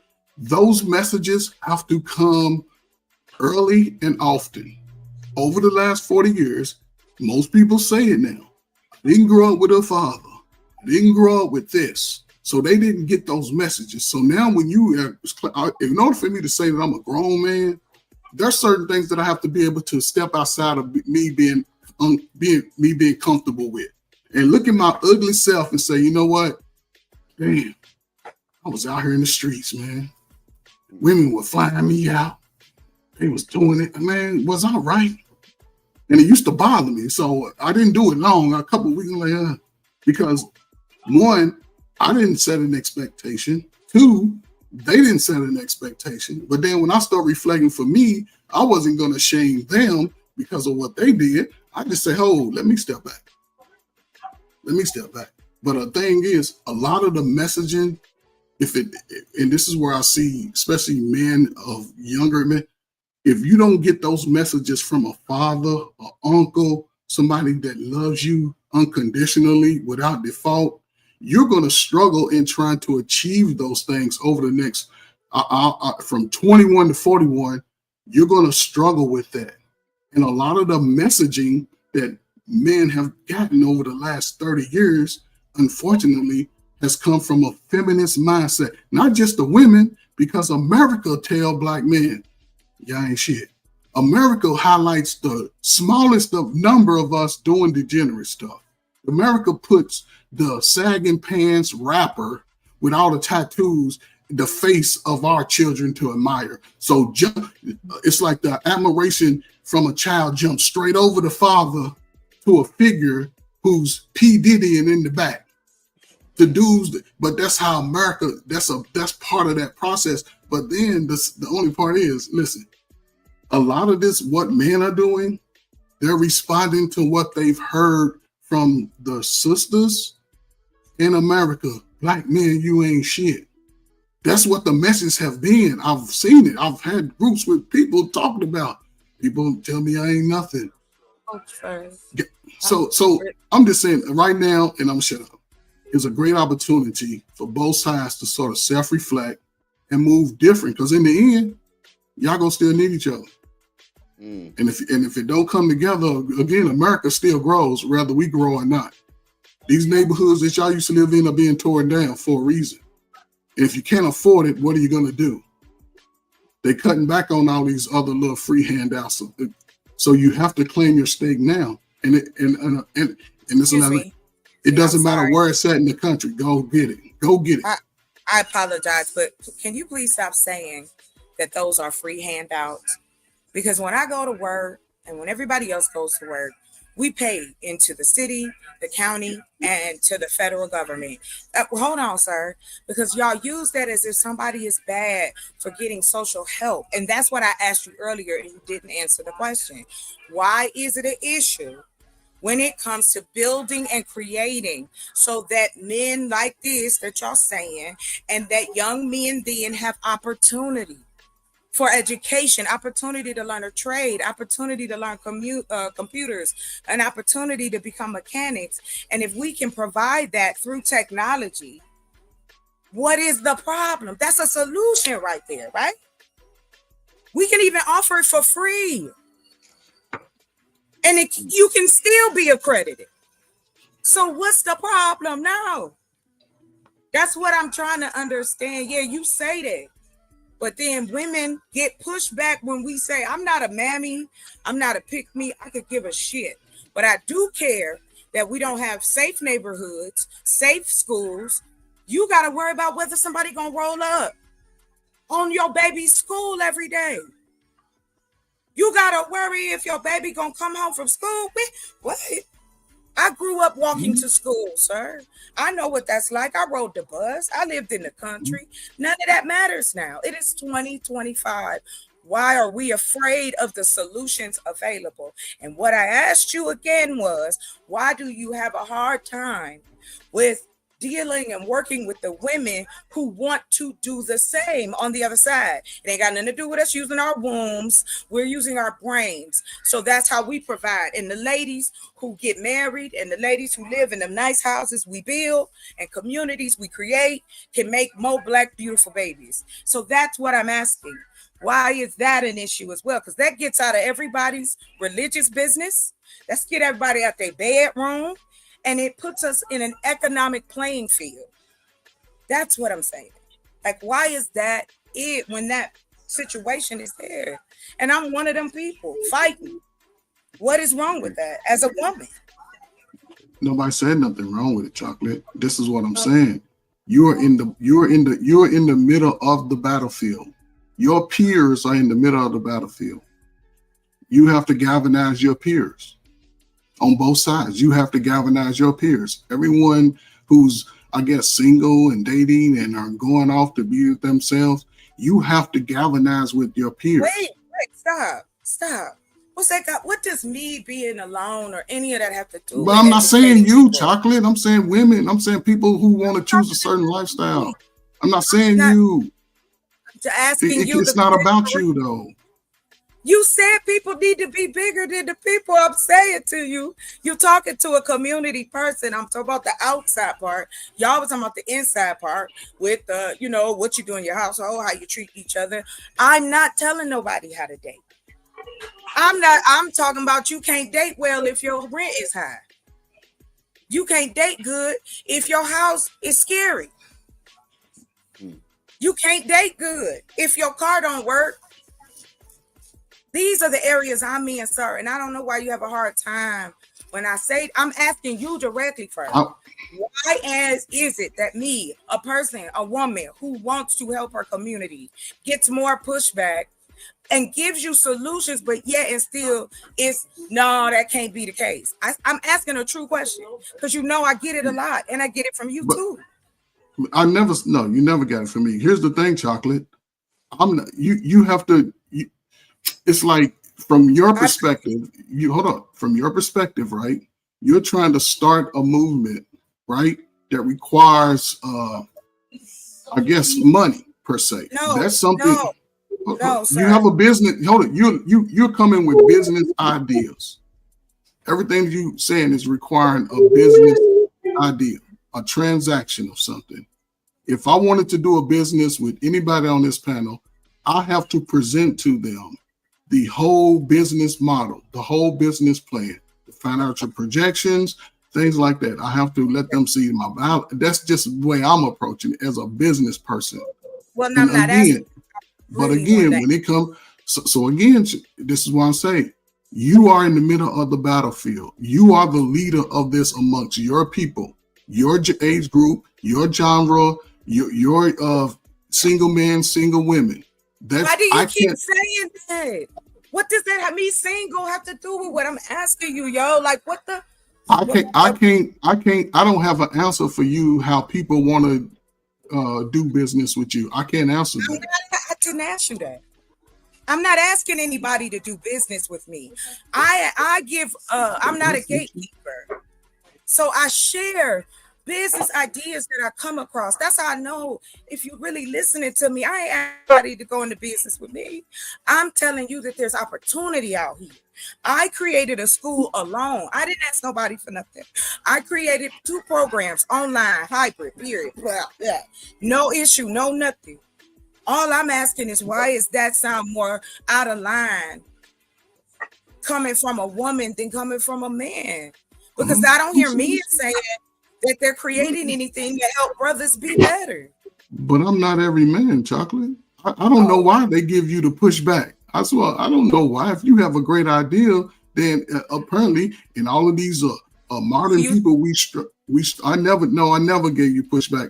Every time you said something, I ask questions about the venture because there are steps and nuances that sometimes some people just, yes, we have great ideas. But there's certain nuances that just because you give me the general part of it, I ask questions because I like to know the details of it. Just like being mind if you ask questions like that. But that's what I'm saying. Don't look at it as somebody arguing with your idea. I never said. I'm not. I said pushback. That's but natural. but it's not pushback. It's asking questions. You're supposed to listen. A genius asks questions. A genius asks questions. He asks questions because he wants to know the details. So if someone is going to put their time, effort, money into anything, you better ask 100,000 questions. And if that person coming with that general idea or that plan, if they thorough as they say they are, then they're going to be able to check off every box. And there may be some boxes that you can say, let's check off together, because you know what? I only got this far and you got the smarts to take it this far. So let's start here in the middle and build together. I can't dictate how any other man works and conduct their business. Well, I don't know how to answer the question. I know, I got you. So I'll say this. The reason I was asking you was because, again, as a woman out in this space, I have been told that your ideas are great if you were a man.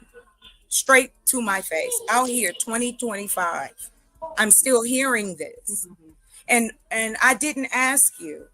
Wow, you can't answer for other men. That's not what I asked you. I said, what is wrong with creating things to help brothers be better coming from women as well? I said nothing, Chocolate, 5 minutes ago. That's fine. Perfect. Thank you. Thank I said nothing. Everybody come up with great ideas. What I'm saying is put it into play. Y'all, you in the battlefield. It's other people your age in the battlefield. What do you, okay, why, what is your put these ideas into, no, what I'm saying is put the ideas into play in your life however you see fit, regardless of what other people think about it or how they feel. Yes, you're saying you have these great ideas and you want people to sort of tapping into these ventures. But again, if they're ignorant to the information or they nervous or they scared or something, it takes the messenger to convey that to them so they can get out of that. And it goes back to what Bolo was talking about earlier. A lot of people don't know who they are as adults. I'm saying to you that over the time I've been on this space, I have taken this information almost like sociology. 3 years of studying Black people, I think I have been, come to some conclusions about certain gaps and missing things that we truly need assistance in. And I know you want, I guess it's like y'all kind of, not y'all, but people like this, downplay people, because the first thing we want to yell is it's the internet, don't nobody really care. Black women don't care about Black men issues. That kind of stuff is out here too. And I'm like, but when a woman come up and say, yes, I care, here's something we could do. Oh, that ain't gonna work. They not gonna do it. These young men ain't gonna listen. Fuck the old ones. Like, that is what I get back. I don't get all this, oh, well, Chocolate, if it's for you. That's not what I'm saying. I'm saying, what's wrong with us creating in real time things that really help people, which now we can without any issue. All the things y'all was talking about, educating young men, getting them skills and trades. We can create hybrid schools online. You can create micro schools online and a micro school is like, you could do it with children or you could do it with adults. It's like 3 to 5 people, usually 1 or 2 teachers, and it gives your children or an adult that, more tutorish type of feel. So there are things out here, many things. But I'm gonna let some other talk. I'm good. Thank you for no back and forth. I don't think you arguing with me. And yes, the shit I am doing is in play. Like I said, I'm just not a gatekeeper. That's all. I ain't asking nobody to invest. I appreciate, what you bring, Chalk, and I just want to make sure I give you your flowers. Like the things that you say, you're very optimistic, and you see, you try to see the best in the community and people as individuals, and I appreciate that. And you want the best for us, and I genuinely feel that about you, regardless of, reality. But my thing is, I do think that it's extremely important to create the opportunities to make sure that we have the resources that we need, and not to sound like this won't work or like any kind of pushback. I just want to say, to piggyback or add on to that or build onto that, I think we also need to be hyper focused on the influence and the buy-in, because you can lead a horse to water, but you can't make them drink. And there's AI. already an abundance of opportunities that are being underutilized as we speak because they don't care to take those opportunities and use them to their advantage. And so that's the only reason why I say, like, yeah, we do need to focus on creating the opportunities. I totally agree with that. But we also need to focus on the influence and the power that we have over rearing their mindsets and how they perceive life so that they can understand the importance of it.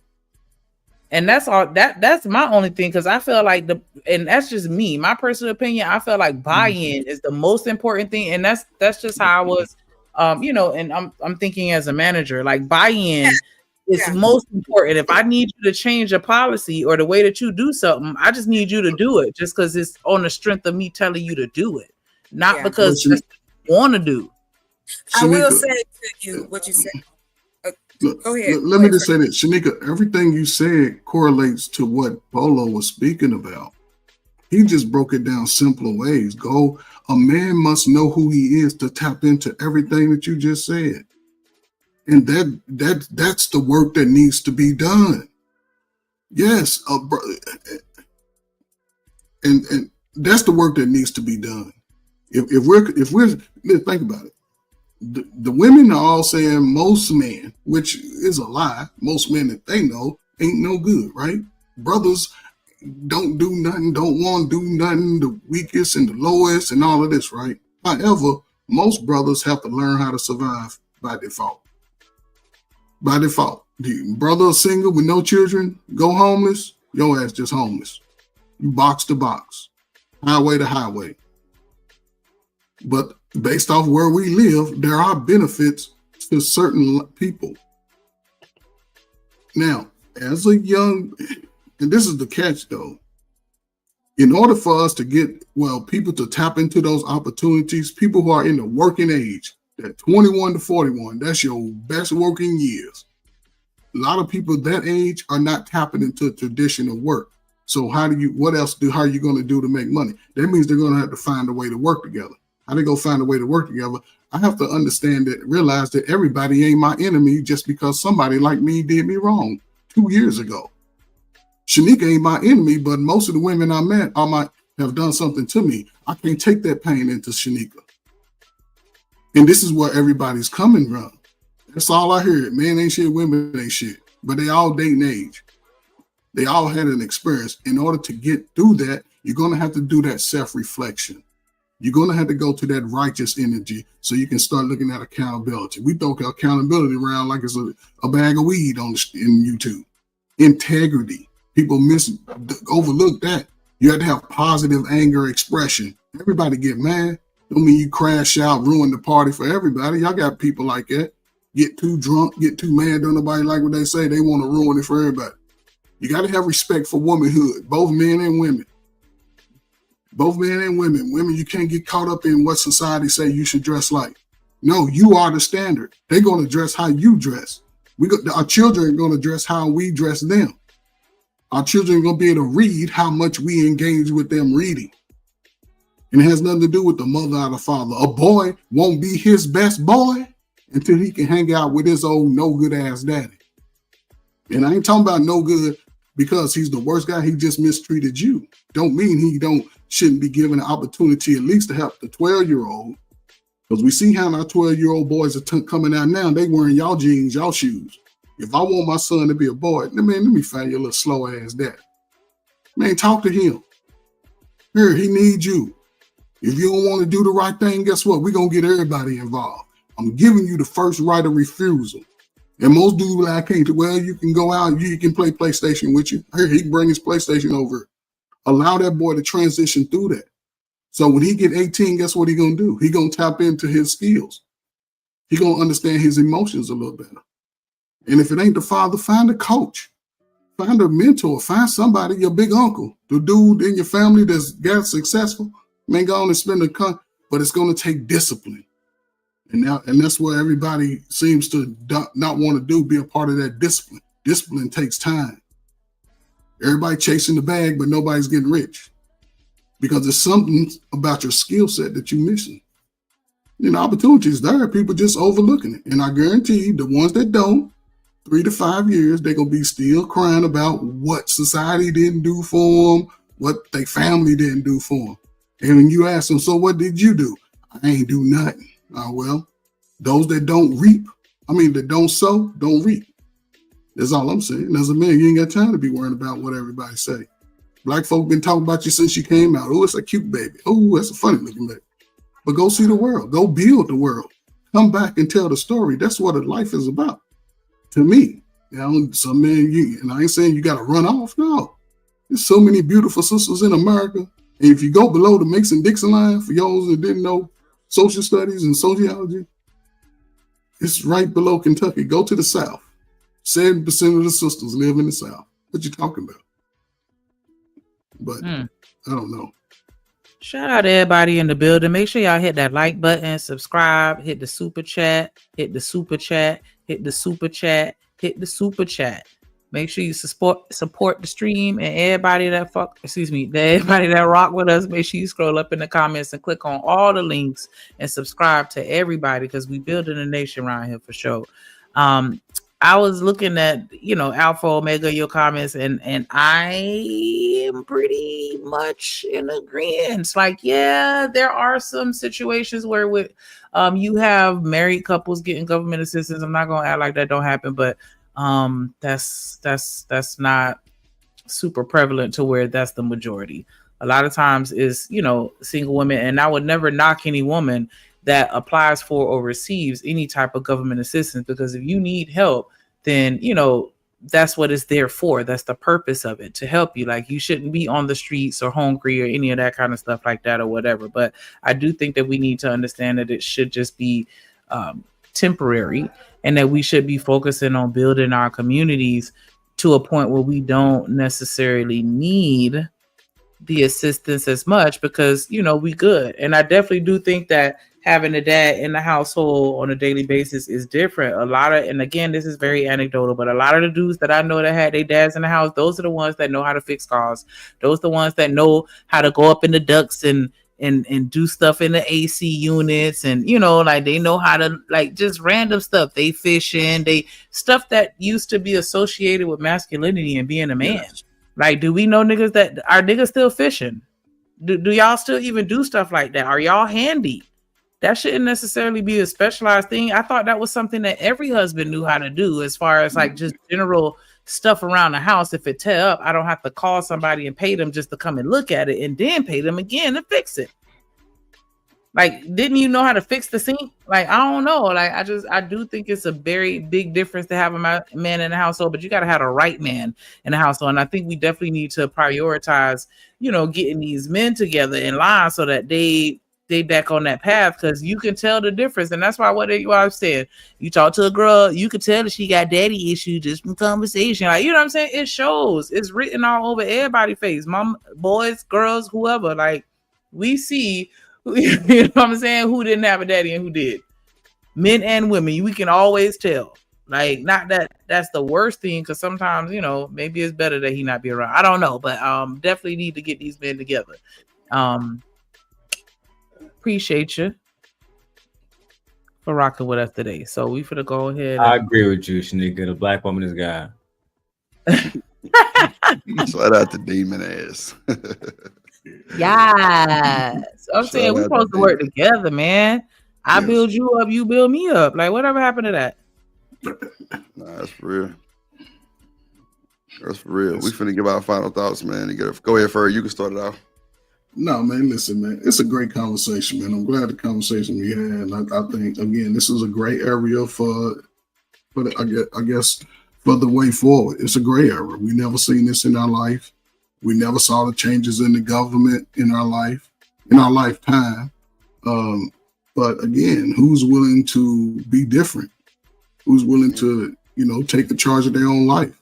And there's no one perfect way to go. You may have to go down 4 or 5 different roads, but you have to start somewhere, is all I'm saying. If people are saying that they don't want to be in a relationship or whatever, okay, that sound good until you 3-4 years in. That sound good when you're looking for a hot meal. I mean, so it's everybody's own, destiny in life to live their life. Some want to, You know what I'm saying? Strive to continue to be better. Some don't. But I would say this, continue to connect to those people who don't want to be better. It's going to be a detriment to your blessings. You know what I'm saying? So, hey, the time is real and the time is now, man. That's real. Go ahead, Simp God, you got it. You want to get your final thoughts, G? I appreciate you sliding too.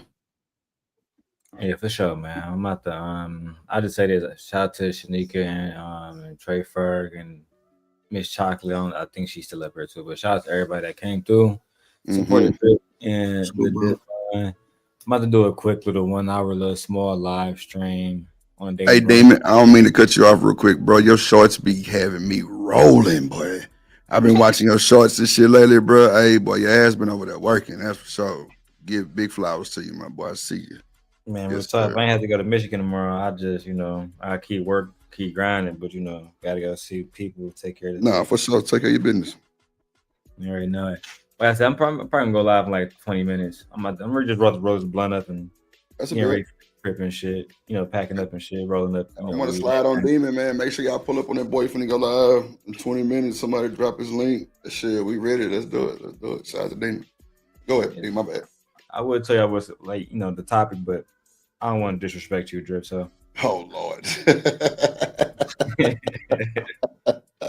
I started at 9:15 my time. I don't know what That's time a bet. but it's 9 o'clock here. So I started in 15 minutes.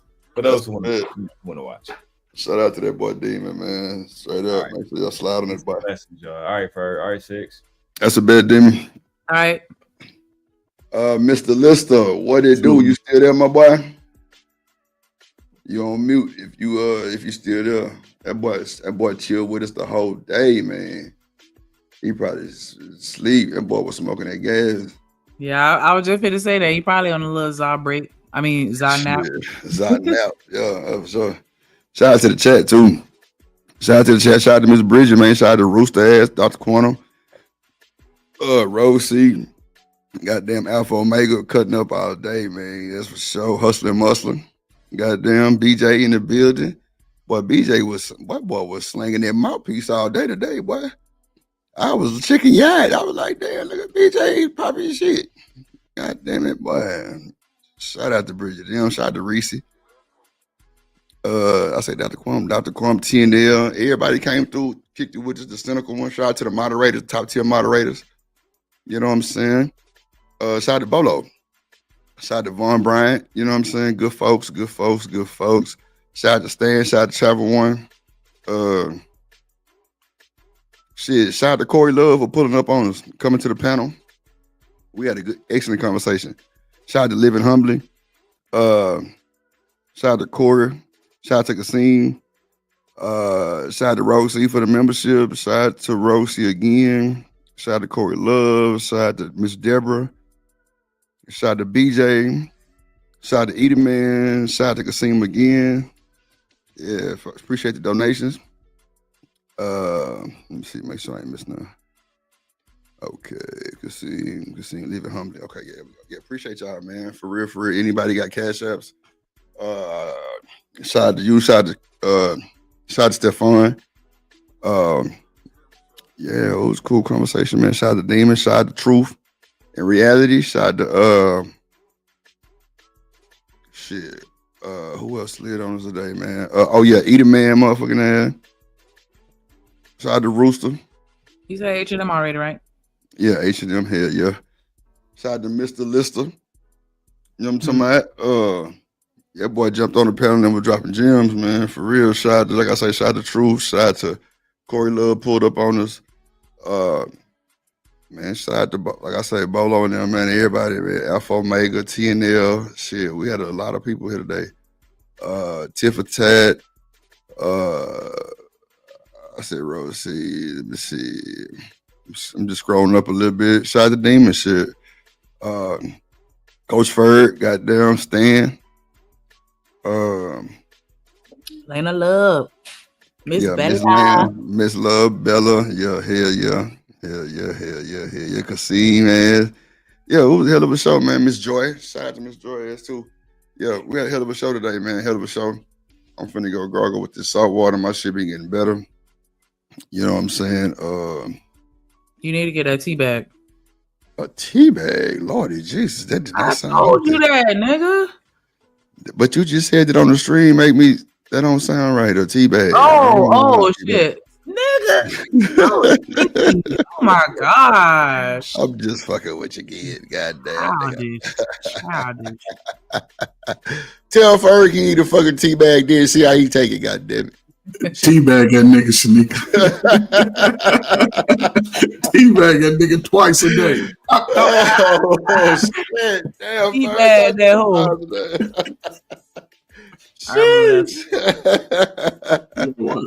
He said twice a day. God damn. Shit, get that tooth together over. Yes.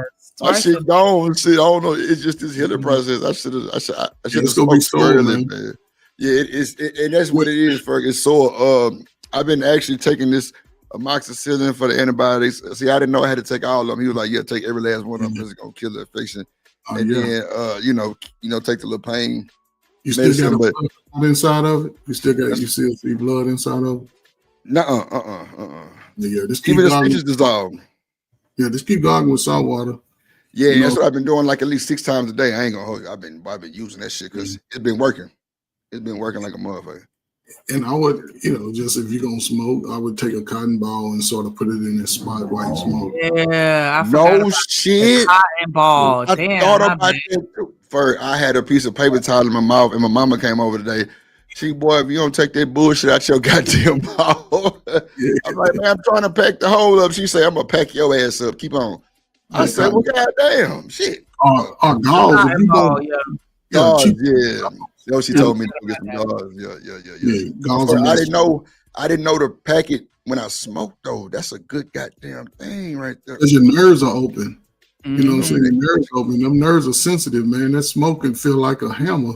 Yeah, man, that shit got my shit like, oh shit. That's why every time I smoke, I've been gargling like 2-3 times. But I'm gonna do that today. Well, you know what? I might just go chill. Might put an ice pack on my shit and just chill. I don't Run to Walgreens and get you some gauze, man. That's all you need. Oh no, first she already brought me some. I already got it. Yeah, She brought me some today.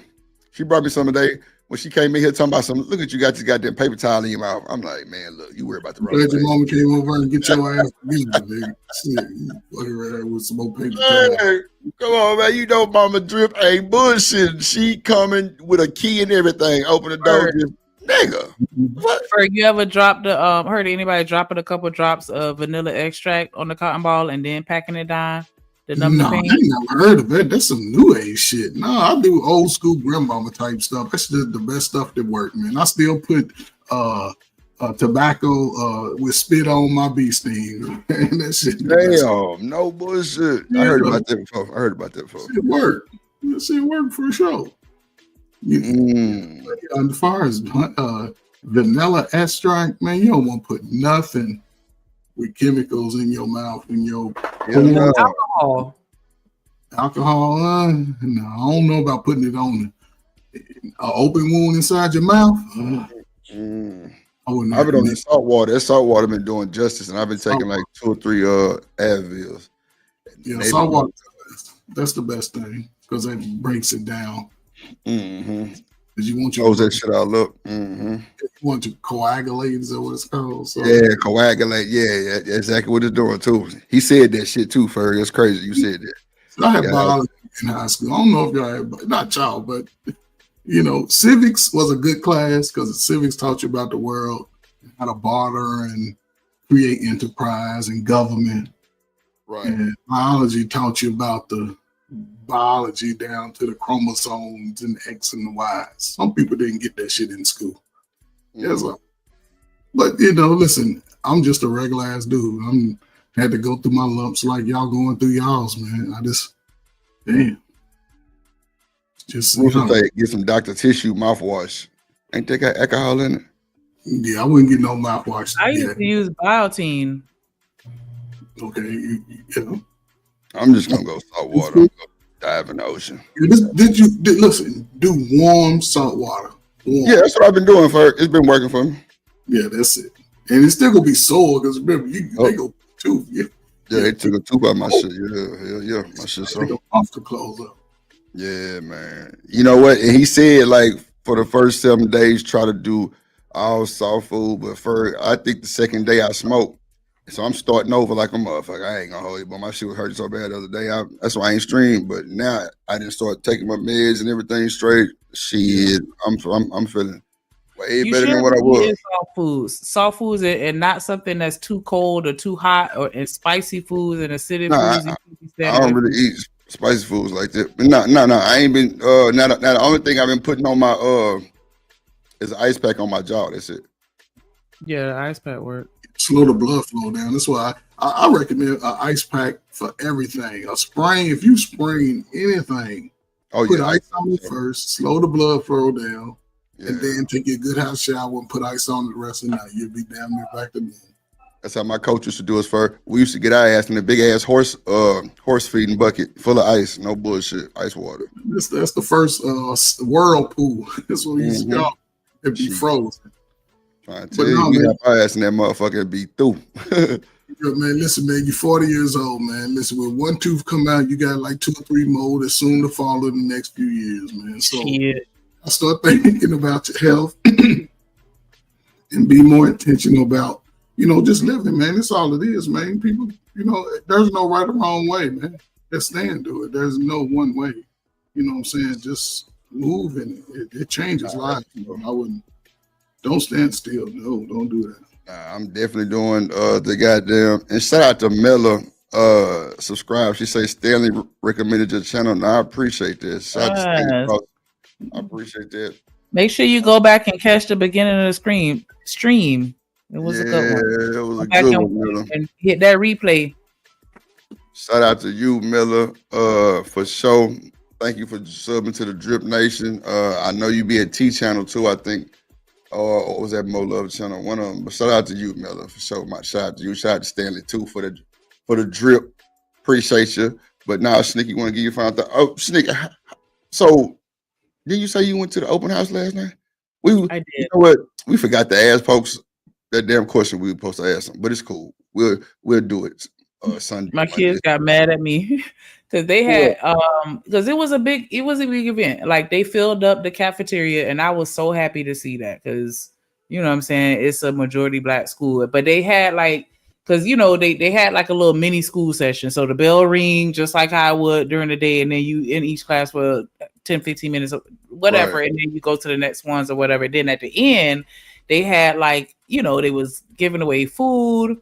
Because I think one of the local food banks or something like that, they had a whole bunch of fruits and vegetables and shit like that. And then they were feeding them like dinner and, they had a couple of trinkets or whatever for the kids or whatever. And we missed all that because I was too busy talking to the teachers. And I was like, damn, they got mad. And I was like, all right, fine. And so I had to promise them some McDonald's reluctantly. I had to make it up to them because, they missed all the good stuff. But I don't care though, because I need to get to know these teachers though, and I need to pick up on them that way when they come home oh, my teacher mean to me, or all that bullshit. Nah, I know Mr. Dochi, and you know what I'm saying? Nah. Not that I'm gonna just always take their side, but still, I just want to have that convo with them. So yeah, we had to chop it up. But what you want to say about that? Why you brought that up? Oh, nah, I was just because we didn't ask that question that Yeah, that's all good. Shout out to A-Dub. I don't know how to pronounce what he just said in the first thing. What they say? I know licorice, but what they say? Ichinaccio? I don't know what they say. Go ahead, you got it. That's different. My mom does cloves, because she buy the cloves in the little bottles or whatever, and then she also do the garlic paste. Child, I don't know. I guess we be on some other stuff, but I've heard of all the other basic stuff too, like with the salt water, blah blah blah, whatever. But yeah, we put a tea bag on that thing. That's I don't know. I guess maybe that's Miss Bridget say dip your gauze in the salt water and bite down on it. Now I'm definitely gonna. Yeah, but Vic hit it on the head though, because he was saying you could get the gauze from the Dollar Tree, which is a fact. And you just want to make sure you wash your hands before you put it in your mouth. And if you got some gloves, use that. Shout out to Vic with this nigga nurse. Shout out to all the nurses in the chat. Y'all love Drip. Y'all be wanting to help me with my little shit. I appreciate that because some of y'all gonna have me turned upside down with the shit y'all told me yesterday. But it's all good. Shout out to Miss Bridget. I'm definitely gonna try that too. I got some little gloves and shit. Yeah, I be putting on, when I be doing my little work outside and shit, you know what I'm saying? Little black gloves. I be fucking with shit on the cars and, my yard and shit. So I'm gonna get a pair of them, I'm gonna slap them on and yeah, do my thing. I appreciate it. Anything else you had to say, Shanika? Shout out to everybody that came through, everybody that support us, support me and my DEMP fund. Make sure you pay your tithes and you're through. Make sure y'all come back on Monday. That's Labor Day. It's Shanika's birthday. Oh, okay, my bad. And we getting real ratchet. We get real ratchet. But let me stop. Reese, you better have your motherfucking ass here, woman. Yeah, we might do a member stream for Shanika's birthday. Working on the headlights. Yeah, we on headlights. They on the headlights. Goddamn, yeah, DJ Drip in the mix. Goddamn, we're gonna turn up. We're gonna have a good little party, member stream style. Get your memberships. It's going down. Shout out to Reese. She said, have a good weekend, y'all. You too. It's payday. Don't spend all your money in one place. Hell, send me $1. We gonna get it done. Yeah, we gonna celebrate Shanika's birthday. And then mine coming in 16 days after Shanika's. Hey, it's going down. Y'all might, well, never mind, you know what I'm saying?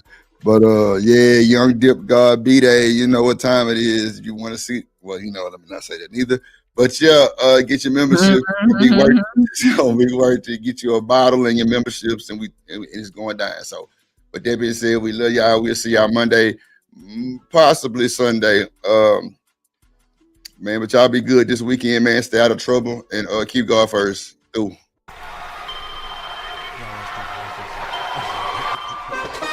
Drip Nation, let's go. Coming to the stage.